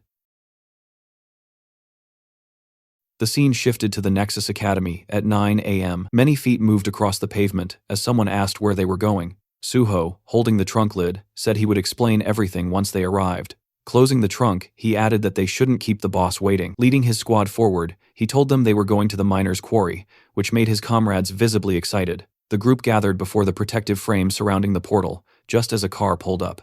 Bae Dongyuk approached and thanked Suho for coming, and Suho replied that he was fortunate to arrive without any trouble. Before them stood the walls of an iron barrier, and Suho asked if the landkeeper's mine was inside. Dongyuk explained that a safety zone had been built to contain the gate's energy, and behind him stood a team of workers wearing yellow helmets. He confirmed that he arranged the mining team exactly as Suho had requested. Suho thanked him, then suggested they begin the briefing. Dongyuk agreed that it was time. Inside the meeting room, Suho held a tablet. He explained that inside the mine lived creatures known as landkeeper kobolds. If they managed to eliminate them, they would be able to gather a large number of monastones. Their strategy, he said, was straightforward. Destroy every monster, collect as many monastones as possible, defeat the boss, and clear the landkeeper's gate. A guild secretary asked in surprise if it was really that simple. The group looked thoughtful, and someone wondered why no information about the portal boss had been shared during the briefing. Suho replied that he would fight the boss alone, so he felt it didn't require further attention. Raising his index finger, he reminded everyone that, as previously promised, All profits earned from clearing the gate would belong to the Nexus Guild. He shook hands with Dongyuk, who said he was counting on him. Suho thanked him for the trust and said he would not disappoint. Then, smiling, he told the nearby miner that his squad should wait behind and only begin mining when they received the signal. The miner nodded that he understood. Turning back to his squad, Suho asked if they were prepared. Since this was their first time entering a portal, he asked if they were nervous. The illusion of a monstrous version of Suho hovered above them in their memories. With tears at the corners of her eyes, Yeonhwa admitted they were all remembering how he tormented them during training. Suho asked her not to exaggerate. Standing before his squad, he told them the mission would be long, so they needed to conserve their stamina. He assigned Daehan to cover Jiwon and instructed the others to maintain their positions. Their priority, he said, was the safety of the miners. Unlike the Kunlun Mountains, the dead here would not resurrect. They had to be extremely cautious. A red portal pulsed before them. Suho called for everyone to follow him, and the squad responded eagerly. The system announced their entry. Inside, they walked through a dark passage. The system displayed data for the Landkeeper's mine. Maximum level 88 allowed, maximum capacity 56. Soon we see a spear impaled on a kobold's head. Suho then rushed at another kobold, oddly wielding a blood-coated shaft, and eliminated it as well. Blue blood flowed from the monster's mouth as a blood jade refilled itself with the spilled liquid. Suho thought it was impressive how few kobolds were present, giving him enough time to gather their blood. One of the miners was astonished, saying that Suho had destroyed all the enemies with a single blow. A Banshee squad member beside him agreed wholeheartedly, and when the miner asked if the boy had never seen Suho fight, Kyawan admitted that it was true, since their leader typically only talked. Yeonhwa urged them to keep up. The squad pushed forward and joined the battle. They received orders to eliminate the kobolds and protect the miners. Jiwon raised his hands, forming a magical circle, promising cover. Daehan decapitated another kobold creature nearby, and Yeonhwa told everyone to maintain formation and avoid rushing. Suho looked over his shoulder with a small smile, satisfied that they were following his instructions and that nothing had gone wrong yet. Yeonhwa told the miners to begin their work. Once the hunters pushed forward a bit, the miners started digging. Massive crystals glimmered around them as one miner announced they had nearly finished gathering the stones and requested they be taken to the surface. He also told his teammates to double-check for valuables and to remove any monster corpses blocking the area. A miner suddenly noticed something to his left. His companion asked what he was staring at, and the young man said he couldn't believe what he was witnessing. As monsters spat blue blood around them, Suho delivered another precise strike, then pierced a goblin to his left. Clenching his fist, he activated his bloody weapon. His eyes turned white as defeated enemies piled beneath him. Resting the blood sword on his shoulder, he stood amid the fallen creatures. The miners and his squad stared at him in stunned admiration. Several workers raised their arms joyfully, shouting that working with Suho was an honor. Suho suddenly sensed something and ordered everyone to gather. Yeonhwa responded immediately. In a section of the mine, he pointed out a branching passage. The squad confirmed they saw it. Suho said the Nexus Guild had abandoned attempts to clear this gate because endless hordes of kobolds overwhelmed them. Someone asked if they needed to split up. Summoning his bloody sword, Suho said he would go alone. They asked again in shock, but he raised his weapon and declared that there was a boss inside. With one strike, stones exploded outward as cutting steel skill activated. Daehan was amazed that Suho can cut through solid rock with a single blow, and Yeonhwa wondered aloud how such strength was even possible. Standing before the narrow passage he created, Suho explained that he purposely made it tight so that monsters couldn't swarm out all at once. He ordered them to remain here and guard the right side while he went left. When someone asked if they should simply kill any goblins emerging from the cut passageway, Suho confirmed they should, adding that originally he intended to block the entire entrance, but then realized they wouldn't gain experience that way. Turning away from his squad, he told them not to look for him under any circumstances. If he didn't return within 12 hours, they were to leave the mine entirely. Yeonhwa agreed. Suho thought to himself that he would need all 12 hours to finish what he planned. Turning his head once more, he told them they would meet again soon. Duho muttered that Suho had blocked the entrance and questioned whether the man was sane. Hyunmin said that even though Suho was their leader, going alone would be extremely difficult, and he feared Suho might not manage. Jiwon countered that Suho would be fine, reminding them all that their leader had cleared 2 sealed gates and multiple dangerous portals single-handedly. Yeonhwa smiled, saying they all remembered that, so they simply needed to believe in him and do their part. One of the fighters agreed and said they needed to make sure Suho would be shocked at how much they had improved by the time he returned. The group clenched their fists with determination, ready to demonstrate everything they had learned in training. Large stones lay scattered before him, and Suho said that now nothing was holding him back. Ahead stretched a countless army of kobolds, and he declared that it was finally time to begin. Smiling slightly, he noted that there were indeed an overwhelming number of monsters waiting for him, yet he also remarked that their numbers meant nothing to him. The Landkeeper kobolds snarled as the system identified them as level 72 to 74,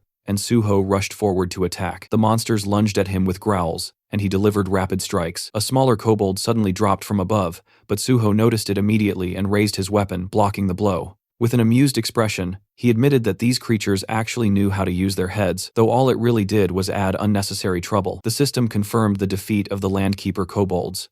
Outside, Daehan delivered a finishing strike to an enemy and, smiling, turned to one of his comrades to announce that they had dealt with all the monsters. A Banshee squad member agreed, saying that as long as they remained alert, everything would be fine. A miner suggested they take a break and cook something to eat. The miners sat down tiredly beside the crystals, relieved that it was finally time for lunch. One of them was surprised that half the workday had already passed. A miner approached the squad, asking if the young hunters were tired, and praising them for doing an excellent job. Jiwon admitted that there had been difficult moments, but now everything was calm.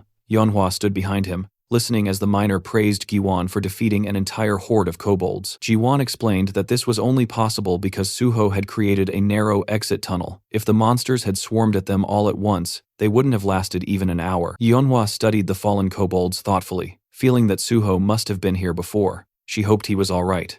Remembering her first encounter with him, she thought about how badly that meeting had gone, and how she had assumed he was simply insane. But with time, she realized she had begun to worry about him. Smiling faintly, she accepted that she could not help him right now, and admitted to herself that it was unclear who should be worrying about whom.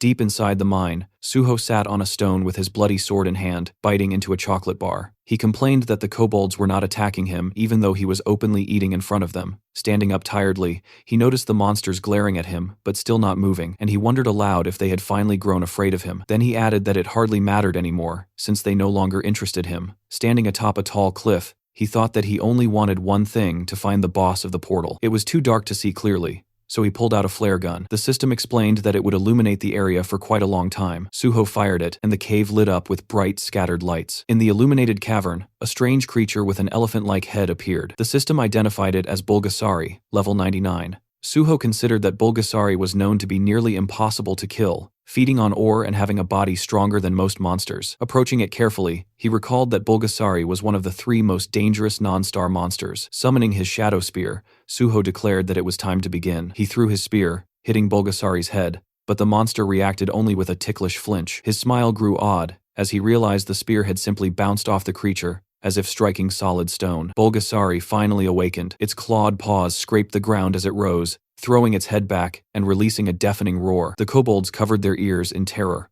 Far away, the miners looked up in panic. One said it felt like an earthquake, and another lamented that he never imagined dying like this. Manhwa saw stones tumbling from the cavern ceiling and realized the source of the tremor was the direction Suho had gone. Sweat ran down her face as she tried to understand what was happening. Meanwhile, Suho looked up at Bulgasari, smiling as he noted the creature did not appreciate being awakened. The system warned that Bulgasari was using the boss monster level fear skill. The enormous jaws roared again, but Suho stood firm as the system reported that the dragon's blood within him had activated, granting him resistance to the fear effect. Bulgasari's eyes glowed with menace as Suho summoned his bloody sword and invited the beast to attack him. Bulgasari then fired a steel projectile from its trunk, aiming directly at Suho. He remembered that Bulgasari converted ore stored inside its body into ammunition and spat it with incredible force. Although the technique was primitive, its destructive power was terrifying. He gripped his sword with both hands, thinking that steel was one of the strongest materials, and few things could match it. With a clean slice, he cut the projectile. Steel Slash had activated. Smiling, Suho announced that it was time to tame the monster. He felt relieved that he had collected so much blood earlier. Bulgasari roared furiously and charged. White energy burst from its body, and its massive paws thundered across the ground. The creature opened its mouth wide, moving shockingly fast. Suho admitted that such speed seemed almost unfair. The monster smashed into the cavern wall with full force as Suho leapt aside just in time. Though shaken, he knew he could not waste a single moment. The cave could collapse at any time. Jumping from a rock, he summoned his bloody sword. Holding it firmly, he focused on using every drop of blood he had gathered for the strongest attack he could muster. With a decisive strike, he sliced off one of Bulgasari's trunks, using the skill, Steel Slash. The monster roared in agony as the severed trunk fell to the ground. Landing on one knee, Suho studied the creature closely, thinking that the Steel Slash attack's effectiveness did not depend on depth of the cut. No matter how thick the armor was, the sword would still deliver maximum damage. Seeing the fallen trunk, he felt a surge of confidence, convinced now that he could conquer this monster. Suho thought about the well-known strategy against Bulgasari using fire. In his past life, This monster had only been defeated with overwhelming flame, but he reminded himself that such a method required an enormous amount of firepower, and since he was not a mage, he had no way to use that option. Standing with his bloodsword in hand, he understood that this was why he had no choice but to rely solely on his blade. Before him, Bulgasari's enormous paw scraped the ground, the monster growling low and dangerously. Its eye shifted, and Suho noticed a sudden change. A powerful wave of energy surged from the creature, and the system warned that Bulgasari was shrinking its body to activate quick recovery. The stump of the severed trunk pulsed faintly. Suho thought about the creature's regeneration. Once Bulgasari was wounded, it compressed its body and used the minerals it had absorbed to restore itself, which was precisely why the monster was considered immortal, and so notoriously difficult to kill. A small, almost comical appendage began sprouting from the wound as the regeneration took place. Suho smiled and asked whether the monster expected him to simply stand and watch this process. Yellow waves of power spiraled around Bulgasari, and the system reported that the monster was initiating ultra enhancement. A new exoskeleton began forming as the absorbed minerals hardened along its body, giving the beast an even more threatening form. The two opponents faced each other.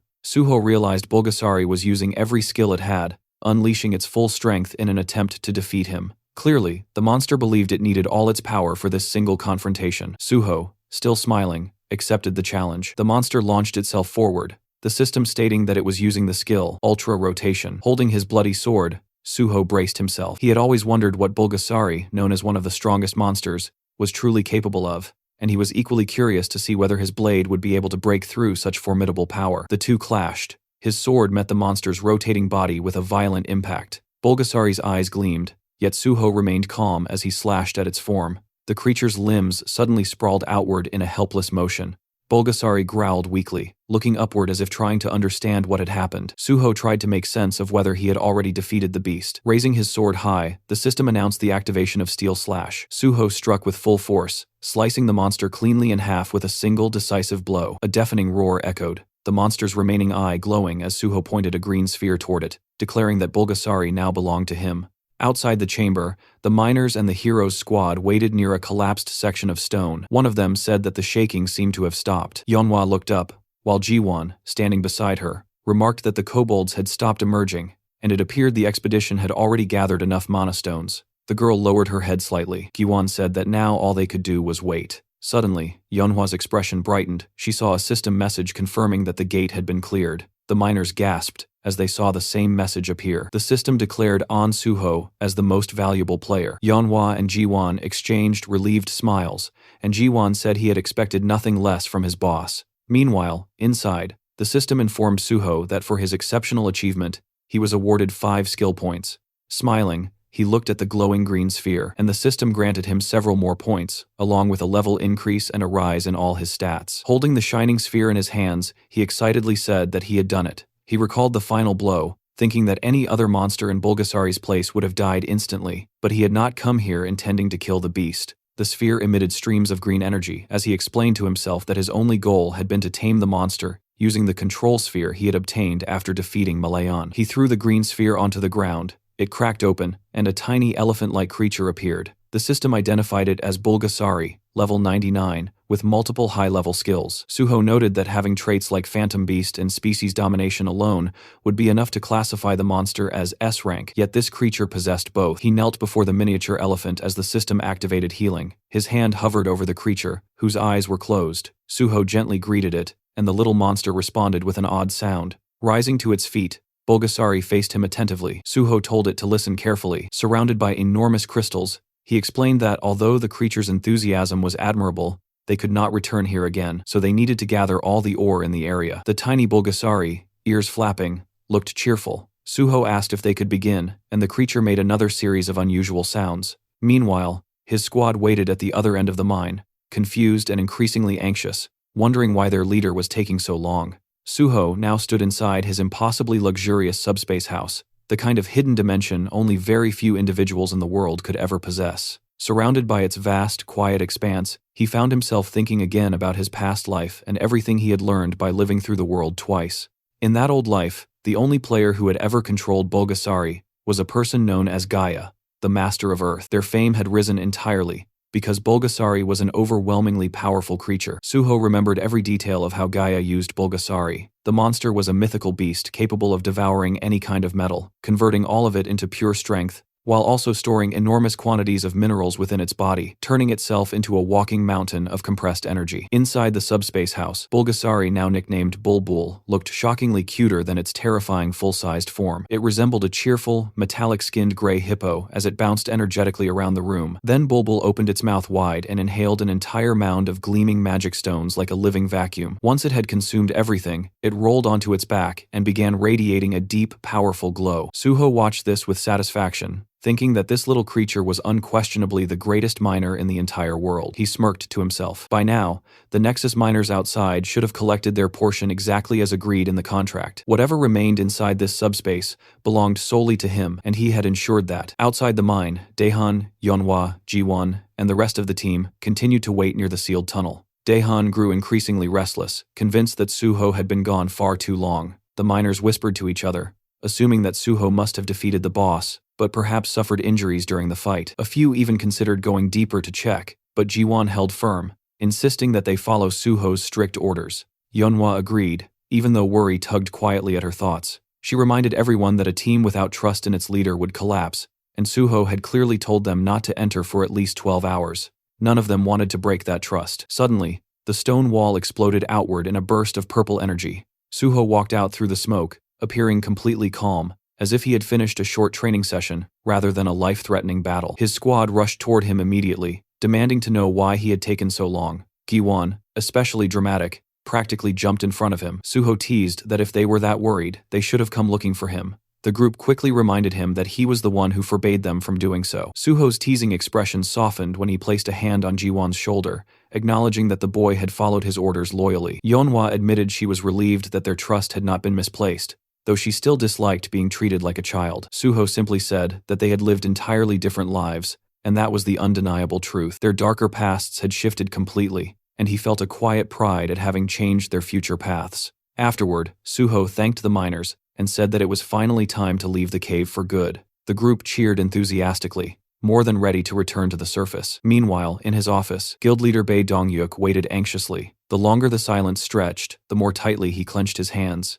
If anything happened to Suho, all responsibility would fall on him, and the Nexus Guild would drown in trouble. Suddenly, someone burst through the door with news announcing An Suho and his entire team had returned safely. Dongyuk hurried out to greet them in relief. Suho confirmed the gate was cleared and requested that the result be officially registered. Later, they gathered in the office to review the collected materials and recorded data. Dongyuk was stunned. Despite Suho's unusually short contract period, the profits were massive. They estimated more than 7.2 billion won in resources, possibly exceeding 10 billion after processing. Suho quietly remembered the raw stones he had claimed for himself in advance and nearly laughed. His personal haul was worth a fortune. To be fair, Dongyuk offered Suho's squad 10% of the gate's entire profit as a bonus. Suho pretended to be surprised, even though inwardly he thought it was too generous. He had already taken enormous amounts home, so demanding anything more would feel greedy. After a polite exchange, they eventually agreed on a balanced reward that satisfied both sides. Once the matter was settled, Suho mentioned something else. He wanted to form a secret raid unit within the Nexus Guild. Since he would soon join the Hunter Association as a government hunter, he would be unable to lead his team officially. He asked Dongyuk to support them quietly and register them within the guild, so they could continue serving as a hidden force behind the scenes. Dongyuk loved the idea and agreed immediately. Suho reflected that only because he had regressed could he build a foundation this solid, avoid the betrayals of his past life, and test each person until they proved to be trustworthy allies. This time, he wanted real companions walking beside him, not opportunists. Later, Suho entered the locker room where his squad was gathered, still buzzing with excitement about the previous mission. Jiwon immediately leaped toward him with his usual overly enthusiastic greeting. Suho gathered them around and shared the news starting today. They were all officially members of Nexus. The team was stunned. Several Banshee members had given up their previous jobs just to follow him, and now they would receive proper pay, clear advancement paths, and official B-rank status with potential for A-rank promotions. Daehan and the others were ecstatic, celebrating like they had just won a grand prize. Right then, Suho's phone rang. It was Chief Pai, calling with even more good news. Suho's special recruitment for the Hunter Association had been approved. Soon, he would formally join, receive a commendation, and begin his government contract. Chief Pai joked that Suho was becoming far too impressive, and Suho responded that he fully intended to keep surprising everyone from here on out. The next day, inside the Nexus lounge room, the entire Banshee squad was deep inside the digital space created through Jiwon's digitization skill. The bright white environment looked futuristic from outside, But inside, the environment was filled with glitch-covered monsters, their red eyes flickering as they crawled out of broken streams of corrupted data. The creatures let out distorted screams as they swarmed the team. Everyone held their positions while Dihan barked commands, keeping the formation from collapsing under the chaos.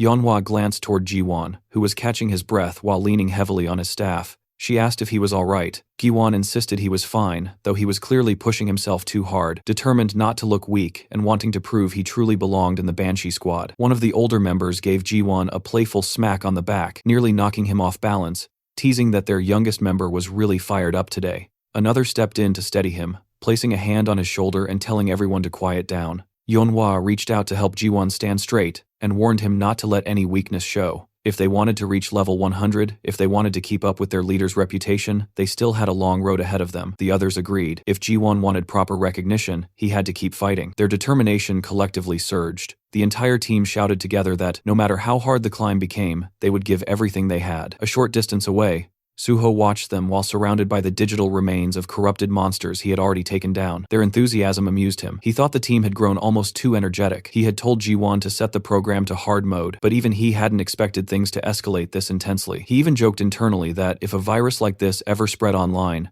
the entire internet would probably collapse. Soon, Suho walked up to Jiwon and asked whether he was holding up. Jiwon tried to appear unfazed, saying he was just taking a break before returning to battle. Suho simply told him they were done for the day and that it was time to log out. Jiwon froze, unable to believe Suho had finished clearing the stage already. The rest of the team, exhausted but irritated, felt like their leader had played a different game entirely. They insisted they were only getting started. Suho quietly smiled. He knew now that they were pushing themselves harder for his sake. He exited the virtual space. Later, in the real world, Suho sat alone inside Angel and Earth Coffee, a calm cafe near the edge of Seoul. He checked his phone and organized his next steps. Since he had just entered the special recruitment program, his free time would shrink quickly. He needed to move fast. His next priority was locating a certain individual. Soon a white car pulled up outside. Choi-yoon stepped out casually and walked inside as if she owned the place. She ordered a strawberry frappe. Suho reminded her that she wasn't really in the position to demand drinks, since he had called her here to repay the favor she owed him. But before she could react,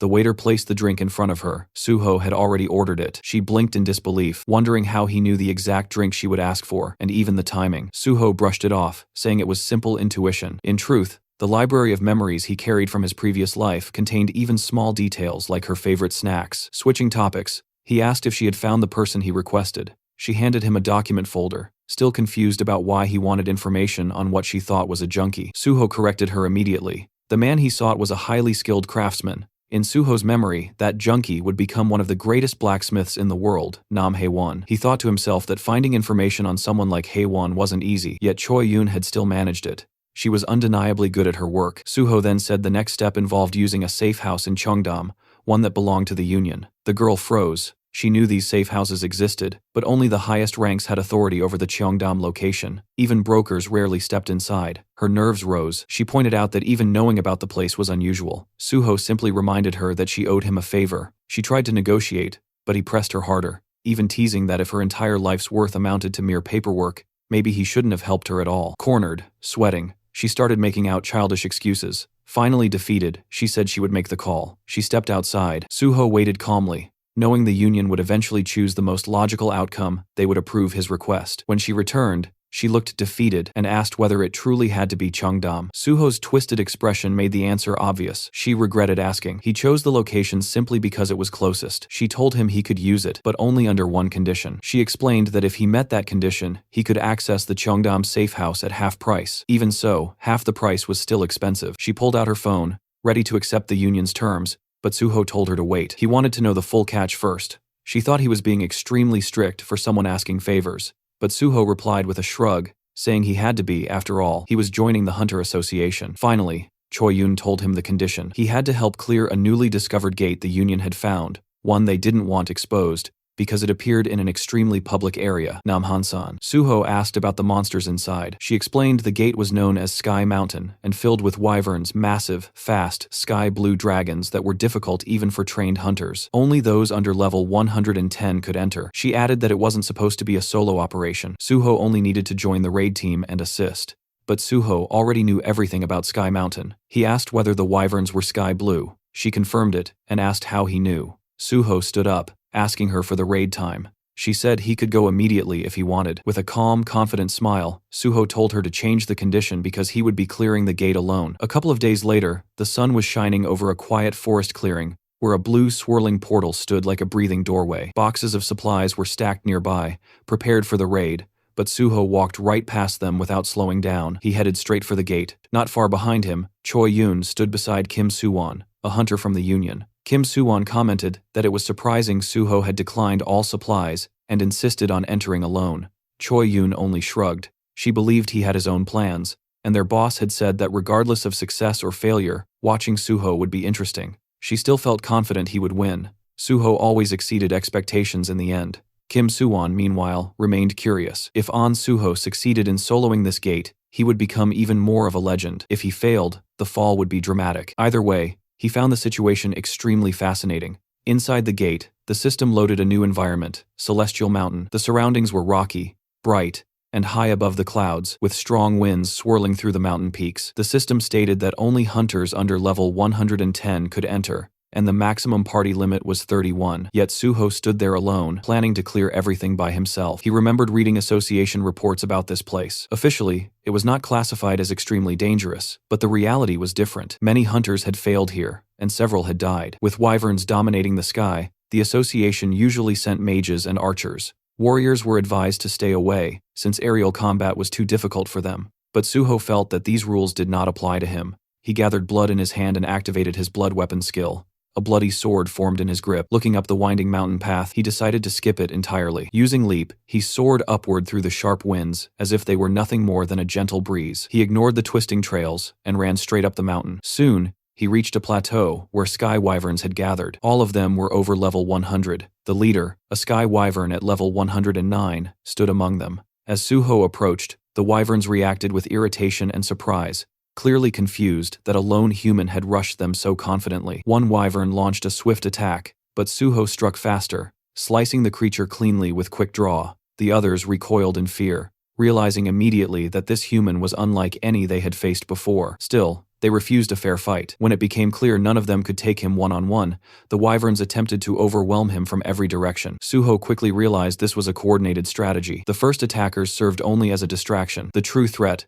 was the leader approaching from behind. As the leader lunged for a surprise attack, Suho dodged and slashed upward, landing a precise hit. Enraged, the sky wyvern used its fear skill. A wave of blue pressure rolled across the mountain, but Suho's dragon blood rendered him immune. To him, the wyvern's intimidation felt almost amusing. Only real dragons could frighten him. These wyverns were merely imitations. Frustrated, the leader fired its breath attack. Meanwhile, the lesser wyverns tore large boulders from the mountainside and hurled them at Suho, blocking his movement, while the leader prepared another strike. It was a surprisingly well-coordinated tactic. As the rocks crashed down, the leader charged in for the kill. Suho activated Leap again, soaring above the crowded attack. From the air, he used Airstyle's first form Sever and prepared Cutting Steel. He descended like a blade from the sky and cut the leader from head to tail with one clean strike. With the leader defeated, Suho observed its remains and felt that he was finally starting to adapt to his newer techniques. Still, he sensed room for improvement. He continued climbing higher, heading toward the true boss of this gate. But suddenly, the air darkened. A massive monster stepped into view larger than the others, with dark blue scales and a crown of jagged horns. When it roared, the entire mountain trembled. Far above, the Sky Wyvern King announced its presence. Suho assumed the king must have sensed the death of its minions. Now, he stood in the king's domain. Everything before this had merely been a warm-up. As Suho reached the mountain's summit, the sky dimmed as if reacting to the king itself. The giant wyvern landed, blocking the sun. The system reported its level 113. It released a massive roar, accompanied by a wave of dark energy. Once again, Suho resisted effortlessly, thanks to his dragon blood. Although the Wyvern King was intimidating, resembling a true dragon, Suho reassured himself that real dragons were far more terrifying. The Wyvern King circled above, waiting for Suho's move. Suho disliked wasting time, but he felt that mastering his techniques during this battle would be beneficial. Then, something caught his eye, a nest filled with glowing wyvern eggs. He suspected that approaching the eggs might provoke the king. He stepped closer, and his guess proved correct. The Wyvern King dived at him, blasting wind so powerful that the ground cracked. Suho felt the pressure but stayed calm. The Wyvern King repeated its fear skill, but it had no effect. Suho attacked with Cutting Steel, but the boss's thick scales reduced the damage. A level gap of over 40 levels made a noticeable difference. Instead of feeling discouraged, Suho welcomed the challenge. This was an opportunity to sharpen his abilities even faster. The Wyvern King roared again, summoning another large flock of wyverns. Suho had expected more enemies, but even he was surprised by the sheer number that appeared. Still, his upgraded stats allowed him to move faster, strike harder, and jump higher, perfect for this chaotic situation. The wyverns attacked from all directions. Suho jumped onto one wyvern's back and used it like a platform. The system immediately notified him his leap skill had reached rank S. Now he could jump one more time in mid-air, effectively doubling his movement in the sky. Suho tested it immediately, stepping on empty air and closing the distance to the Wyvern King with perfect timing. His blood weapon now shifted into a long red staff. Suho extended it, striking the Wyvern King's neck and slamming the giant beast to the ground. Even so, the monster struggled back to its feet. Suho respected the durability. Laughing lightly, he hoped the boss would hold out longer so he could test more techniques. The Wyvern King, desperate, forced its subordinates to attack again, but the lesser wyverns hesitated, as if fearing Suho more than their own ruler. Some even looked like they were trembling. Suho quietly remarked that perhaps he had become the true Wyvern King now. The real king shrieked in outrage, and the minions finally resumed their attack. Suho moved through the air, bouncing from wyvern to wyvern. Still, he noticed his sword-drawing technique was not leveling up as rapidly as he had hoped. These opponents were strong, but not quite enough to push the technique further. Deciding to accelerate the pace, he rushed toward the mountain peak. There, he discovered something enormous, the Sky Wyvern Queen. Larger and stronger than the king, covered in purple scales, she guarded her nest and could not leave it. This gave Suho an advantage. The queen was powerful, but bound to her nest. She attacked by rolling huge boulders toward him, but he used sword drawing to slice them apart with ease. Her screams summoned every remaining wyvern on the mountain. Suho remained calm. He understood that she would rely on her minions rather than attack directly. At that moment, the Wyvern King swooped down in a full-force assault. Suho decided it was time to finish this battle. He chose not to use his strongest skill immediately. Instead, he wanted to reach a higher level of sword drawing. The best swordsmen relied solely on their blade, and Suho wanted to honor that principle. He focused on perfect timing and precision, repeating sword drawing over and over. The system reacted to his mastery, recognizing that his understanding had surpassed all others. System alerts flooded his vision. His sword drawing evolved to a supreme level. The guardian sword within him responded, granting a new form, Cloud Cutter rank S+. Red energy flickered in his hair and eyes. Suho unleashed Cloud Cutter with a powerful swing, sending a massive vortex of bloody energy crushing through the Wyvern King. The boss collapsed and died with a final cry. The remaining wyverns shrieked in fear and grief, but Suho was not done. He activated Cloud Cutter again. In one sweeping strike, he destroyed all remaining wyverns, including the queen. The system announced his triumph. Suho stood on the mountaintop with his sword resting on his shoulder. The gate conquered. After the battle ended, Suho took a moment to check his status window. The gate had given him a massive boost, and his experience bar was sitting comfortably ahead. His strength stat was already brushing past 80, and he didn't have far to go before hitting the next tier. A small smile formed as he saw the new additions Double Jump and Cloud Sash, the exact skills he'd been aiming for. It felt good to see his plan finally paying off. Turning toward the queen's den, he decided it was time to collect his loot. Inside were 12 Sky Wyvern Queen eggs. The association's advance team had only confirmed 6, which meant the remaining half naturally fell into his hands now. With the job complete, he shifted his attention to the wyvern corpses. Monster byproducts sold for high prices, especially when used to craft rare materials, and the Sky Wyvern Queen's corpse was considered top tier. Summoning his Shadow Spear, he decided to let it handle the cleanup. He placed the spear beside the queen's massive body, and it immediately began its work, devouring the corpse piece by piece. As it absorbed the flesh, the spear's purple energy flared, growing more vicious and alive, upgrading the blade to its next level. Watching the transformation, Suho realized that even a one-star beast could serve as excellent nourishment for the Ghost Blade's shadow devouring. Judging by the spear's state, one more powerful meal should push it further. With that in mind, he directed the spear toward the king's corpse next, letting it feast again. Outside the gate, chaos had already broken out. Someone shouted that the gate reading had been completely deceptive, and people around him stared in disbelief. They finally realized the guy inside wasn't just some healer, he was actually a sword master. Among the crowd, a black-haired man wiped sweat from his forehead, overwhelmed. He knew better than anyone that even with a full raid party, clearing that gate wasn't guaranteed. Yet somehow this man had done it solo, and not as a combat class, but officially as a healer. Choi Yun brushed it off casually, reminding him that she'd already said he would clear it easily. He agreed, but couldn't understand why she looked so excited. She just told him it must be his imagination. Their conversation paused as Suho walked out of the gate. They congratulated him for conquering it solo, the girl cheering first, and the guy echoing her. Suho thanked them and then reached into his inventory, pulling out the wyvern eggs. He placed all 10 Sky Wyvern Queen eggs before them, saying he'd found that many inside.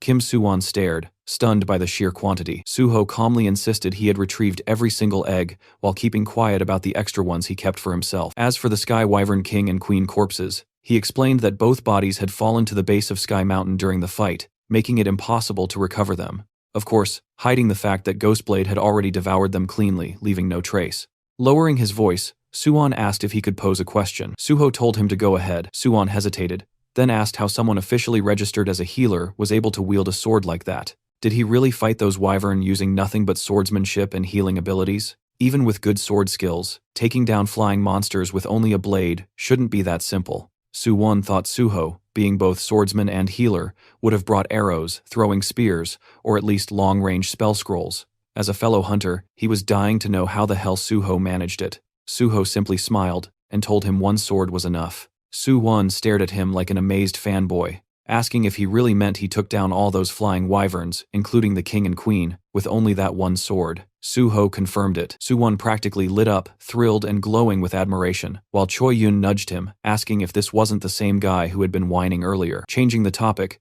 Suho asked Choi Yun if he had fulfilled all the conditions. Choi Yun happily said he had more than fulfilled them. He'd solo cleared the gate and recovered all 10 eggs. As promised, she guaranteed him free use of the largest unit in the Cheongdam residence, adding that her boss never went back on their word. She then asked when he wanted to start using it. Suho told her he wanted to start today, and also requested access to future reports on items and magic stones. He asked if that was possible. Smiling, she said it absolutely was. He could contact her for anything, from item disposal to money laundering, and she'd provide top-tier service. Suho suddenly pushed a small diary toward her, saying he had one more favor. She told him to go ahead. Inside was a photo of a green-haired man. Suho asked about a patient named Nam Hae-won at the Yeongdong Post Dan Yak Center and said he needed information on him. Flipping through the diary, Choi Yun realized it was the exact file she had retrieved earlier. Confused, she asked what this Hae-won person actually did. Didn't Suho mention he was some kind of technician? Suho opened his car door and asked if he really needed to explain the whole backstory every time he requested a favor. She quickly apologized, saying she slipped again. As he settled into the driver's seat, she complained from outside the car that she felt hurt after everything they did together. Shouldn't they be able to talk more freely by now? Suho calmly replied that she could ask how he was doing, but nothing beyond that. Clasping her hands dramatically, she muttered that he was cold. Then she informed him the Cheongdam residence would be ready in 2 hours, and she'd send the address once everything was set. He told her to also send him Hae-won's information. Checking her phone, she said he was indeed a patient at the Dan Yak Center, and that digging into Junkie's records would take only a few dozen minutes. She scrolled through her contacts and told him she'd get back to him shortly. After some time while driving, Suho received a call from Choi Yun. She told him the Cheongdam residence was ready for immediate use, and she had already gathered all the information on Nam Hae-won and sent it directly to his phone. Suho thanked her for the work, but Choyo still pushed, asking why he was digging into a person who is a drug addict. Suho simply ended the call, refusing to entertain the question any further. He opened the map location she sent. Looking at the screen, he muttered the name Yang Dong-po, realizing this was where the man and deciding he would go recruit him now. Soon after, he arrived in front of a cluster of old, worn-down buildings that looked more like a slum than anything else. Standing before one of the structures, he noted that this must be the house where Nam Hae-won stayed, another semi-basement. He glanced through one of the small windows and noticed the curtains pulled shut from the inside. He pressed the doorbell, only to realize it was broken, so he began pounding on the door, calling out for Nam Hae-won. After a moment with no response, he assumed the guy wasn't home and said he would have to return later. What he didn't know was that inside the room, 3 men were standing over a collapsed Nam Hae-won. The brown-haired thug crouched beside him, asking if Hae-won really had visitors coming by, deciding they should finish the job before anyone saw him. Before he could act, a heavy thud shook the entire door. All 3 thugs froze instantly, startled by the sudden impact. The one responsible, of course, was Suho. As he stepped inside, the tattooed thug demanded to know who he was, but Suho shut the bitch down coldly, saying his identity was none of their business. The tattooed thug tried to swear at him, but before he could get the full insult out, Suho's hand struck across his cheek with a sharp, rapid slap. It was so fast that the other 2 didn't even register what happened until the man staggered back. Suho glared at the remaining thugs, his voice heavy as he ordered them to come here, every single one of them. Outside the room, Suho had already confirmed 4 presences inside using his magic detection. Now 2 of them were shouting in front of him, demanding his identity and yelling who the hell he was. The second thug, standing beside the first, kept staring at Suho as if he recognized him from somewhere. The third thug was still lying unconscious from Suho's earlier slap, and the fourth was none other than Nam Hae-won himself. One of the 2 remaining thugs stepped closer, accusing Suho of ignoring him. He didn't get another word out before Suho casually swung a powerful slap across his face. The guy's expression twisted into something both hilarious and tragic as he flew backward and collapsed onto the floor. The last conscious thug witnessed everything, the first slap, the second, and now his second friend, dropping like a broken puppet. He barely had time to react before Suho turned his head and delivered another brutal slap. This one sent him spinning in a full circular motion, crashing far across the room and landing in the most dramatic fall of the three. Suho walked over and checked one of the men's breathing, wondering if he had hit him hard enough to actually kill him. Satisfied that they were still alive, he shifted his attention to Nam Haewon. He lifted Haewon by the shoulder and told him to get up if he was fine. But the moment he got a clear look at the man's face, Suho froze. Haewon's hand was limp and drugged, his expression twisted unnaturally. A syringe lay discarded beside him, and Suho realized what had happened. Those thugs had injected him with something and tormented him afterward. Judging by how stiff his body felt, almost petrified, the injection had been done a while ago. Checking his breathing and physical state, Suho understood quickly that the poison symptoms were serious. He needed to act fast. He activated his recovery skill, the evolved form of cure. He had upgraded cure into recovery, specifically for scenarios like this: real illnesses, real poisonings, real damage unrelated to the system. Originally, the skill only affected the area his hands touched, but Isabella had once told him that pouring magic into it allowed him to forcibly expand the range. A slow grin spread across his face as he channeled magic into his hands. He thought about how he was now using information gained from someone who once tried to kill him to save someone else. The world truly worked in wild ways. After some time under Suho's treatment, Haewon slowly opened his eyes. His vision was still blurry, and the first thing he saw was a blurry figure asking if he was awake. He stood up fast. Suho calmly told him that this was his home. When Haewon finally focused, he noticed the beaten thugs sprawled across the room and looked terrified, asking why they were in that state, and who the guy even was. Suho replied that they refused to listen, so he restrained them. But the more important issue was the drug in Haewon's system. Shaking violently, Haewon insisted he never took anything on his own. He said they forced it, they injected him, and he begged Suho to believe him. Trembling, he repeated that it was the truth. Suho watched him and realized the guy was too agitated to talk properly like this. In his past life, Suho remembered an interview from when Haewon later became a famous blacksmith. In that interview, he admitted the Changsik gang had forcibly injected him with drugs, and he suffered long-term after-effects of addiction because of it. With that memory in mind, Suho decided to treat him properly. He placed his hand close to Nam Haewon, and the system responded. The ring of emotions reacted to the strongest emotions in the target. The color being absorbed was black. Suddenly, Haewon clutched his chest, overwhelmed by the pain. Then, as the ring drew out his dark emotions, the tension eased, and he felt relief wash over him. Once the process ended, Suho asked if he was feeling better, and the green-haired boy nodded. Suho stood and told him he believed him. He addressed him properly as Mr. Nam Haewon, confirming that the people who injected him belonged to the Changsik gang, and that the thugs on the floor were from the same group. The Changsik gang's original name has been Gold Made Hand, but the intention behind the naming was so ridiculous that the association simply renamed them as Changsik Gang. Suho asked Haewon if he was attending a rehab center. Still shaking, Haewon said yes, then asked how Suho knew. Suho answered lightly, saying he found out while digging into the Changsik Gang. He reassured him he no longer needed to worry. Forcing drugs on someone already in rehab was a serious crime, and Suho said he would personally take responsibility and resolve the case. Haewon's expression brightened,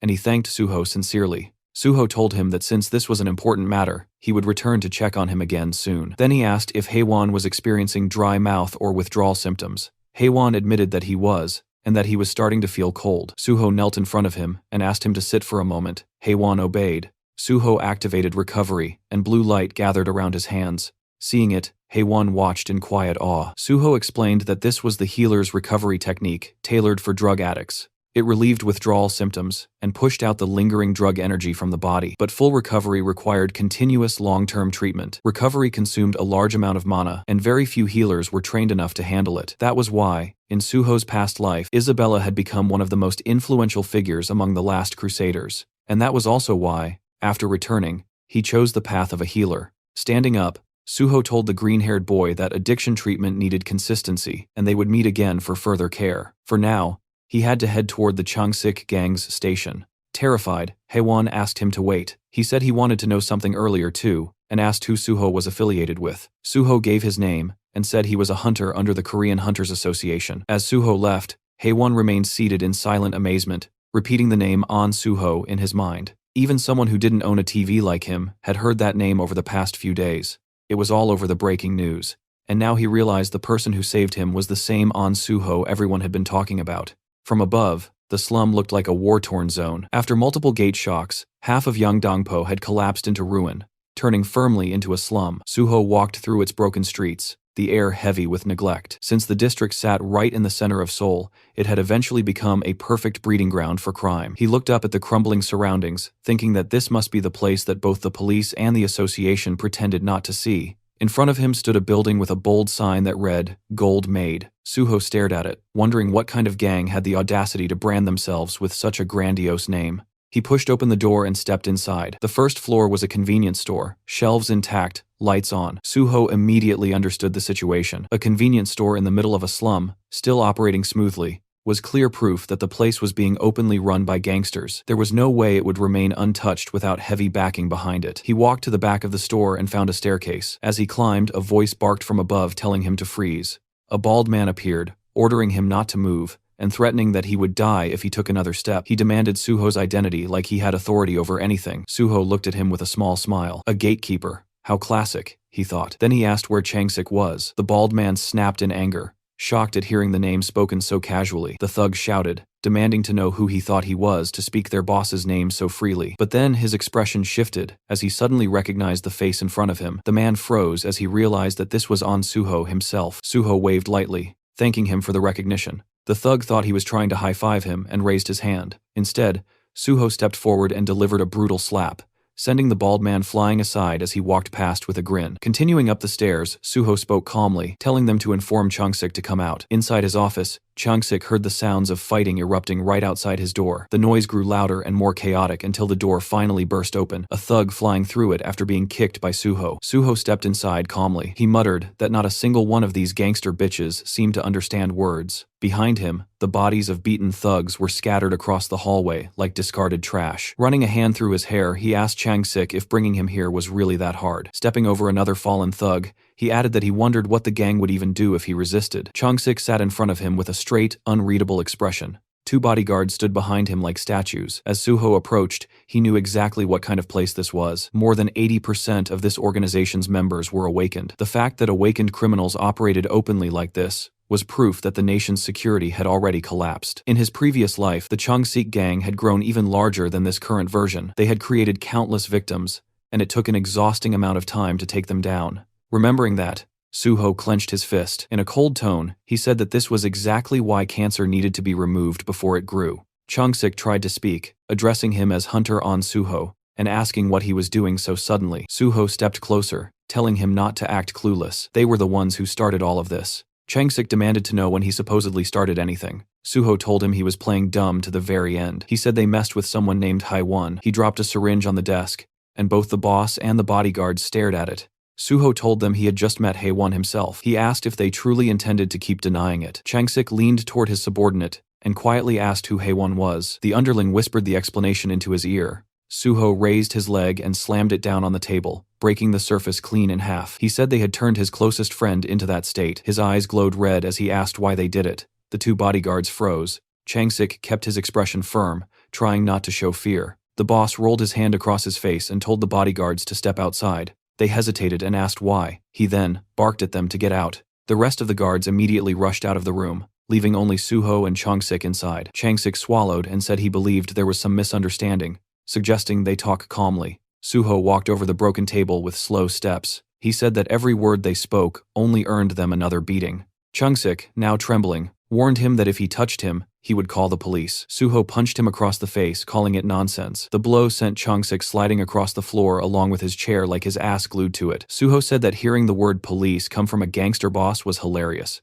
Changsik groaned on the ground in pain. Suho added that he figured a boss wouldn't go down from just one punch. Changsik forced a laugh, saying he wouldn't just sit there and let it happen. But the moment Suho stepped toward him, terror returned to his eyes. Suho reminded him again that he was begging for a beating, tightening his fist. And with that, Suho's punch drove straight toward the boss's face. Outside the office, the guards heard the repeated thuds of fists slamming into something or someone. Alarmed, they rushed toward the room, shouting for their boss. When they threw the door open, they found Suho standing in front of a shattered glass window. He told them their boss fled. One of the guards stared at him in shock, asking what just happened. Suho explained calmly that Changsik had smashed the window and bolted, pointing out the broken frame as if it were obvious. The baldy guard raised his hand like a confused school kid, saying that this was the 3rd floor. Suho brushed him off, telling him that Chung-sik was a level 100 hunter who could roll out of something like that without a problem, so they should stop babbling nonsense. With a smile, he told them he planned to dismantle this entire place starting now. Then he added that anyone who wanted to come with him could follow him straight to Cheongok. Just hearing the name made the entire group freeze. Cheongok was the correctional facility next to Cheonsong Penitentiary.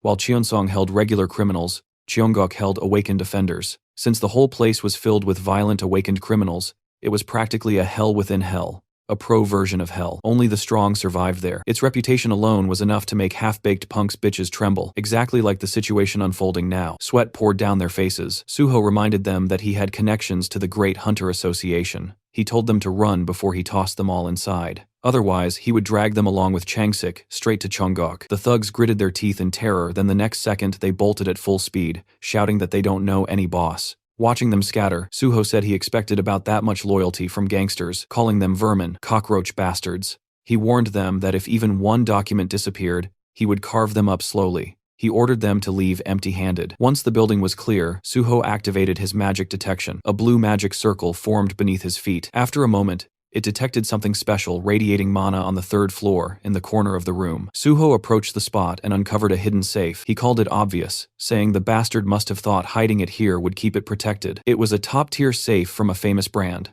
the kind that only unlocked with the registrant's mana signature. He placed his hand on the reinforced steel. Blue light pulsed across it. With toughness like this, cutting the steel would destroy the contents, so he needed to slice the door off cleanly. Suho summoned Bulgasari. The tiny elephant monster popped out from subspace, standing at attention like a soldier. Suho told him he only wanted the door removed. Bulgasari obeyed instantly, gripping the door with its tiny trunk and ripping it free. As the creature started the safe, Suho praised it, telling it to eat well. Inside the safe, he found cash and gold bars, but none of that mattered to him. What he actually came for was the dark ledger filled with the names of countless victims. The Changsik gang had begun with loan sharking, preying on ordinary people to build power. Later, they recruited hunters and deliberately addicted them to Avasaner 1 drugs to control and extort them. This addiction operation was the backbone of their entire influence. The drug was far more potent than ordinary narcotics, and in the end, no one could resist it. Holding the documents, Suho thought of Nam Haewon. He realized Haewon was one of the rare cases who managed to escape. Without his personal strength, even he would have fallen completely. Suho thought they deserved the Cheongok prison for crimes like this. He promised himself he would make every last one of them feel exactly what their victims felt down to the bone. After the wild fight, Suho brought Nam Haewon back to his small apartment and finished healing him. Haewon kept thanking him over and over, finally able to breathe normally again.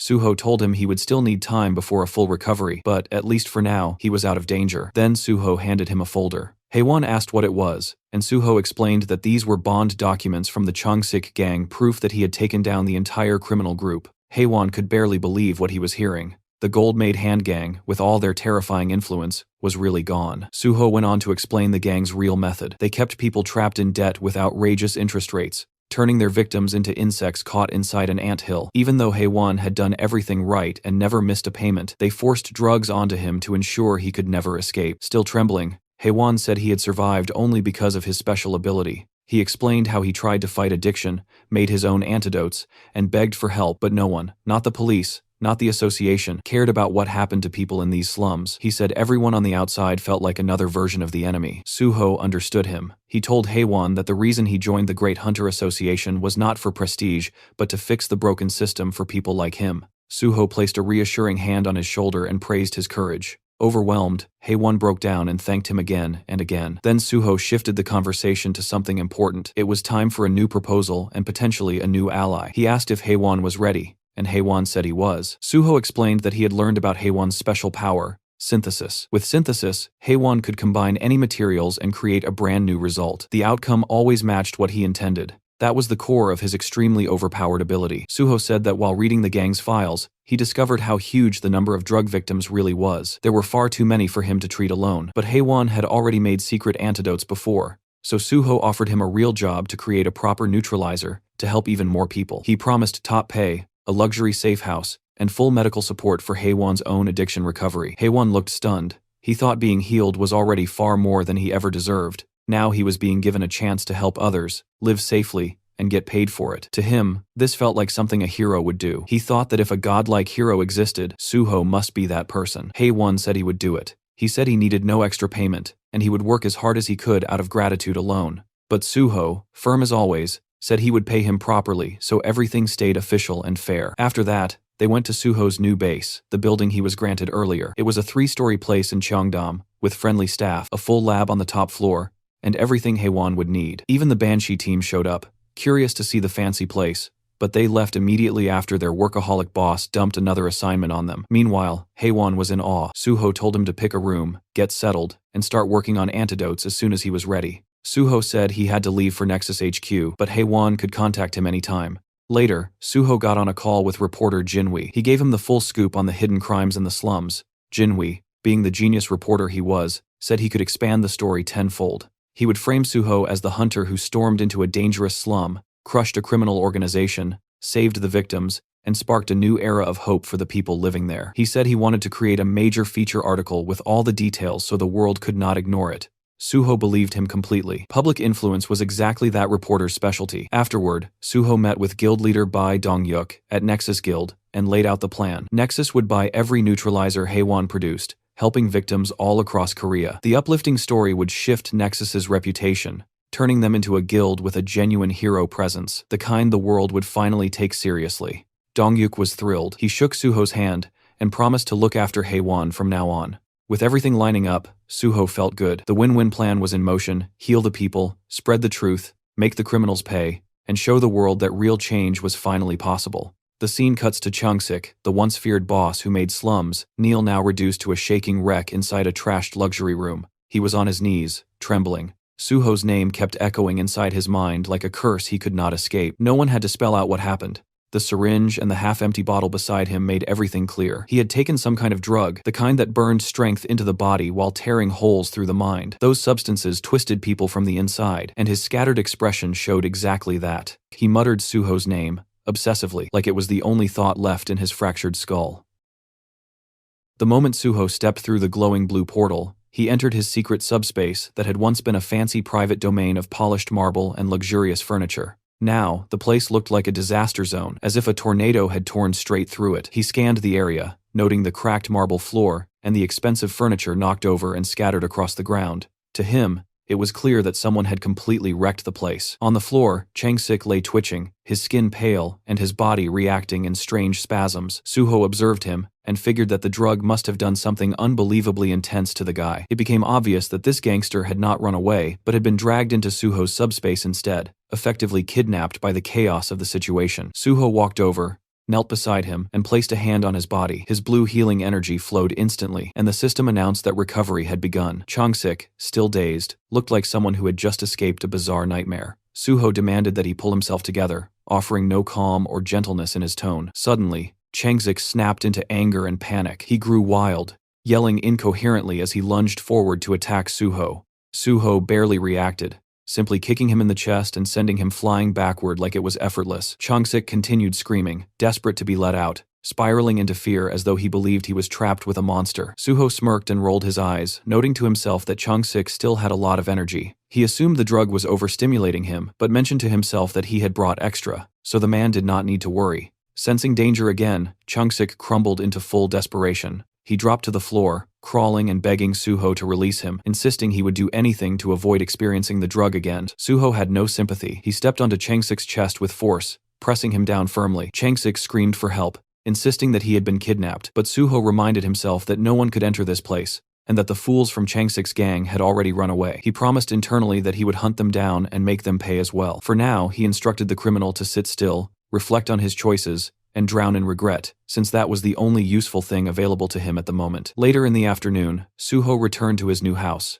Haewon came running toward him, full of excitement. Suho noticed how hyped he was, and Haewon proudly revealed that he had just finished creating a brand new neutralizer for the dangerous drug. The new version was called Hammer 2. The system displayed information identifying Hammer 2 as a grade C item that excelled at neutralizing the effects of the drug, called illusion. Suho felt genuinely impressed, especially since Haewon had made it in only 2 hours. Haewon explained that he had improved the old version, naming it Hammer 2 because it metaphorically smashed illusions. Suho recalled how Hammer 4 had saved lives in his past life, which meant Hammer 2 should still be a reliable creation even if it was not the strongest one yet. Haewon attributed the success to Suho's help and described the entire process as similar to grinding for items in a game. He believed that with enough time and money, luck would eventually follow. Suho thought Haewon was always humble and wondered how much stronger he would become when he leveled up further. Suho then asked if Hammer 2 could be produced in bulk, and Haewon agreed enthusiastically. He had already completed the formula, meaning they could make large quantities as long as they gathered the necessary ingredients.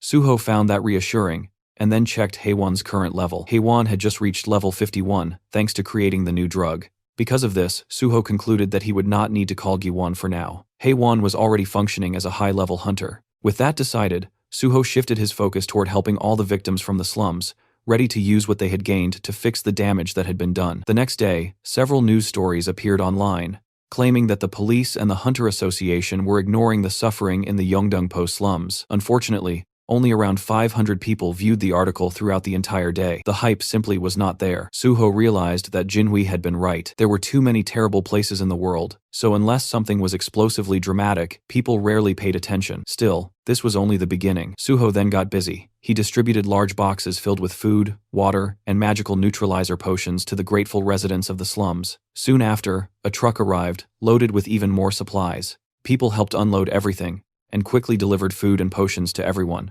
Suho thought Nexus had truly come through with support. His phone rang. Chief Pai was on the other end, speaking to him with the energy of a relaxed uncle, as they discussed tomorrow's appreciation plaque ceremony. They agreed to keep it short and simple. Suho felt secretly thrilled, because receiving a plaque meant the possibility of special recruitment. After some light conversation, Suho called Jinhui to talk about the ceremony and the news. While the slum article did not get many views, he believed it had probably caused trouble for the reporter with the Hunter Association. But Jinhui remained calm, mentioning that only popular stories went viral, and that he had broken no laws. He added that he planned to upload part 2 soon, and that the PBS news group would likely report on the ceremony as well. He then asked if Suho had an Instagram account. Suho did not. This annoyed the reporter, who said many fans were waiting to follow him. Then the conversation took a strange turn. There was an entire fan cafe for Suho, called Anshin Temple, where fans referred to him as the Guardian Priest. Suho realized that the moderator running the cafe was actually Jinhui himself. The reporter admitted to managing it so that Suho's reputation would stay clean, and to avoid unnecessary drama caused by other chaotic fan groups. The logic was reasonable. He also offered to manage an Instagram account for Suho, boasting about his social media skills, and saying he could help Suho become extremely popular. But Suho preferred doing things himself. He asked the reporter to simply send content for posting, and he would copy and paste it. That simple approach made the reporter ridiculously excited. He even suggested that Suho upload selfies and photos for fans, but Suho was not confident about pictures. The reporter advised him to relax and at least make the account. Soon enough, Suho would become an influencer. After the call, Suho made the Instagram account, and immediately his phone began vibrating non-stop with notifications. A huge number of users started following him. Inside the house, Haewon noticed the phone buzzing constantly, but Suho said it was fine. He figured that Jinhui had already started promoting the new account aggressively, so he muted all notifications. Finally, the big day arrived. The appreciation plaque ceremony at the Hunter Association headquarters began. A massive crowd had gathered inside. Reporters, fans, and people holding signs shouted Suho's name, and the title Guardian Priest. Suho had expected a simple ceremony, but the screaming fans and swarming reporters told a very different story. The number of people was overwhelming, forming a sea of excitement. Security guards struggled to control the crowd, begging them to stop pushing and asking them to wait outside. 2 association workers stared in shock, completely stunned by the turnout. They checked and confirmed that all these people had come for only one person, Hunter On Suho. They found it unbelievable, especially because the event had never been posted online. It was the first time in the association's history that such a scenario had occurred for an unofficial event. Suho's fame had reached another level entirely. Inside the auditorium, the chaos continued. Fans filled the entire space, holding signs for On Suho and Sword God, buzzing with anticipation. One girl even mentioned that she had skipped school just to attend. Others discussed how the fan club president, Golden Horse, was absent, so they planned to take plenty of photos for her. In the press section, reporter Jo Jinhui was busy texting. He informed Suho that a massive crowd had shown up for him and asked where the MC was. Suho had actually arrived early, and had been observing everything while using his monochrome solitude skill, which made him invisible to others unless he chose to be seen. A fan sat directly in front of him, with no idea that the sword god was right behind her. Suho soon received a message from Chief Pai, asking him to meet in the hallway, next to the waiting room. He slipped out silently to meet his senior. Chief Pai was astonished by the number of fans, and jokingly called Suho a superstar, which made Suho laugh. Chief Pai then mentioned that the recent article about the Yeongdeungpo slums had stirred public sentiment toward the Hunter Association. Suho already knew the article would make the association look bad, but Chief Pai seemed unconcerned about reporters, which explained how easily the journalist had entered today. Chief Pai congratulated Suho for the award and rushed off for something urgent, maintaining his typical cool and distant style. Then an announcer called everyone to take their seats. The ceremony was about to begin. Suho walked toward the stage as the crowd erupted in excitement. Cameras flashed everywhere. Fans screamed about his appearance, some claiming they finally understood why people fell for him, and others joked that they would let the sword god cut them. Suho stepped forward and received his appreciation plaque from Association President Young Kyung-won. They posed for photos. The president teased him about being good at posing, and Suho responded politely, giving credit back to the president. Keeping the atmosphere smooth, the president praised Suho's work in Yeongdeungpo and hinted that good news, likely a job offer, was on the way. Suho assumed this meant special recruitment. The president then asked him to speak a few words. Suho thanked everyone and said he had only done what he believed he was supposed to do. He admitted feeling strange about receiving a reward for helping people, but promised to work hard. Fans screamed that they loved him, and he could only laugh and thank them. A short Q&A followed. Reporter Kim Sang-won asked whether Suho still intended to join the association, to which replied, yes.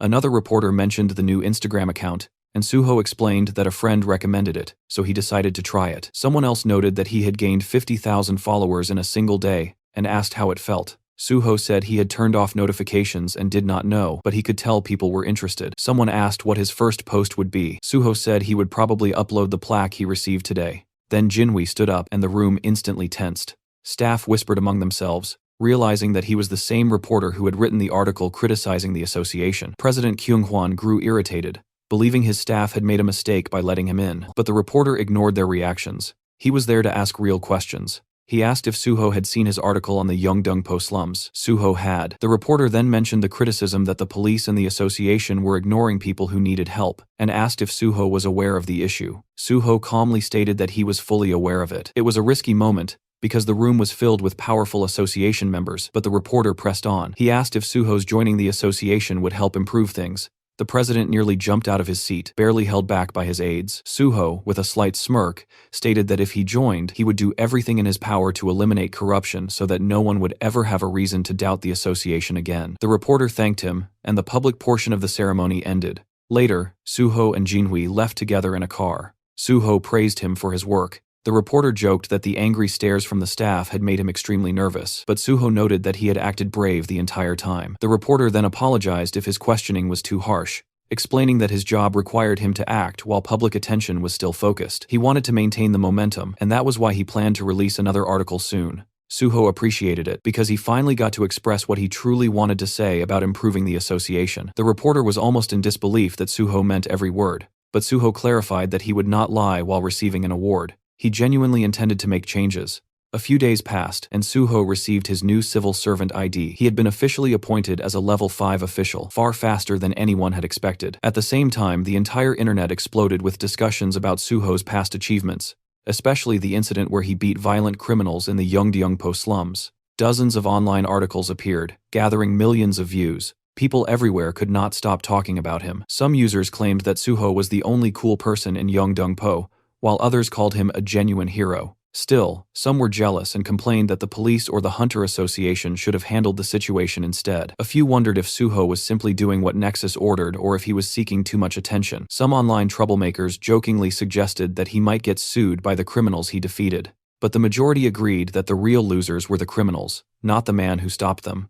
People argued a lot, but everyone agreed that something massive was happening. Then major headlines appeared everywhere. The news declared that An Suho was joining the Great Hunter Association. Broadcasts repeated it constantly, referring to him as the hero of Yeongdeungpo, and announcing that Swordmaster An Suho had earned a special Grade 5 position. Crowds of fans and reporters waited at the entrance of the association building, screaming his name like he was a celebrity attending a concert rather than a civil servant arriving for work. The shouting did not stop. People wondered what would happen to Nexus now that Suho had moved to the association. Questions came up online about whether he still had a contract with them and whether Nexus would be upset. Inside the Nexus office, the boss, Bae Dong-yuk, remained calm. He mentioned that everyone was talking about them now and that it was time to release an official statement. Nexus sent out multiple news articles wishing An Suho good luck, clarifying that there was no contract issue and explaining that they had never paid Suho any signing bonus. The message was clear. Nexus wanted everyone to know they supported Suho's decision. Elsewhere, two men watched the news and read newspapers,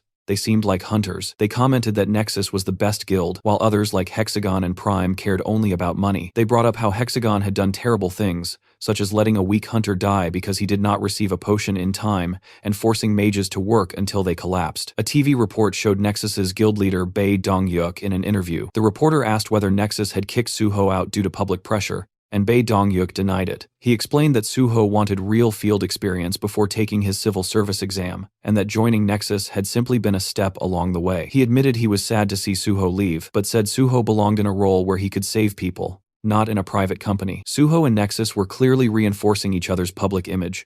Back at the Hunter Association, Suho tried not to sweat under all the attention. The crowd continued screaming while cameras flashed non-stop. He thought about the weight of being watched by so many people. He remembered the advice from Jinhui, who told him to show his face to the fans because they would be disappointed otherwise. Suho admitted to himself that the advice made sense, even though he wanted to maintain a cool, mysterious vibe. This time he wanted control of his own story, instead of letting others direct it. Suho walked into the Hunter Association lobby. Inside, President Kyungwon and Vice President Kyumon were waiting for him. Cameras flashed everywhere, as the president welcomed him with extreme friendliness, calling the day historic, and congratulating him before inviting him inside. They entered the elevator. As soon as the doors closed, the president dropped the formal tone and became more casual. He asked if Suho was doing well and if he knew his schedule. Suho said he was fine but had not been informed of the details yet. The president said that the vice president would explain everything. When the elevator reached the correct floor, the president left, and Suho remained with Vice President Kyumon. Suho found it slightly unusual that the vice president himself would be giving the briefing, but Kyumon simply led him through the hallway to an office where Chief Pai waited alongside Chulman. Kyumon explained that these two would guide him and wished him luck. Chief Pai greeted Suho with a big smile, telling him to sit down. He acted extremely friendly and even asked Chulman to get Suho a drink. Suho found it amusing that two people from different departments would both be training him. Chief Pai told Suho to call him senior in private and only use the title chief in official situations. Suho nodded, recognizing how significant that request was, because Chief Pai was known for being strict about titles and reputation. Then, Chief Pai began testing Suho's knowledge about his new job. Suho explained that he knew about the probation period. Normally, a grade 5 officer would train at the HR center before being assigned to a branch office, but because the Hunter Association was unique, Suho would rotate through all departments for 2 or 3 months each. Every department was eager to take in a superstar like him. Chief Pai assured him that after the training, Suho could join the Special Forces Division. Suho remembered the true promise, which was that he would go to the Special Forces instead of the Gate Management Department. He also understood that with so many eyes on him, he had to follow the official process. Chief Pai then introduced Chulman as Suho's overall supervisor. Each department had its own boss, but Chulman would oversee the bigger picture and answer Suho's questions. After Chief Pai left, Suho realized that the man had only come to issue a silent warning to Chulman, not to steal Suho for his own department. Suho found it a bit petty, but let it go. Chulman then explained the training plan. There were 5 departments: Special Forces, Administration, Awakening, Gate, and Resources. Suho already knew and recited what each department handled. Chulman was impressed but believed Suho had probably memorized it from a document. He informed Suho that his first rotation would be in the Awakening department. As they walked toward the department, Suho noted that this meant he would meet Director Lee Wanek, a member of the president's faction, and someone Suho planned to remove later. Chulman continued explaining that every department would have people monitoring Suho and giving him tests, which meant he had to pass everything thrown his way. Still, Chulman remained confidently positive, insisting Suho would do just fine, keeping the cheerful, supportive attitude he always carried. When they arrived at the Awakening department, Suho immediately thought to himself that he would not need his memory abilities for this part. There was one person here no one could ever forget. Inside the office stood Lee Wanek, looking authoritative behind his desk. He stood up immediately to greet them, calling it an honor to have a national superstar like Suho start his first rotation in the department. He also said he would be the one grading Suho's work, and acted overly friendly. Suho's thoughts drifted to what he knew about this man. Wanek was famous inside the association, and had close ties with the chairman. After leaving for another company, rumors circulated that he was involved in human trafficking, but nothing came to light because Kyunghwan had covered it up. Suho believed things might turn out differently this time since he now knew the truth about the past. This place needed to be cleaned from top to bottom. Someone knocked on the door, and Wanek identified the visitor as Jun Sung before calling him in. He introduced him as the officer who would help Suho in the Awakening department. The two shook hands politely, and Jun Sung said he had heard a lot about Suho, and felt amazed to work with someone so popular. Suho behaved humbly, but internally he admitted he had no memory of this man. Everyone below team leader was simply called officer, so it made sense. Junsong tried light-hearted joking, even mentioning that he wanted Suho's autograph later. He then encouraged Suho not to stress about the job, pointing out that Suho already had a clear future destination. Suho pretended not to understand, but Junsong clarified that everyone knew he was headed to the Special Forces Division. Suho realized that Chief Pai had not kept anything secret at all, but he did not mind. Having a powerful person supporting him only made life easier, even if it felt a little awkward to be treated like royalty. Then Junsong handed him a thin folder that he described as the department's quick manual. Normally the manual was massive, but they had created a special, simplified version just for Suho. Connections truly changed everything. He explained that the Awakening Department was divided into two major sections, Awakened Affairs and Non-Awakened Affairs, each with its own teams. Suho would first take a theory test, then complete one field training session with each division. He reassured Suho not to worry, since everything had been prepared in advance. He handed him a business card and said to call if anything unusual happened. After he left, Suho sat down and began reading the manual. Even as a summary, it felt like a lot, but Suho did not feel burdened. He had the library of memories, which worked like a cheat system for his brain.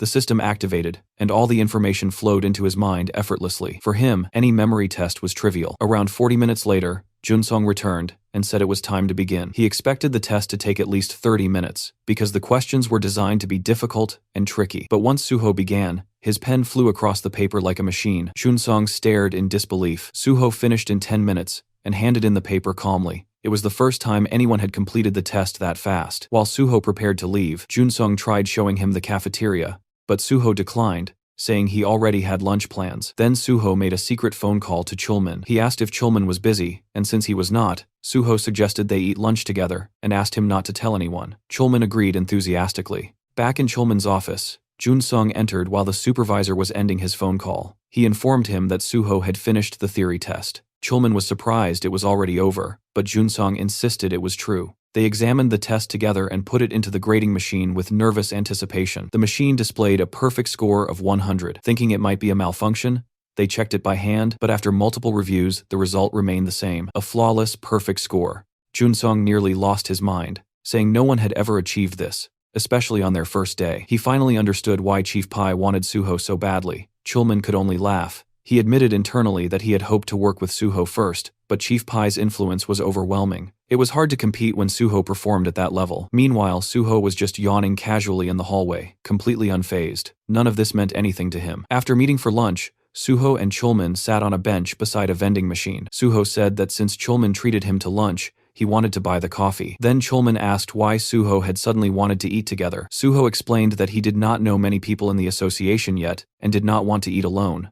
Chulman was the only person he knew well. Chulman joked that if Chief Pai heard that, he would feel a bit hurt, but Suho said he simply wanted a comfortable place to eat, so it could not be helped. After a quiet, comfortable pause, Chulman congratulated him on his perfect score from the morning. He explained that he had graded it immediately, because Junsong kept pestering him. He joked that Suho was insane. He could fight. He entered the association as a special grade 5, and now he turned out to be extremely smart as well. To him, Suho felt like the main character of a story. Suho said it was thanks to the people around him and that he had seen similar tests before. Chulman teased him that too much modesty annoyed others, so Suho laughed and admitted openly that he was amazing. For the first time in a long while, he smiled sincerely. It felt refreshing. Since restarting his life, it felt like he was constantly doing homework, but sitting here drinking coffee with someone he used to be close to brought back memories of simpler days. He remembered when he had almost died from poisoning and thought it was over, but now he promised himself never to fall like that again. He intended to overcome every disaster and reclaim a peaceful life. Suho then asked if Chulman had any tips about working in both the Awakening and Non-Awakening divisions. Chulman began explaining. He asked if Suho knew what the Awakening division did. Suho said, yes, they manage both awakened and non-awakened individuals. Chulman agreed but emphasized that the biggest task was keeping information updated. No one could see an awakened person's status window except the person themselves. They had to personally come in and update their information. If they ignored the deadline, they received fines and eventually jail time after repeated warnings. There was even a specific term for these cases: malignant non-updaters. Managing those troublemakers was their primary job. He continued, explaining that awakened individuals were like superheroes. Some were so durable that bullets could not harm them. Others could disappear as if they had never existed. Every country needed their data updated regularly. It might sound like the association treated them as potential walking disasters, but there was currently no better method. Suho then asked about the non-awakening side. Chulman said it worked similarly. Sometimes people awakened as players and hid it instead of registering, The department had to track down and arrest those unregistered players. Suho already knew all of this, but pretended to be new. After the break, Suho returned to the building, walking beside Jun-sung. The officer asked if Suho enjoyed his meal, and said they would begin work in the awakening department. He congratulated him again for his perfect score, noting that even the director would be pleased. They arrived at an office where a man was waiting. This was Lee Moonho, chief of the awakening section. He greeted them warmly and said he had already heard about Suho's perfect score. He handed him a folder and said he could begin his field training immediately. He wished him luck, and Suho acknowledged it. Walking down the hallway, Shun-sung explained that Suho's first mission involved malignant non-updaters. His task would be to find those troublesome individuals and force them to update their information. He handed Suho a folder labeled Non-Updater List. Suho asked if this was truly the list of people he had to handle, and Jun-sung confirmed it, stating that the list was not very long, so the work should be manageable. But when Suho looked at the list, his expression hardened. He thought the entire thing was ridiculous. Every name belonged to someone notoriously dangerous, individuals known for giving even the awakening section a difficult time. He wondered if this was another hidden test from Chief Pai, who loved testing his subordinates endlessly. Still, Suho decided he was ready for whatever came next. He would take down every person on the list either way. Since Jun-sung worked at a desk and not in the field, he introduced Suho to a new mentor, Han Ho-sung, a grade 7 field officer, who Jun-sung introduced as a veteran at catching non-updaters. Then Jun-sung slipped out of the room, leaving the two alone. Suho introduced himself while Ho-sung leaned back casually against a desk, looking relaxed. He suggested that they check the list first. When he saw the names, he let out a deep sigh. The association had told him to treat Suho like a VIP, yet they handed him this insane list. It was filled with legendary troublemakers who had vanished or were considered impossible to catch. Ho-sung guessed that the association wanted Suho to look like a hero because everyone was watching. He asked if Suho already knew how to use the stat scanner and the necessary tools. Suho did, so Ho-sung said no extra training was needed. Then he asked if Suho planned to choose his first target. Suho said he did and pointed at a photo of a man with long dark hair. Ho-sung asked if Suho even knew who the man was. He was a malignant non-updater who had fled overseas and evaded capture, but that did not stop Suho. He said that if the man was still on the list, then he had to be pursued. Suho pressed his hand firmly onto the list, covering the photo of his chosen target. With a confident smile, he prepared himself to track down every one of those legendary troublemakers. The page displayed a photo of a dark-haired man named Kim Gung-won, an illegal pharmacist whose real occupation was designing doping substances. He provided doping drugs to both ordinary and professional athletes. The issue was that the drugs he distributed did not rely on chemical doping effects but on skill-based doping, something far more dangerous and far harder to trace. Suho scanned through the information and noted that Kim Gung-won denied all charges, yet multiple reports had already been filed that confirmed the accusations. An update to his status window had been requested years ago, but he had continuously fled, avoiding every attempt to track him. His current location was presumed to be overseas. Normally, when an unregistered hunter goes untraceable for a long time, they are declared missing, but the fact that his name remained on the active list meant one thing: he was still operating. Suho realized that even the Awakening Division recognized the ongoing threat he posed. Despite this being an obvious hunter-related criminal case, it fell under the jurisdiction of the Awakening Division instead of the Special Forces Division. The Special Forces Division never moved without solid evidence, no matter how suspicious the situation was. As Suho closed the file in his hands, he reflected that the Special Forces Division also struggled with chronic manpower shortages. But the bigger issue was that Chief Pai simply avoided anything he considered unprofitable or bothersome. Han Ho-sung scratched his neck and expressed his concern that the suspicion was understandable, but catching someone presumed to be overseas seemed impossible. Suho stared at him and questioned whether he truly believed the man was overseas. Ho-sung reacted with shock. Suho explained that Kim Gung-won was absolutely still in Korea. The reports mentioned that domestic athletes were still using his substances, and the fact that his drugs were easily accessible meant his base had to be inside the country. Suho pointed out that drug smuggling procedures were extremely strict, making it nearly impossible to maintain such a smooth supply line from abroad. Ho-sung, taking a seat, admitted that the reasoning was convincing, but a report remained only a report. They still did not know for sure if those individuals were actually using doping drugs. Suho looked him in the eye and decided they would verify it themselves. Ho-sung responded that skill-based doping left no physical traces in the body, unlike chemical doping, which created a major challenge. Suho declared that he would handle the verification personally, which only confused Ho-sung further. The officer pointed out that this wasn't even an official request for acquisition, but only an anonymous tip, meaning Suho would not receive a warrant. He wondered how Suho intended to manage anything without one. Suho remained firm. He stated that he had a separate plan and wanted to handle this case alone. It was technically a field evaluation, so he wanted the chance to attempt his own method first. If it failed, They could revert to Ho-seong's approach afterward. Ho-seong, still confused but not wanting to press the issue, brushed it aside and told him to proceed however he wished. Suho bowed slightly, thanking him for trusting him. Ho-seong added that he could contact him anytime if he needed help. With that, Suho left the office, ready to execute his plan. Ho-seong, leaning on his chair, thought to himself that he had no idea what kind of plan Suho was relying on, but he assumed Suho would learn the hard way. Tracking a fugitive, unregistered hunter was nothing like what Suho had done before, and the reality of it would hit him soon enough. As Suho stepped outside, he pulled out his phone and contacted Nexus Academy. He informed them that he was heading there immediately, and that he needed something done. After some time, Ji-won appeared, laughing and commenting that the request seemed easy enough. Inside the Nexus Academy lounge, Suho and Ji-won sat together while Ji-won confirmed that all he had to do was locate Kim Gung-won. Suho verified it. Ji-won studied the file and concluded that if they followed the numbers listed in the reports, they would eventually trace Kim Gung-won's phone. Once they found the phone, they would have his location, and Suho could take him down from there. Suho watched him and felt certain he had made the right decision by coming to him. Ji-won, shyly brushing it off, said it was a simple task and asked if they should begin right away. He mentioned that one more person would join them, and that person was Hyungmin from the Banshee team. Ji-won wondered why Hyungmin was involved, but Suho explained that Hyungmin's ability was essential. They would infiltrate a heavily secured phone and extract data from inside it. Now Ji-won understood the purpose. With the plan settled, Suho signaled the start. Sometime later, Ji-won made a phone call pretending to be someone named Kwon Song-min from a telecom base station, asking if the phone belonged to Mr. Hamdeo and advertising a new internet plan. The person on the other end only responded with disinterest and cut the call. Suho observed him and noted how good he was at acting. Ji-won brushed it off and said that since they confirmed the informant's number was legitimate, it was time to move forward. Ji-won activated his digitization skill, and immediately the three of them shrank and entered the smartphone. They landed on the digital screen inside the device, confirming they were in the correct place.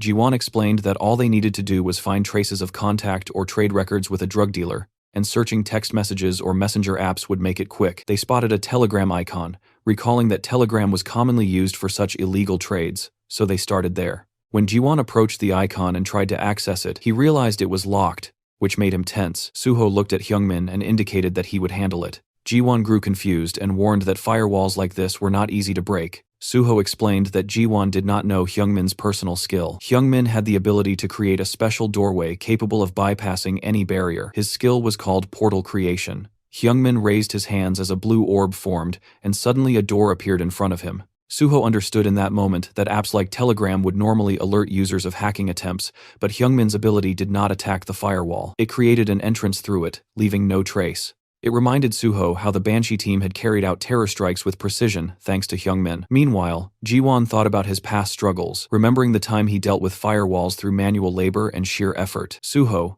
noticing his gloomy expression, reminded him that he was the only one capable of allowing them entry in the first place. Still carrying the emotional Ji-won, Suho led the group through the newly opened portal. Inside the messages, they found some information. The three stopped at one detail, realizing they had located the right place. In front of them appeared a room labeled drugs. Inside that room sat two avatars facing each other. Ji-won identified them as Ham Dae-ho and the drug dealer. Fortunately, they had not left the chat room yet. The avatars represented chat logs. Suho placed a hand on a box on the table and determined from the contents that the avatar in front of them was definitely the dealer. They now needed to follow the information upward. Ji-won confirmed that the door behind the dealer's avatar led into the dealer's own Telegram account. Once they went through it, they found multiple doors, each representing different transactions the dealer had completed. Ji-won was amazed that the chat rooms visualized as an entire building showed how many people had communicated with the dealer. Suho studied it and said it was time to send every one of them back to prison. They then began tracking the top of the chain. Suho instructed them to search every chat and collect phone numbers and call records. Eventually, Suho and Ji-won found a particular number. Ji-won identified it as the supplier. If they followed it, they would reach the source. The trio repeated the same process for a while, searching for more intels. After hours of searching, they walked out of another digital doorway, feeling exhausted. Suho wondered aloud how many layers of subcontracting existed. Hyungmin, drained, guessed they were being extra cautious given the nature of their business.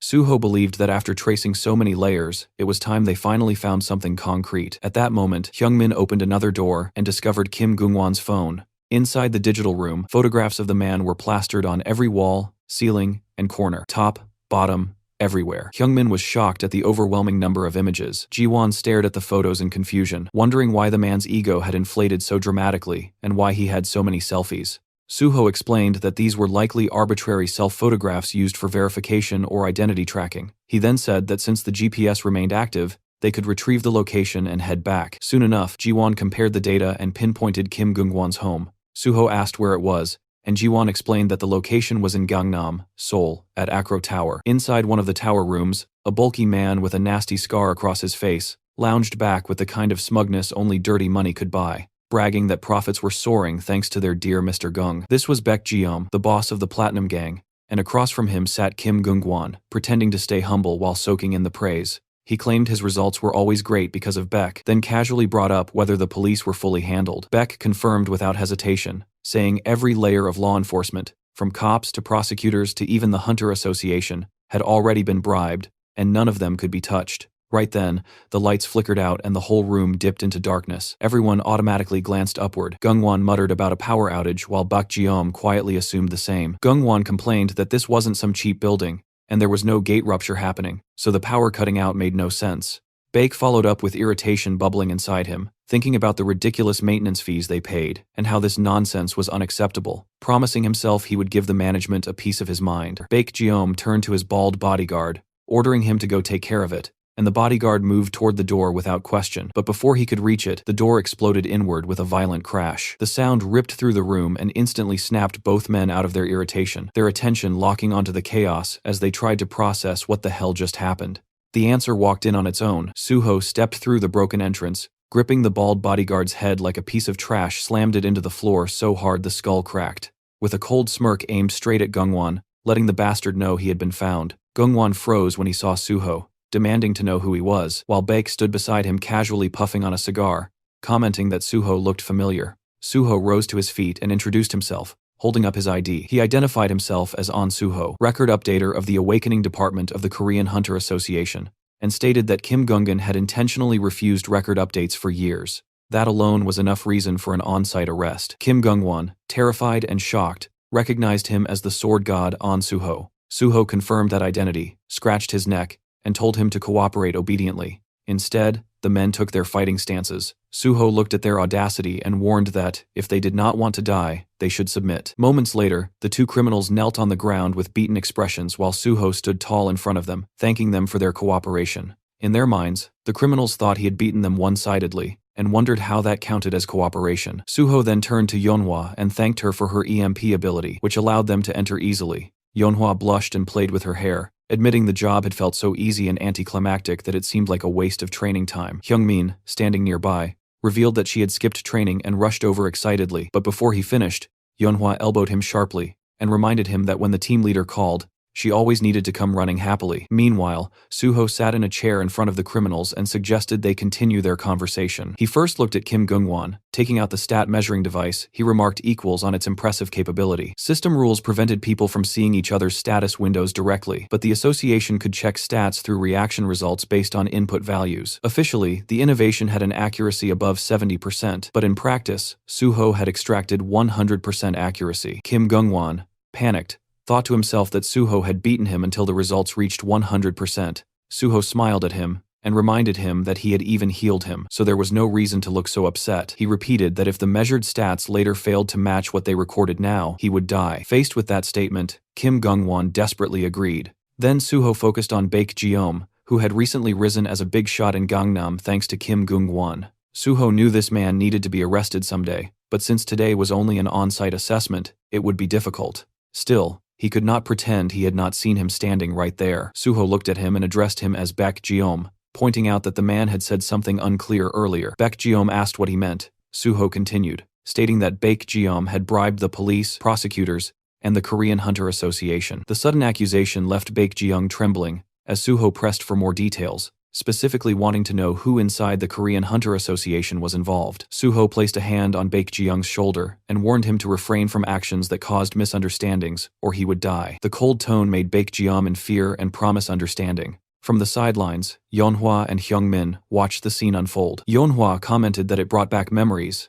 and that it had been very scary back then, while Hyungmin admitted he never expected Suho to become someone he respected this much. Meanwhile, Baek Jeong confessed that he had bribed Park Kyuman, the vice president of the Korean Hunter Association, Suho asked if it was just one person. Baek Jeom cried as he insisted it was only him and begged Suho to believe him. Suho looked at him and sensed he was not lying. He then wondered whether Park Kyuman knew nothing about the awakening and non-awakening assessments. If Park Kyuman had known, he would have removed anyone connected to him from the list or given special instructions to protect them. This meant someone had targeted Park Kyuman. It would not have been Section Chief Lee Munho, the one who had provided the list, but the mere fact that Lee Munho assigned the evaluation task meant someone higher had pressured him, someone above Park Kyuman or on equal footing. The possible candidates narrowed down to Chairman Jang Kyungwon and Special Unit Chief Pai Sung-yeol. To Chairman Jang Kyungwon, Park Kyuman was like a tongue in his own mouth, so he had no reason to harm him. Pai Sung-yeol's official rank was lower than Park Kyuman's, but most people said his internal power was far greater. Suho concluded that the most likely suspect was Pai Sung-yeol. According to his memories, he didn't remember that the vice president and Chief P were on bad terms, and he decided he would have to watch carefully. If Kim Gungwon were captured, either Pai Sung-yeol or Park Kyuman would react.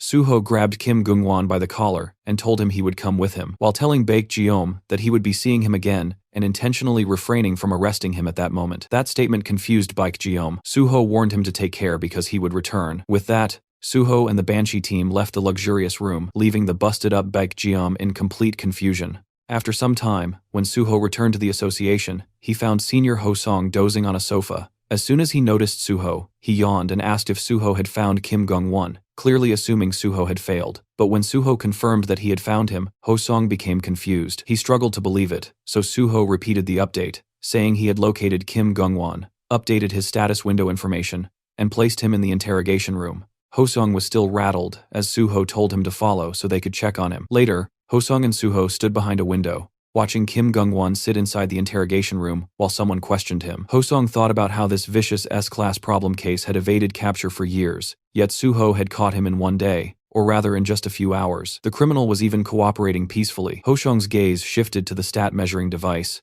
and he thought about how the machine normally produced only 70% accuracy, yet this time the results had come out nearly identical to the real stats. He looked at Suho and marveled that something so notoriously difficult had been handled so effortlessly, as if Suho had taken a simple stroll. Suho then said the charges were proven and that they could hand Kim Gungwon over to the Special Forces Department immediately. Ho-song nodded. Still confused, he asked how Suho managed to catch him. Suho, wearing a straight expression and not even looking at him, said he simply asked around here and there and got lucky. He then asked if he could bring in the remaining non-updaters too. Ho-song agreed and suggested they go together, but Suho suddenly turned, saying he wanted to catch all of them himself and earn the highest evaluation. The sudden declaration caught Ho-song off guard. Suho bowed slightly and said he would ask for help if needed, but asked Ho-song to focus on transferring Kim Gungwon to the Special Forces Department. As Suho walked away, the sloppy 7th grade officer remained standing alone and simply responded with an okay in confusion. A few days later, chatter filled the office. Someone mentioned intern An Suho and said stories about him catching all the vicious non-updaters were spreading everywhere. People wondered how he managed to complete in 2 days what even pro-awakeners could not. They said the real sword god was also the real squad god, and the work class difference was overwhelming. But they also wondered if the awakening department would now receive all the blame. Someone said the department might start hating intern An Suho for this. Inside the awakening department, everyone cheered Suho's name loudly, calling him sword god over and over. These workers had been scolded endlessly because of those S-class problem cases, but hearing praise even once felt 1,000 times better than constant criticism. They shouted their love for Suho. A woman in the office asked him not to leave and begged him to work there forever. She admitted she never said things like this, but had never seen talent like his. A senior employee with shining eyes declared he had even joined Suho's fan club and told others to call him Suho Priest, all while holding a poster with Suho's face on it. As Suho is leaving with documents in his hands, his colleagues cried out for him not to go. Suho thanked them, but reminded them he needed to finish his work with the awakening department first. Soon after, he received a call. The name on the screen belonged to Pai Sung-yeol. Chief Pai, while looking at documents, asked Suho if he was busy and told him to come see him if he had a moment. Suho realized instantly that the bite he had been waiting for had finally arrived. Inside Chief Pai's office, Chief Pai handed a can of Coke to Suho and commented that Suho's performance in the awakening department had been impressive. Suho responded modestly, saying that it was nothing. Chief Pai sat down and questioned him, wondering how Suho could call it nothing when he always produced results far beyond expectations. Suho thanked him. Chief Pai then asked whether the first person he caught was Kim Gungwon. Suho confirmed it. Taking a sip of Coke with a smirk, Chief Pai pointed out that if Suho had only seen Kim Gungwon, Suho realized immediately that things were happening exactly as expected, and that Chief Pai already knew everything. That made everything simpler. Suho revealed that he had also seen Baek Jeom. Chief Pai then asked why he had let him go. Suho explained that he believed the man was too big for him to handle. Chief Pai asked why Suho spoke, as if he already understood what he was implying. Suho clarified that he assumed Chief Pai was referring to Baek Jeom's connections. Chief Pai confirmed it. He then asked Suho to explain why he had not reported back right away. Suho said he waited because he had no justification to report. Chief Pai wanted to know what kind of justification. Suho clarified that he planned to join the Special Forces unit, but since Chief Pai's name had not been mentioned yet, reporting prematurely would have looked like overstepping. Suho assumed that if he waited, either Chief Pai or the vice president of the association would call for him. Chief Pai approved of his decision and told him to report everything directly to him from now on. He said he would, in return, tell Suho everything he wanted to know. Suho agreed. Chief Pai asked if Suho was not curious why he had to report to him. Suho answered that there was no need to be curious since Chief Pai surely had his reasons. Laughing, Chief Pai called him a crazy kid. Then he pulled out a credit card and handed it to Suho, telling him he did a good job and should eat something expensive with his friends after work. He insisted that Suho not settle for cheap food like pork belly, but enjoy anything he wanted. Suho tried to decline, but Chief Pai reminded him that when an adult gave something, he should accept it with thanks. Suho left the office and walked down the hall, thinking that he had just walked past the vice president earlier without saying anything. It became clear that something existed between the vice president and Chief Pai. Pulling out his phone, Suho called Giwon. He told him he would send a few numbers and instructed him to gather all possible information. Giwon agreed without asking any questions. Suho asked why he did not question him about the details, and Giwon replied that if Suho told him to do something, he would simply do it. Suho realized this must have been the same feeling Chief Pai experienced earlier. Suho encouraged Giwon to work hard, promising to buy him expensive food, and telling him to decide what he wanted to eat. Jiwon celebrated on the other end of the call. After ending the call, Suho thought of reporter Jo Jinhui. He called him and checked if he was free in the evening. Later that evening, Suho and Jinhui clanked their beer glasses together. Jinhui congratulated him on officially starting his work as a hunter. Suho thanked him and asked if he had been busy with articles. Jinhui said it had not been difficult since all he had to do was add flavor to the solid foundation Suho provided. He asked about the Banshee team and others, and Suho explained that he set aside a separate table so they could bond better with Haewon and the others. Suho then tells Jinhui that Haewon would want to greet him too, so they would invite him properly next time. He said he prepared this small repayment for last time. Jinhui said he should be the one repaying Suho. He explained that Hammer 2 helped save victims, and that the Nexus had risen into a nationally favored guild, which caused his related feature articles to perform extremely well. Raising his glass, he said he looked forward to working together. Suho raised his glass as well and agreed that they should continue working together. The next day at the association, the manager of the non-awakening division, Lee Se-hyun, greeted Suho with cheerful energy. She told him she had heard about his impressive achievements and was happy to welcome him to the non-awakening division. Seeing his modest expression, she reminded him not to be too modest because it did not look good. She asked if he knew what the division handled. Suho replied that they searched for unregistered hunters. She confirmed it and told him that it would be as difficult as finding a needle in the desert. She said he should not aim for more or less, but just find exactly one person to complete his field evaluation. Suho said he would find one quickly. She handed him a blue file labeled unregistered and said she liked his confidence. She informed him that Officer Eom would guide him through the details. She told him to do his best. After some time, as Suho went through the reports she had given him, he decided to review the documents he received earlier from Eom Jun-sung. He found them to be only scattered reports. He thought about the fact that there was no way to identify an unregistered hunter unless the person confessed. Unless their level had increased noticeably, they were indistinguishable from normal people. Hunter registration existed to prevent unexpected incidents, but some people avoided it because they disliked having awakened, especially when certain jobs could only be taken by non-awakened individuals. Athletes were a prime example. Then someone called out to Suho. It was Jo Song-gil, an investigator for unregistered hunters. He said he heard about Suho's record-breaking achievements in the Awakening Division. He mentioned that his colleague Han Ho-song had praised Suho endlessly, so he was looking forward to meeting him. Suho responded politely. The officer asked whether Suho intended to handle this assignment alone. Suho said he would try alone first. Turning away, the officer told him to contact him if he got stuck, and Suho realized the man had simply come to dump all the work on him. Suho decided to meet the first person he had marked for evaluation. Somewhere else, a dartboard was filled with perfectly centered arrows. A blonde boy named Park Gung had shot all of them. People behind him praised his skill, saying that his abilities never disappointed. Another person commented that he would likely win the upcoming tournament again. Someone else noted that the first place prize money would be large, and they felt jealous. Two other students approached Park Gung. A girl invited him to go to karaoke with them after a long time, but Park Gung said he needed to help his mother at the shop, telling them to go without him. The black-haired boy complained that even on the day before the tournament, when practice ended early, he still had responsibilities. Park Gung apologized, saying they would go next time. Later, he arrived at the restaurant and announced he was home. Inside, he saw an officer eating. It was Suho, casually eating fancy dishes. The boy immediately recognized him as the sword god, but his mother shushed him, reminding him quietly not to bother customers. The boy agreed, and his mother asked why he was home early when it was still training time. He explained that practice ended early because the tournament was tomorrow. She asked why he did not hang out with friends, but he tied on an apron and said he could not leave her working alone. He then asked whether he could take care of the sword god's bill if it had not been paid yet. She agreed. When Suho asked for the bill, the boy said it was 10,000 won and asked if he wanted a receipt. Suho declined and addressed him by name. The boy froze, shocked that Suho knew who he was. Suho revealed that he was from the Korean Hunter Association's non-awakening department. The mention of the non-awakening department made the boy's face turn pale. He immediately began stepping back and apologized, saying he was busy and had no time. Suho told him it would only take a moment, but the boy bolted out of the restaurant, apologizing as he ran.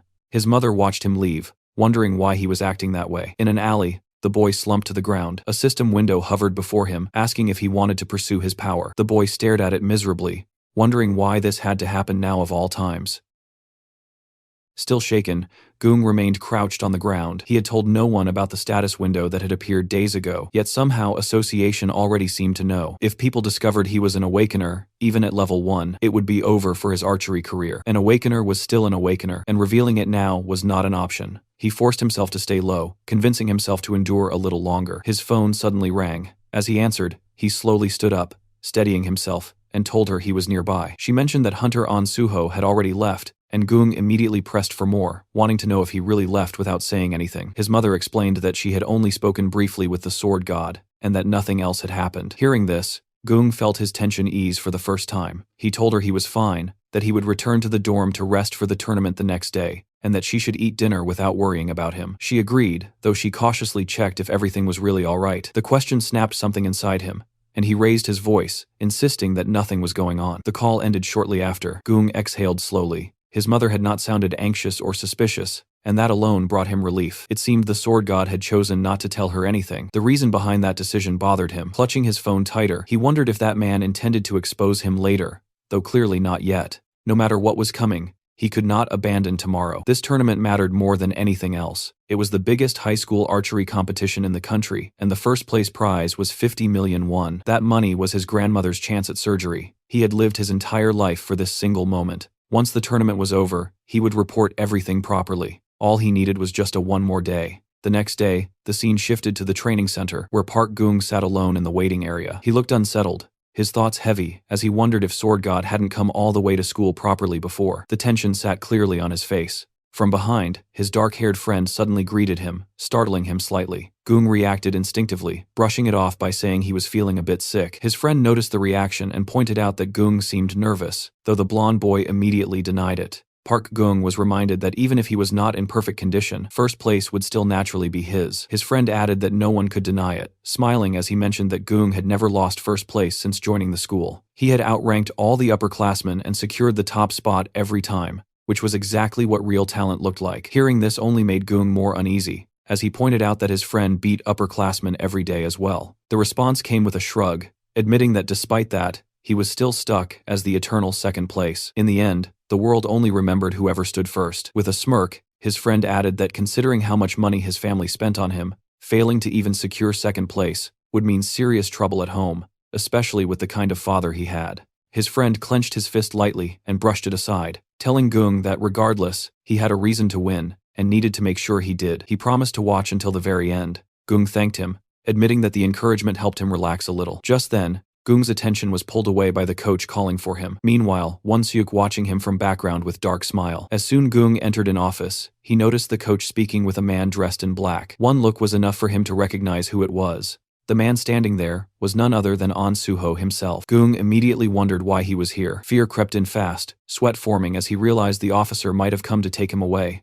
The coach excused himself, saying he would leave so the two could speak comfortably. Once alone, Suho addressed Park Gung and brought up where he had gone the previous day. The question made Gung stumble over himself, unable to respond properly. Suho then asked the boy if he is awakened, and the words hit Gung like a hammer. His fear intensified, his thoughts spiraling as he wondered whether he should tell the truth or lie. The tournament was right around the corner, and even just participating meant victory for him. He needed the prize money for his grandmother's surgery. There was no other way he could earn such a large amount outside of archery. Just this once, he wanted to hold on. Suho placed a firm hand on Boy's shoulder, emphasizing the seriousness of the matter and asking for honesty. Still trembling, Gung finally admitted the truth and confessed that he was awakened. Suho's expression softened into a smile as he thanked him for being honest. Then, without hesitation, he stated that they would report the awakening immediately and that Gung would have to withdraw from the tournament. He assured him that he could make sure the coach and others would not hear about it. The words left Gung completely stunned. Desperation overtook him as he pleaded, telling how he had not even chosen a class yet and was still only level 1. However, Suho's response was cold and firm.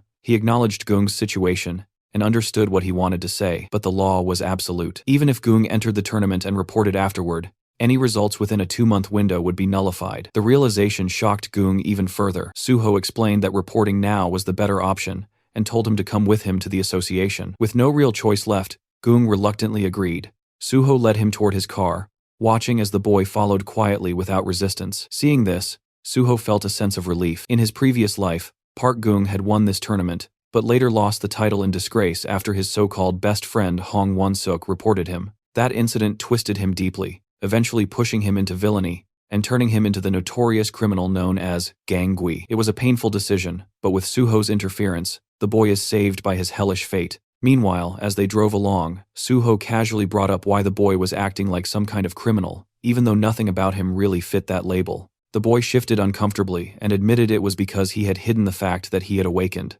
Suho immediately shut that idea down, saying that he hadn't actually done anything wrong. At that moment, the boy snapped his neck to look at Suho so fast it was almost reflexive, clearly caught off guard and confused. Suho calmly told him to stop worrying because he wasn't a criminal in the first place. Still unsettled, Gung struggled to understand and tried to grasp what Suho meant. Suho explained it simply. He asked whether anyone had suffered damage because he delayed reporting his awakening. The boy admitted that no one had. Hearing that, Suho concluded that there was no problem. Without a victim, there was no crime, and there was no reason for him to carry guilt. He then instructed Gung that once they arrived, he should report his awakening at the first-floor registration desk. Suho continued, warning him that he likely would not be able to do archery for some time, and perhaps not ever again. Still, he acknowledged Gung's talent, reminding him that he was an excellent archer, and that another great future would eventually open up for him. Not long after, the car reached their destination. At the association's registration center, Suho dropped the boy off and prepared to leave. Just as he turned away, someone called out to him. It was Investigator Joe, standing nearby with a cigar in his hands. With a casual tone, Joe remarked that handling everything alone must be tough. Suho answered calmly that it was not that difficult.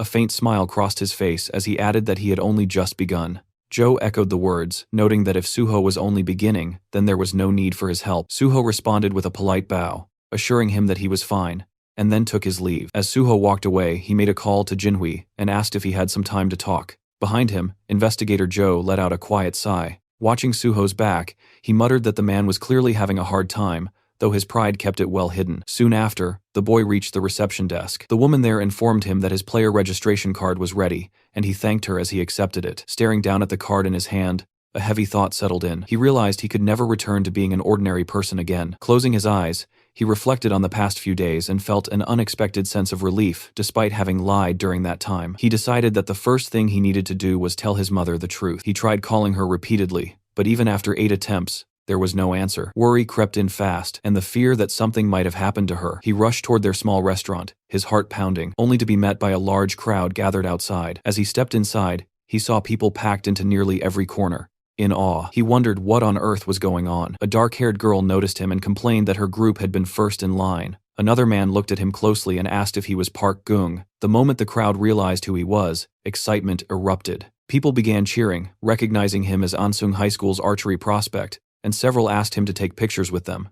Overwhelmed, He tried to understand how they even knew who he was. He wondered if the sudden increase in customers was because they had come to see him. The girl quickly cleared the misunderstanding, explaining that they were not there for him, but because the restaurant had been recommended by the sword god. The explanation only confused him further. She excitedly added that the sword god had posted about the food on Instagram. The post had already gathered over 87,000 likes and 47,000 comments. Some customers laughed among themselves, finding it oddly cute that Sword God's very first post was simply a food recommendation. Still confused, the boy tried to figure out how they had recognized him. One of the nerdy-looking customers casually explained that doing research before a pilgrimage was basic behavior. Others pressed him with curiosity, asking whether he had really met the Sword God. With a hint of pride, he admitted that he had, even mentioning that he had handled the sword god's payment himself. The girl reacted with open jealousy but pointed out that his mother looked overwhelmed and suggested that he should go help. He immediately rushed into the kitchen and told his mother that he would help out. She questioned him about the competition and asked why he was there instead of training.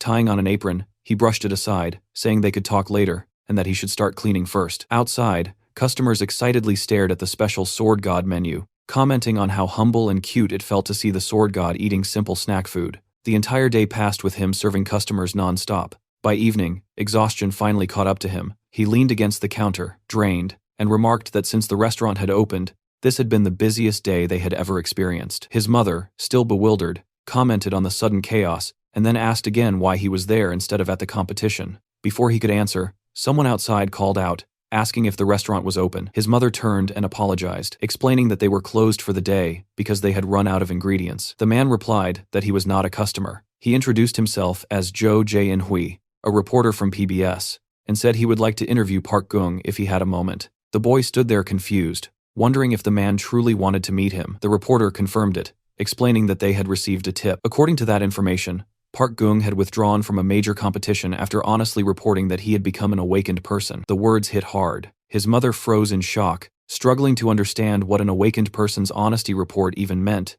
and questions what was really going on. The scene shifted to the archery training ground, where Coach patting Won-suk, offering a few words of encouragement. The boy responded confidently, stating that he would do his best for the competition. Once the coach walked away, his thoughts immediately turned sharp and bitter. He had not expected Park Gung to make the first move. Originally, Won-suk had planned to report Gung's awakening right after winning the competition, intending to crush his future. He thinks, the higher someone climbed, the harder they were meant to fall. But now that Gung had withdrawn from the match entirely, everything changed. This unexpected move made Won-suk debut much earlier than planned. A few days earlier, he had overheard Gung muttering to himself about awakening, and that memory burned deeply. Jealousy had always lingered inside him. It finally made sense why that beggar kid had been shooting so unnaturally well. The thought that Gung had deceived him and tried to block his future filled him with resentment. But now, his eyesore is gone. This was his time. He would win the competition and prove himself to everyone. As he began training, whispers spread around the field. People quietly remarked on how perfectly he was releasing the bow, even claiming it looked better than Gung's technique. The praise fed directly into his confidence,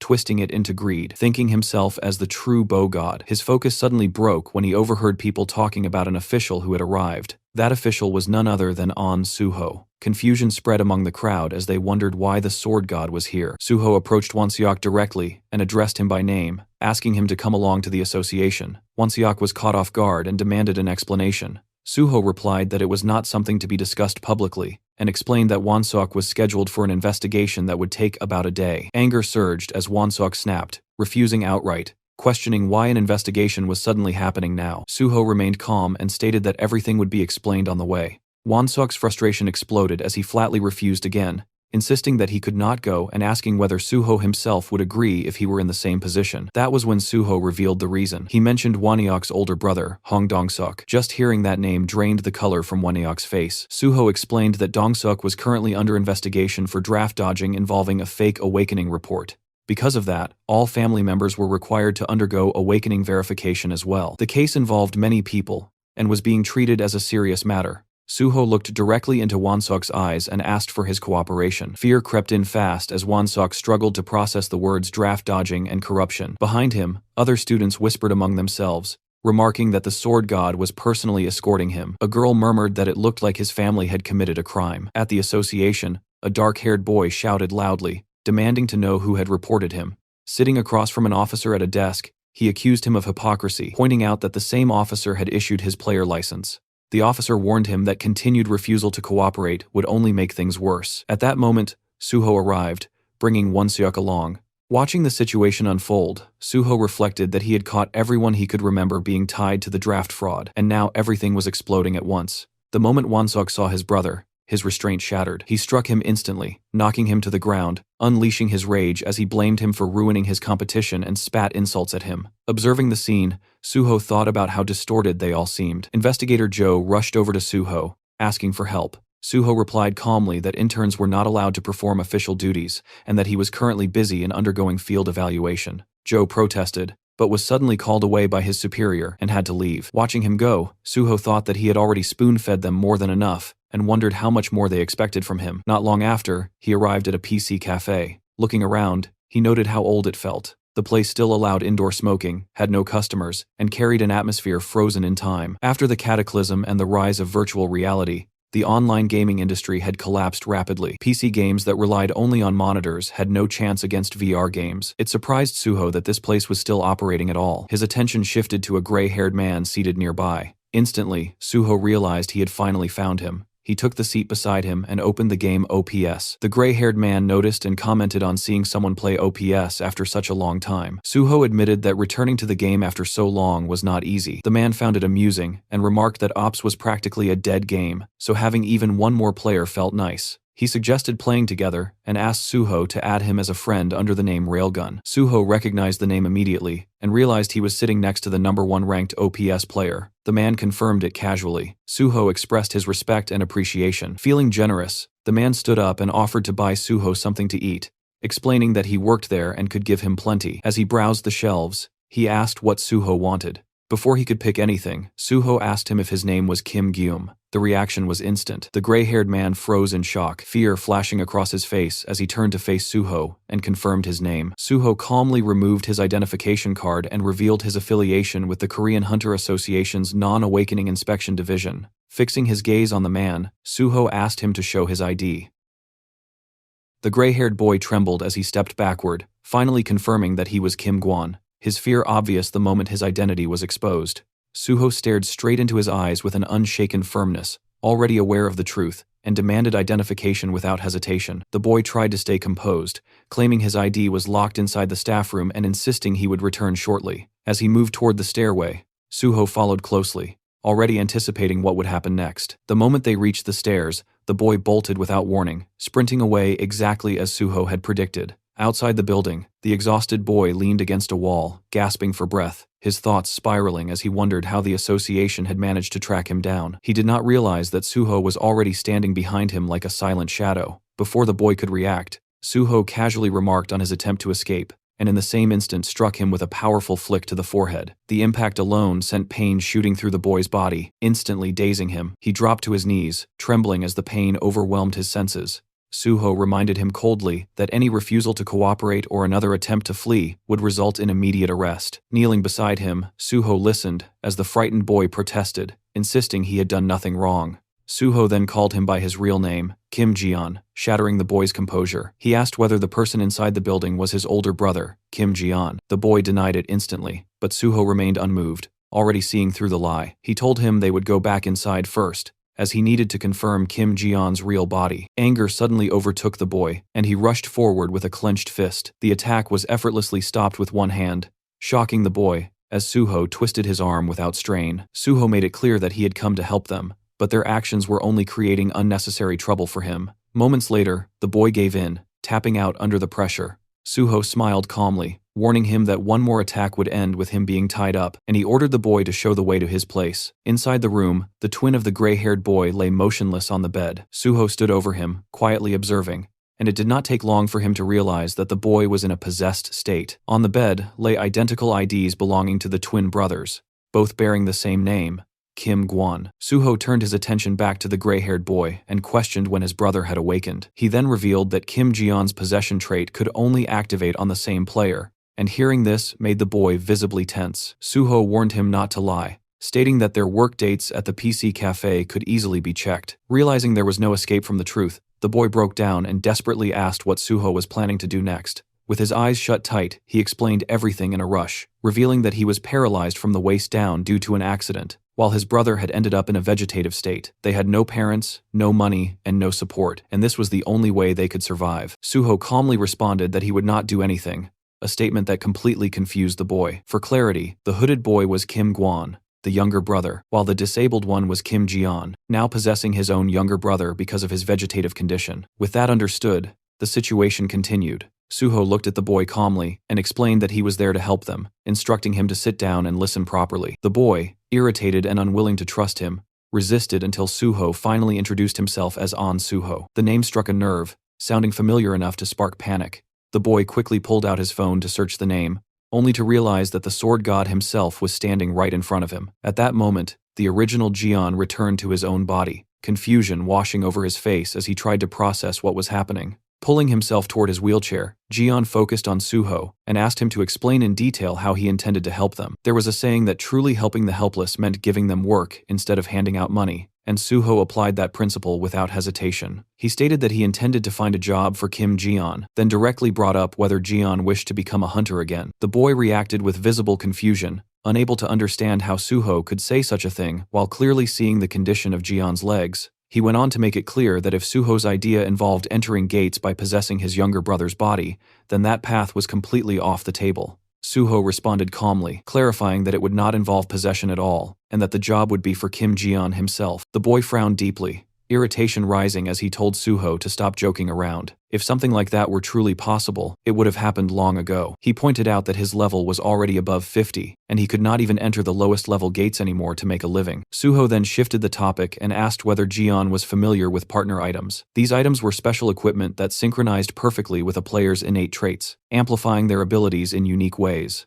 Jian was aware of them, but he also knew how unrealistic they were to obtain. Partner items were comparable to winning a lottery, with only a handful of players across the entire world ever finding one that truly matched them. Suho acknowledged that difficulty, knowing better than anyone that finding an item perfectly suited to a person was nearly impossible. Still, he knew that in his previous life, Kim Jian had become infamous because of a specific partner item. Suho assured the boy that he knew exactly which item resonated with Jian's possession trait, and through that item, he intended to give both brothers a completely new life. Hearing this, the boy clenched his fists tightly, his emotions boiling over. He demanded to know why Suho was doing all of this after they had been ignored by everyone for so long. He questioned whether there was something Suho wanted from them in return. All this time, Kim Jian had knocked on the doors of welfare centers, district offices, and countless organizations, yet not a single hand ever reached back to him. He had fallen from being a successful hunter to someone society quietly labeled as weak and disposable, and that slow abandonment carved deep scars into him. Because of that neglect,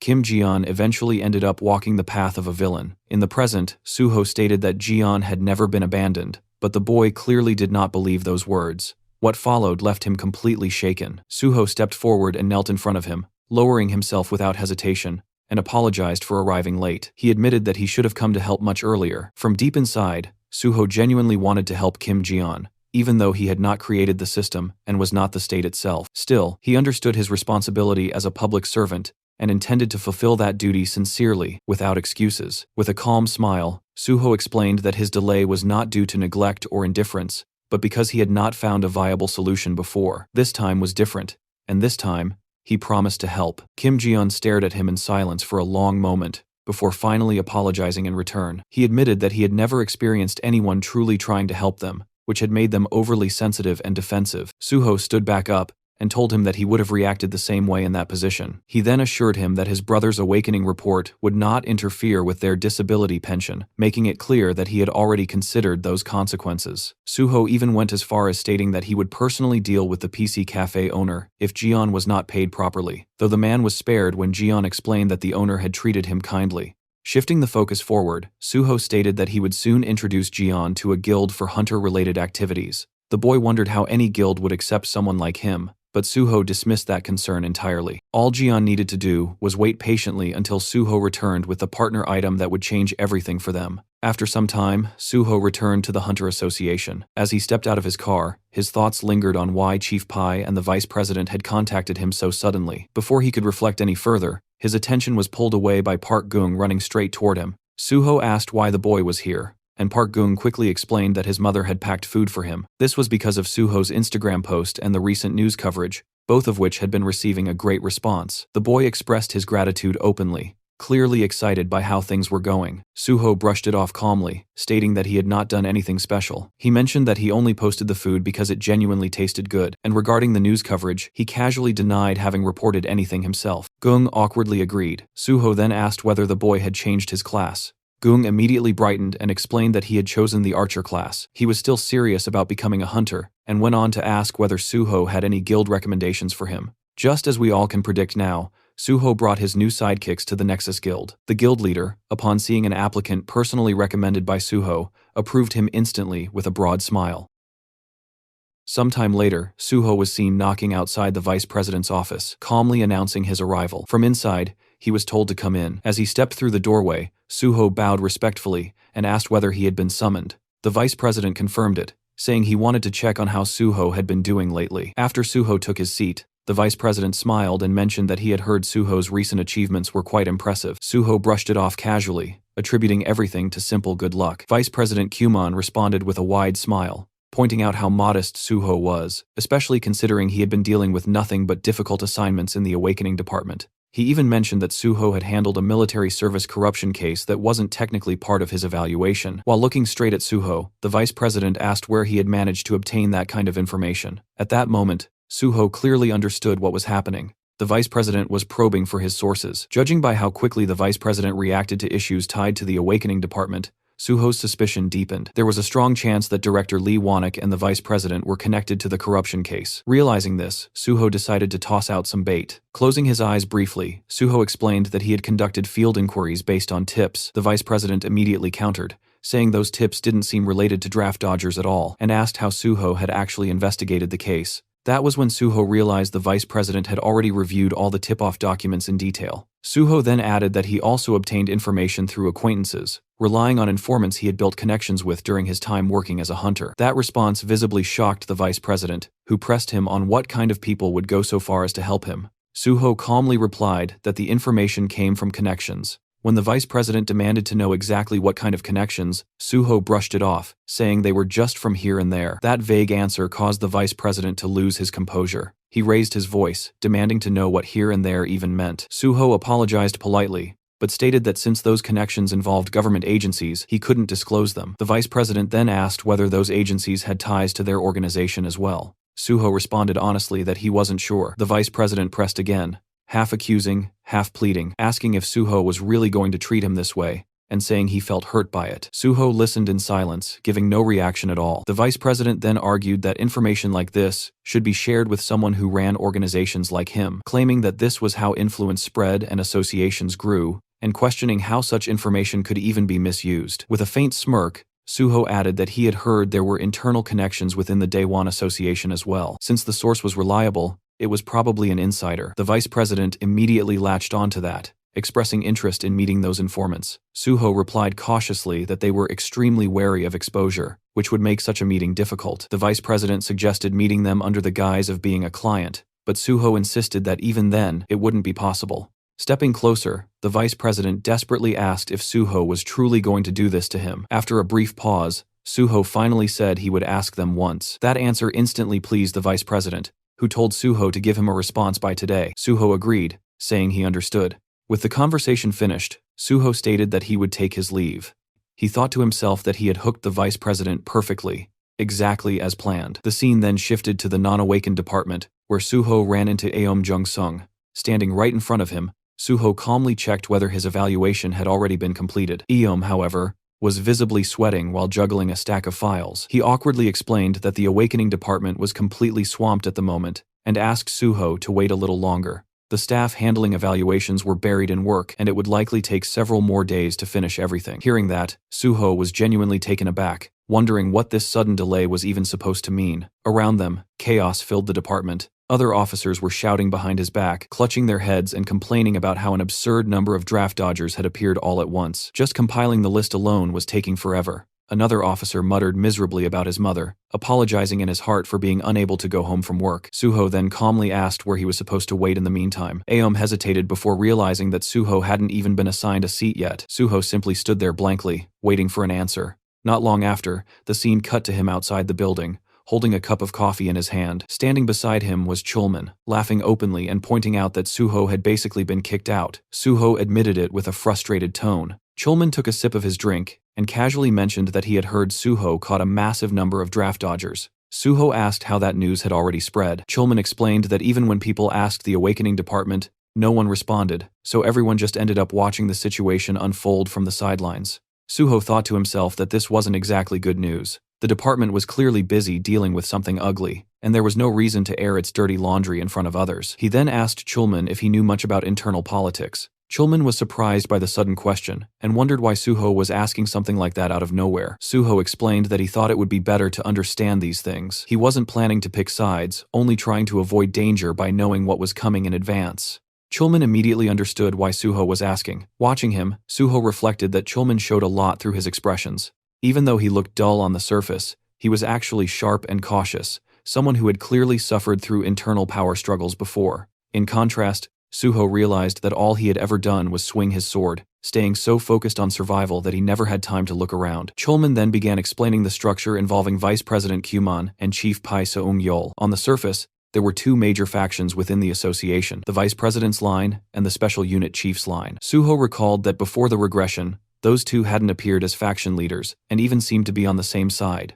Looking at it now, that clearly wasn't the case. They were never allies to begin with. Suho suspected that cases like the Sun Baekgeum incident were likely handled by slowly gathering information and tightening a leash from behind the scenes. Chulman continued, explaining that the factions themselves were easy to distinguish. The Awakening Department and the Management Department belonged to the Vice President's line, while the Gate Department and the Resource Department fell under Chief Pai's line. He then asked Suho why the president didn't seem to have a faction of his own. Suho answered simply that the president was the highest-ranking person in the association. Chulman agreed, adding that the president only needed to survive his term, so his focus leaned more toward external relations. Chulman asked if there was anything else Suho was curious about. Suho said no, stating that he would keep everything he had heard in mind. Chulman then offered to arrange a temporary seat for him in the Gate Department.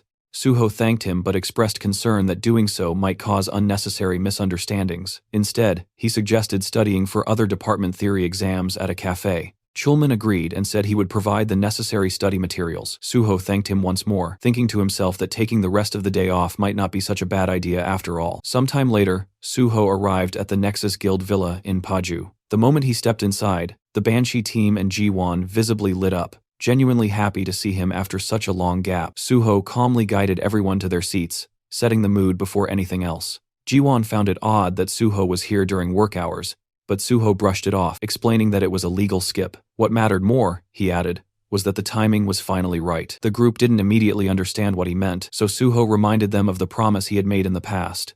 In the past, he acknowledged that the Banshee team all carried a deep grudge against the special unit. The revenge they wanted was something he intended to help them achieve in a concrete and irreversible way, and for that, preparation was necessary. That was the real reason he had gathered them before, because he needed people who could move in secret, acting as his hands and feet without drawing attention. Manhwa pointed out that they were still officially in a training period, and reminded him that he had once said the revenge would come after he entered the Special Forces unit. Suho admitted that had been the original plan. However, he had recently come across something interesting. If things went smoothly, they could stir chaos inside the organization even before he officially joined the Special Forces unit. He explained that the plan revolved around exploiting internal faction conflicts. With a faint, confident smile, Suho revealed the target they would take down first is Vice President Park Kyuman. As promised earlier, Suho brought the Vice President to a certain location that evening. After stepping out of the car, the Vice President glanced around and clearly found the meeting place unimpressive, even shabby. Suho calmly explained that the people involved were extremely sensitive about security and asked for his understanding. As the Vice President opened the door, he assumed they must have private rooms inside,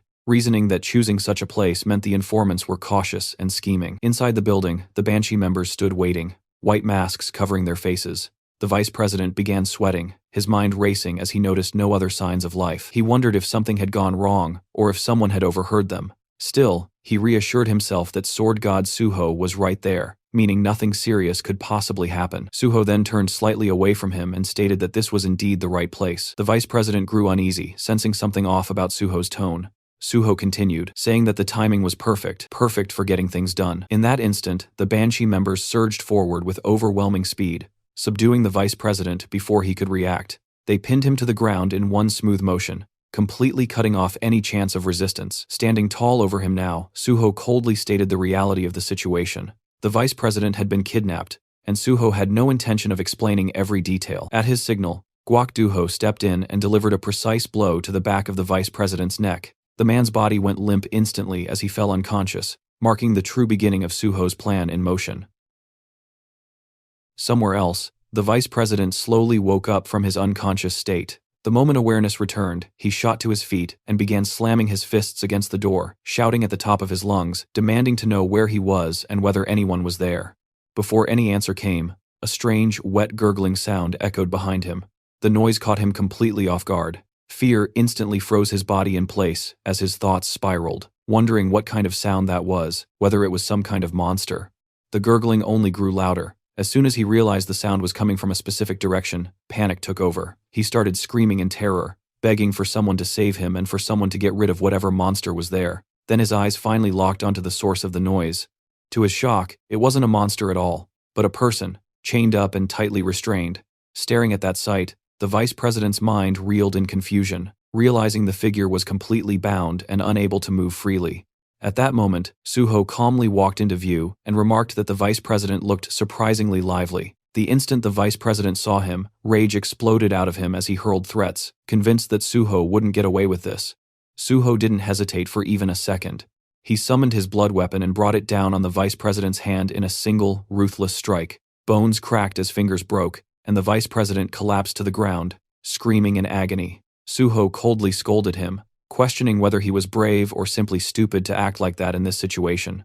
Immediately after, Suho activated his healing ability and restored the very injury he had just inflicted, telling him to stop whining because he didn't want to hear it. Trembling, the vice president demanded to know what he had done to deserve this treatment. Watching him, Suho thought that the man still hadn't come to his senses. He raised his weapon again, commenting on how casually the vice president was still talking. That was enough to completely break him. Terror flooded the vice president's face as he begged for forgiveness, apologizing repeatedly and pleading not to be hit again. Suho straightened up and told him that was better. Cooperation would make things easier, and if they cooperated properly, their conversation wouldn't need to involve violence. He even added that he didn't enjoy hitting people. Then Suho moved toward the chained man, nudging him lightly with his foot before explaining who he was. The restrained man was Changsik, the boss of the Changsik gang, an organization involved in loan sharking and drug trafficking. His crimes were so severe that he was being kept here under constant supervision and education. Suho made it clear that from now on, everything depended on the vice president's choices.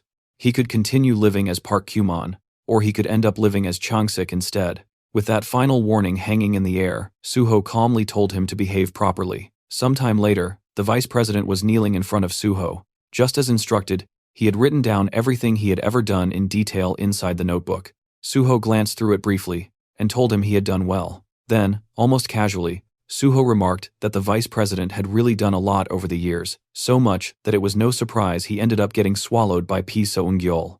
That single line hit Park Kumon like a shock. Before he could react properly, Suho told him not to pretend he didn't know what was going on. Suho calmly revealed that he had caught Kim Gung-won, and that alone was enough to make Park Kumon's position dangerously unstable. The vice president stared at him in disbelief and asked if it was really true. Suho sounded almost annoyed, asking if he seriously hadn't known. With a sigh, Suho mocked how slow he was, explaining that Kim Gung-won had been added to his investigation list early on as someone difficult to catch but clearly malicious. In the process of tracking him down, Suho had met Baek Jeon, and even learned that Son Baek Jeom had been bribing the vice president. Suho admitted he had deliberately let Baek Jeom go, just to see how Park Kumon would react. Then Suho showed him his phone, and pointed out who had contacted him first after all that. It was Pi Seung-gyol. Suho explained that Pi Seung-gyol was already busy moving behind the scenes to take Park Kumon down, while Park Kumon himself remained clueless about everything happening around him. Suho added that he had assumed all the Awakening Department executives were on Park Kumon's side, but it turned out none of them had reported anything to him. Grinding his teeth, the vice president cursed them in anger, furious after how well he believed he had treated them. Suho coldly pointed out that, given his situation, Park Kumon's life was already hanging by a thread. If Pi Seung-gyol decided to act, it could all be over at any moment. Completely shaken, the vice president begged him, asking if there was really no way for him to survive. Suho crouched down in front of him and said there was a way, but only if Park Kumon did exactly as he was told. If he complied, Suho would make sure he survived inside the association and could even fight P. Seung-jul on equal footing. Relief washed over the vice president's face as he desperately agreed, promising to do everything Suho said. Suho then took out a small black pill and handed it to him, ordering him to swallow it. Trembling, Park Kyuman asked what it was. Suho calmly explained that it was an item bomb, absorbed into the body once eaten and triggered only by his commands. It couldn't be detected by any search skills and was extremely expensive, so he told him to eat it quickly. Fear completely overtook the vice president as he refused at first, asking if he really had to eat something like that. Suho replied that he needed insurance in case of betrayal. If Park Kyuman truly didn't want to eat it, he didn't have to. Suho leaned closer and told him that if he didn't want to live here alive and unharmed, he could always live on as Changsik under a different name instead. He told him to choose wisely. Shaking violently, Park Kyuman stared at the pill, then closed his eyes and swallowed it in one motion. Suho nodded in satisfaction and told him that from now on, they would clean up the messes he had made, one by one. When Park Kyuman asked what messes he meant, Suho explained that if he wanted to live, he needed to stop Pai Seung-jul from attacking him, and that started with fixing every wrong he had committed so far. He didn't care how Park Kyuman handled it or who he pinned things on, as long as no innocent person was sacrificed. If he crossed that line, Park Kyuman already knew what would happen. The vice president quickly swore that would never happen. Suho told him to relax, saying he would simply sit back and watch. Then he gave his first direct order. As soon as Park Kyuman returned to the association, he was to deal with the draft evasion case. Suho asked who had been involved, and Park Kyuman confessed that it was him, the awakening department head, and the non-awakened division chief. He admitted he had taken 70% of the money, while the rest was split among his subordinates. Suho thought that whoever subcontracted the job had clearly stuffed himself with money. He ordered Park Kyuman to return all the money and silence everyone involved. When Park Kyuman hesitated, saying he still had his share but didn't know about the others, Suho coldly pointed out that if the money wasn't returned, things would explode. Either retrieve it or fill the gap himself, but make sure no noise came out of it. Park Kyuman quickly agreed. Suho then added another command. As soon as Park Kyuman returned, he was to immediately proceed with Suho's awakening department evaluation. Both the field evaluation and the written exam were already done, so there was no reason for the process to keep dragging on. Park Kyuman apologized and promised to handle it. Finally, Suho gave his last instruction and told him to close his eyes. The vice president froze, confused by the sudden order. Suho lifted his bat and warned him that he didn't like repeating himself. In the next instant, the bat struck the side of Park Kyuman's head, and the vice president collapsed, losing consciousness once again. Meanwhile, outside the building, Hyunmin was growing impatient, wondering why Suho was taking so long inside. Duho agreed, pointing out that Suho had been in there for quite a while, yet everything had gone completely quiet. At that exact moment, the door suddenly opened, and Suho stepped out with the vice president slung over his back as if he weighed nothing. Yeonhwa stared at the scene in confusion and asked if Suho had hit him. Yeonhwa pointed out that there hadn't been any noise at all. Suho responded calmly, saying that, technically speaking, that was exactly what happened when you hit someone properly. He then gestured for Duho to take Park Kyuman and put him inside the car. Suho told everyone that he would explain their future plans later and asked them to gather together first. He handed Yeonhwa a notebook and explained that they would now use Park Kyuman to carry out some internal maneuvering. They were making their move before the situation fully took over the association, but before that, they needed to clean up the messes Park Kyuman had created. The notebook he had just handed over was the vice president's corruption ledger. As the group skimmed through its contents, Yeonhwa remarked that there weren't just one or two corrupt acts written inside. She asked if they were going to erase everything. Suho clarified that they would only erase the corruption that Pi Seung-jul already knew about. Even if Pi Seung-jul eventually learned about everything written there, it wouldn't matter. They would use Park Kyuman as needed and discard him afterward. Suho then asked if anyone in the group wanted personal revenge against Park Kyuman. If so, they could change how they dealt with him. After looking through the notebook and reflecting among themselves, the group confirmed that none of them had any personal business with Park Kyuman. Suho nodded, satisfied, and told them it was time to head back. As they were about to leave, Ji-won spoke up, noting that the vice president didn't seem to have any major injuries. Curious, he asked how Suho had managed to make him talk. Suho answered calmly that he had made Park Kyuman swallow a bomb that would explode if he disobeyed his orders, so naturally, he would stay obedient for a while. Ji-won was stunned, asking if there was really such an item in existence. Suho immediately shut that down, saying it was a lie. There was no such thing at all.